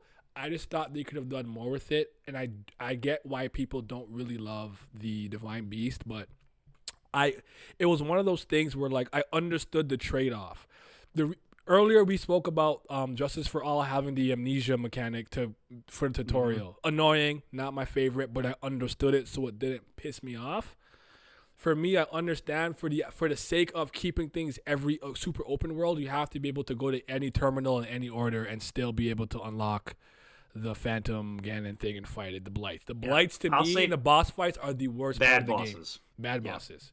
I'll also say there are things that this game does that I think work for it specifically that do not work in Tears. Tears of the Kingdom. I absolutely agree. And for it being its first go around the novelty was fresh. It was supposed to be kind of like the 3D remake of the first game, and I think they did a good job for the most part. Still have some issues with maybe some of the storytelling, but again, I understood that it had to make sense no matter which order you got the memories in and whatnot. Really cool game. I think the weapons look a lot cooler in this game than they do in Tears of the Kingdom. Give me my ice sword back and shit like that. Like, that shit was so fire. The flaming swords and everything. Getting the legendary, but like the Tunic of the Wild was cool. And honestly, I have a blast with this game, and I'm very excited to replay it. Also being able to do like cheese it with like the bomb thing where you can like fly really far in the air and really fast and everything. Super duper dope stuff. I actually do like the champions too. I like Rivali, Urbosa, Daruk, and some other people.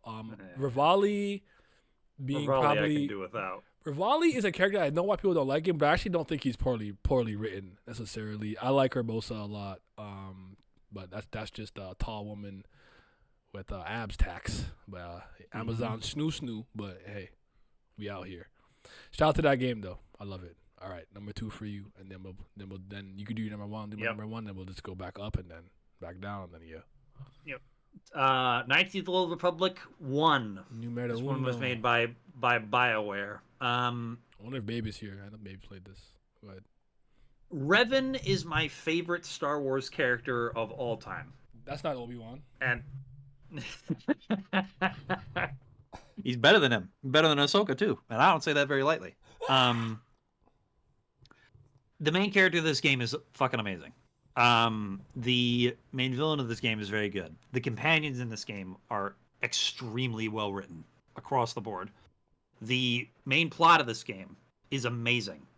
The combat is very good. The world design is very good. There's very little to this game. Actually, basically nothing about this game that I can think of that it misses. Even having limited... there's fucking pod racing variants that are good. Unlike prequel games that exist. The ship you have is awesome. I love the Ebon Hawk. It's better than the Millennium Falcon. Hold that. Yeah. My droids in this game, HK and T3, better than R2 and C3PO. The Jedi in this game are fire. I think the best thing that this does is that it tackles themes of what the prime of the Jedi would look like and what sort of morals they would have and how do those morals get justified in the main character, and a sort of elder statesman character who was a Jedi but isn't anymore, but sits in sort of this gray area of the Force. And there's really, really good in-story messaging in this game that is handled really well. I think even if I talk about KOTOR 2, and if I'd recommend this to a person like Naya, who's still disenfranchised with Star Wars, play this game, get engrossed in what you're looking at, and think about the things of Star Wars that you enjoyed that had nothing to do with the trilogy characters that you knew. The concepts that made you fall in love with it. This game executes on those things better than anything that George Lucas has ever done, in my opinion. And I don't even think it's particularly close. George Lucas, you're a fraud, Spider-Man.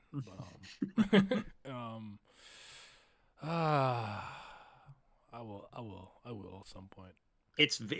I'm telling you, bro. This game is different. It's so good. Es diferente. And it scratches that old school RPG itch, and gets away from this current climate of how are we going to handle narrative in video games to back what it really should be.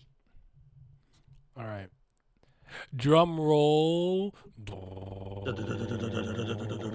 Number one. Glam? Me? Yeah. Oh, okay. Mass Effect 3. Now, yes, the ending sucks. We all get it. I don't give a damn. 99.99% of the game, other than literally the last fucking scene of the whole thing, is perfect. Payoffs in abundance for everything you had done in the trilogy up until this point. Character interactions at their peak in this game. Even characters from the second game, which were kind of pushed to the wayside for this to sort of bring back the Game 1 characters and integrate other Game 2 characters, still work great for the limited amount of time they're on screen, even though they should have gotten more. But that was dev time, and that's EA's fault. Fuck EA, the worst publisher in the industry. The combat in this game is at its best. I don't know why. That's crazy. The combat in this game is at its best. What Mass Effect is at its core is that it's a third-person shooter mixed with RPG spell mechanics and abilities. The gunplay in this game is not as good as 2, but the fusion of the two ideas here is at its best, because especially for the different classes you can have either have soldier-based abilities, tech-based abilities, or biotic-based abilities, which are really just sort of psychic mixed with like space-time shit, where you can make like black holes and stuff. These three things mixed with the gunplay are at their best here. The plot overall is very good. The DLCs of this game are like the Citadel DLC might be the greatest piece of fan service I've ever seen in my entire life. What's up, Reaver? It was so fire. And the addition that this game had for melee combat was awesome, which is not something that the second and first game had. And just again, Mass Effect 3 is what made Mass Effect my favorite sci-fi IP ever. And having replayed it very recently, I literally cannot put the game down when I start it. And I've replayed the game at least 5 or 6 times since I first played it back in like 2016-ish. It's so good. And just for people that are interested in buying it, if you're going to play these games, again, go on Steam or GOG, buy the Legendary Edition, update it into HD. You get all 3 games plus all their DLC and all the deluxe content for $60. It is the greatest deal you could possibly get. Link that to me because I want to replay them. All right, and also this is one thing. The decision again, choice making, payoff, and setup are the best things that these games do. And whether you want to play Paragon or Renegade, I personally am a Paragon man because I think it has the best long-term payoff for choices you make. Where Renegade, I think, is for more short-term satisfaction of being like a badass at the moment. But I personally enjoy playing Paragon more. But everything about this, like these decision-making mechanics, is amazing. And other studios have tried them in the past, and they just do not work for any series that isn't Mass Effect. And just like the Espada, number 0, his real number 1 is Andromeda. No, I'm kidding.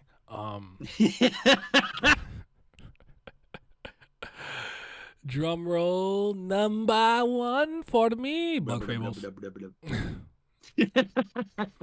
Y'all knew this already. Bug Fables: The Everlasting Sapling is still my favorite video game of all time. And You want that shit on Steam or GOG, by the way, for the link? You can give me both, and I'll just decide which one I want to get it. 'Cause those are the two things that I use for the most part.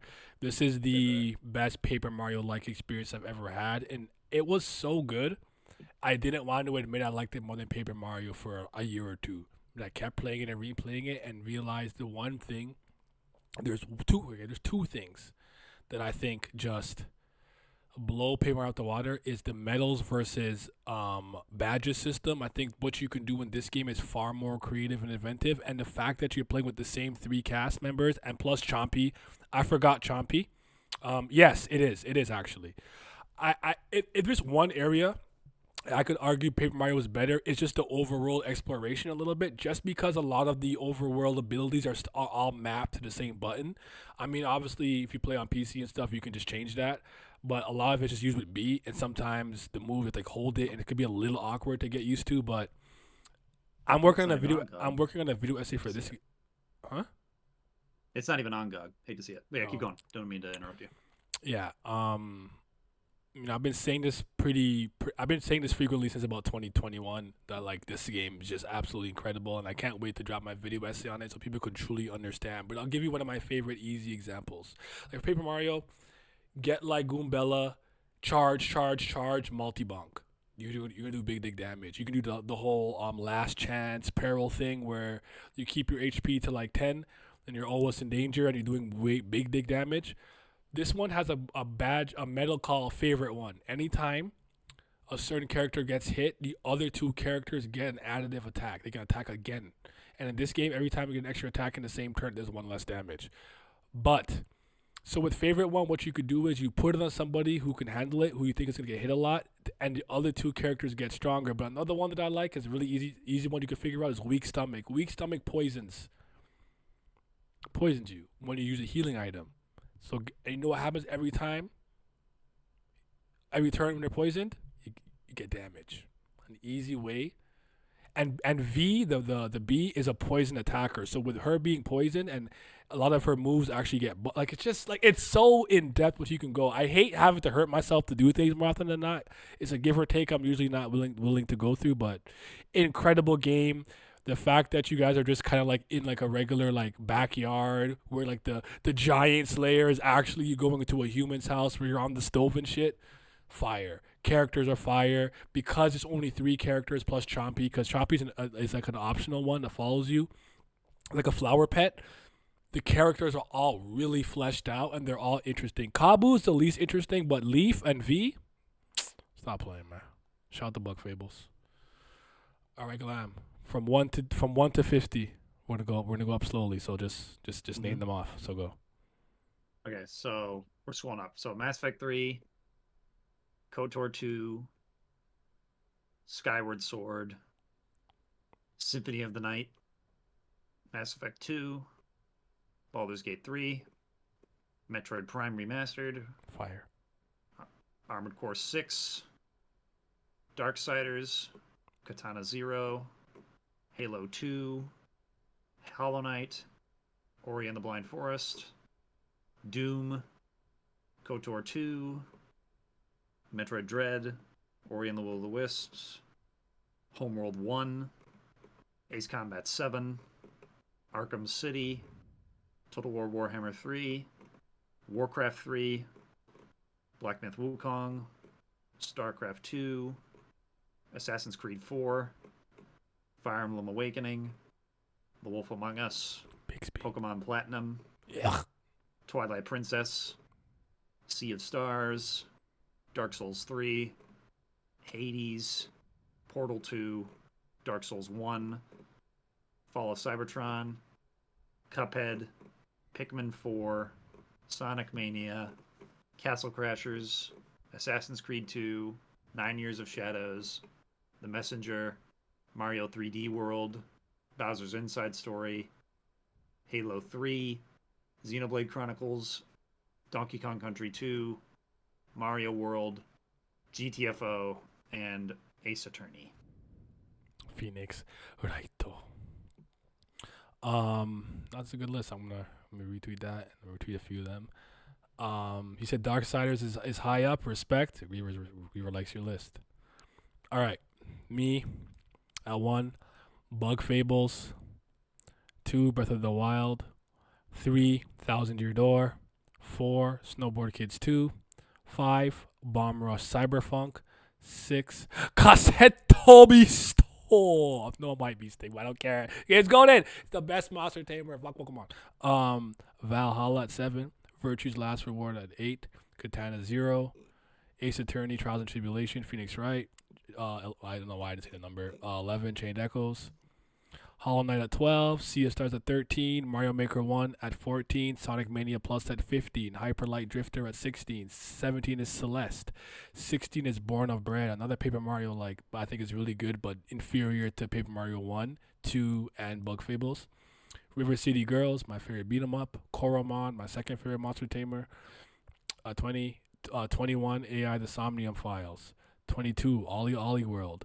Devil May Cry at 23, Iconoclast at 24. 25, Fire Emblem Genealogy of the Holy War. I remember for my list, I didn't want to repeat franchises because I'd pick my favorite game of every franchise or else this would just be a Legend of Zelda, Ace Attorney, and Fire Emblem list and Disgaea list.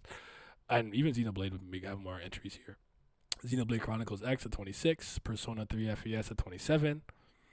I have Disgaea 5, Alliance of Vengeance at 28, Skullgirls Second Encore at 29, Sonic Adventure 2 Battle at 30, Rivals of Aether Definitive Edition at 31, Tatsunoko vs. Capcom Ultimate All-Stars at 32, One Piece Unlimited Adventure at 33, Pangia Fantasy Golf at 34, Naruto Clash of Ninja Revolution 3 at 35, SSX 2012 at 36, I got The Wonderful 101 at 37, Battle Chef Brigade at 38, Jojo no Kimi no Boken All-Star Battle R at 39, 40, Horizon Zero Dawn, 41, Mario Kart Wii, 42, Indivisible RPG, Pixel Cup Soccer Ultimate Edition, 43, Golf Story 44, Spark the Electric Jester 3 at 45, Mega Man Battle Network 3 at 46, Lethal League Blades at 47, Shantae and the Pirate's Curse at 48,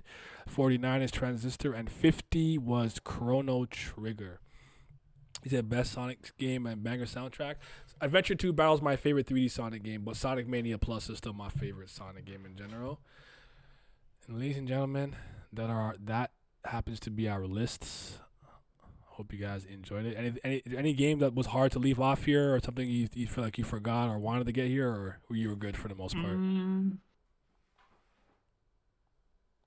With Helldivers 2 getting a new patch adding vehicles in very recently, because I'd been begging for them to give me a car to drive on some of these maps for a while. That was the one I considered moving up again, but I think given the nature of it as a live service, I kind of have to take that sort of dearth and me not playing it for a bit into account. So that was the one thing I had to think about. I guess potentially Sekiro could get on here very shortly, depending on how fast I beat it, but we'll see. I feel it. For me, it's actually the Superstar Saga. I'm thinking of what I think I would move around, because you putting with Inside Story, I'm like, you're right. That is honestly a top 50 game. I could probably remove something here, but I fully admit, I hype beasted for Cassette Beast, but I don't think people understand how impressed I am by this game. Bomb Rush Cyberpunk, if you know that I like Jet Set Radio, how much I worked on that video essay, and how much I actually play this game still to this day, you know like this, and this took a while to cook. I started Cassette Beast at the end of December, and it's already this high. So, with that being said, do you have any final words for the people? Play video games that are good. Yeah. If you can, delete any Sony products off your hardware and throw your PS5s in the trash. Yeah, there it is. Thank you guys for joining us. This was fun. The next time I do one of these, I'll do it properly. So it is what it is when you see 8 Fire Emblem games, 5 Phoenix Wright games, every Zelda game I play. Fuck it.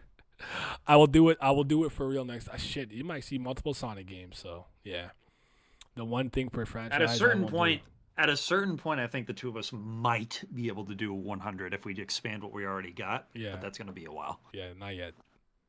Not yet. Not ready. But all right.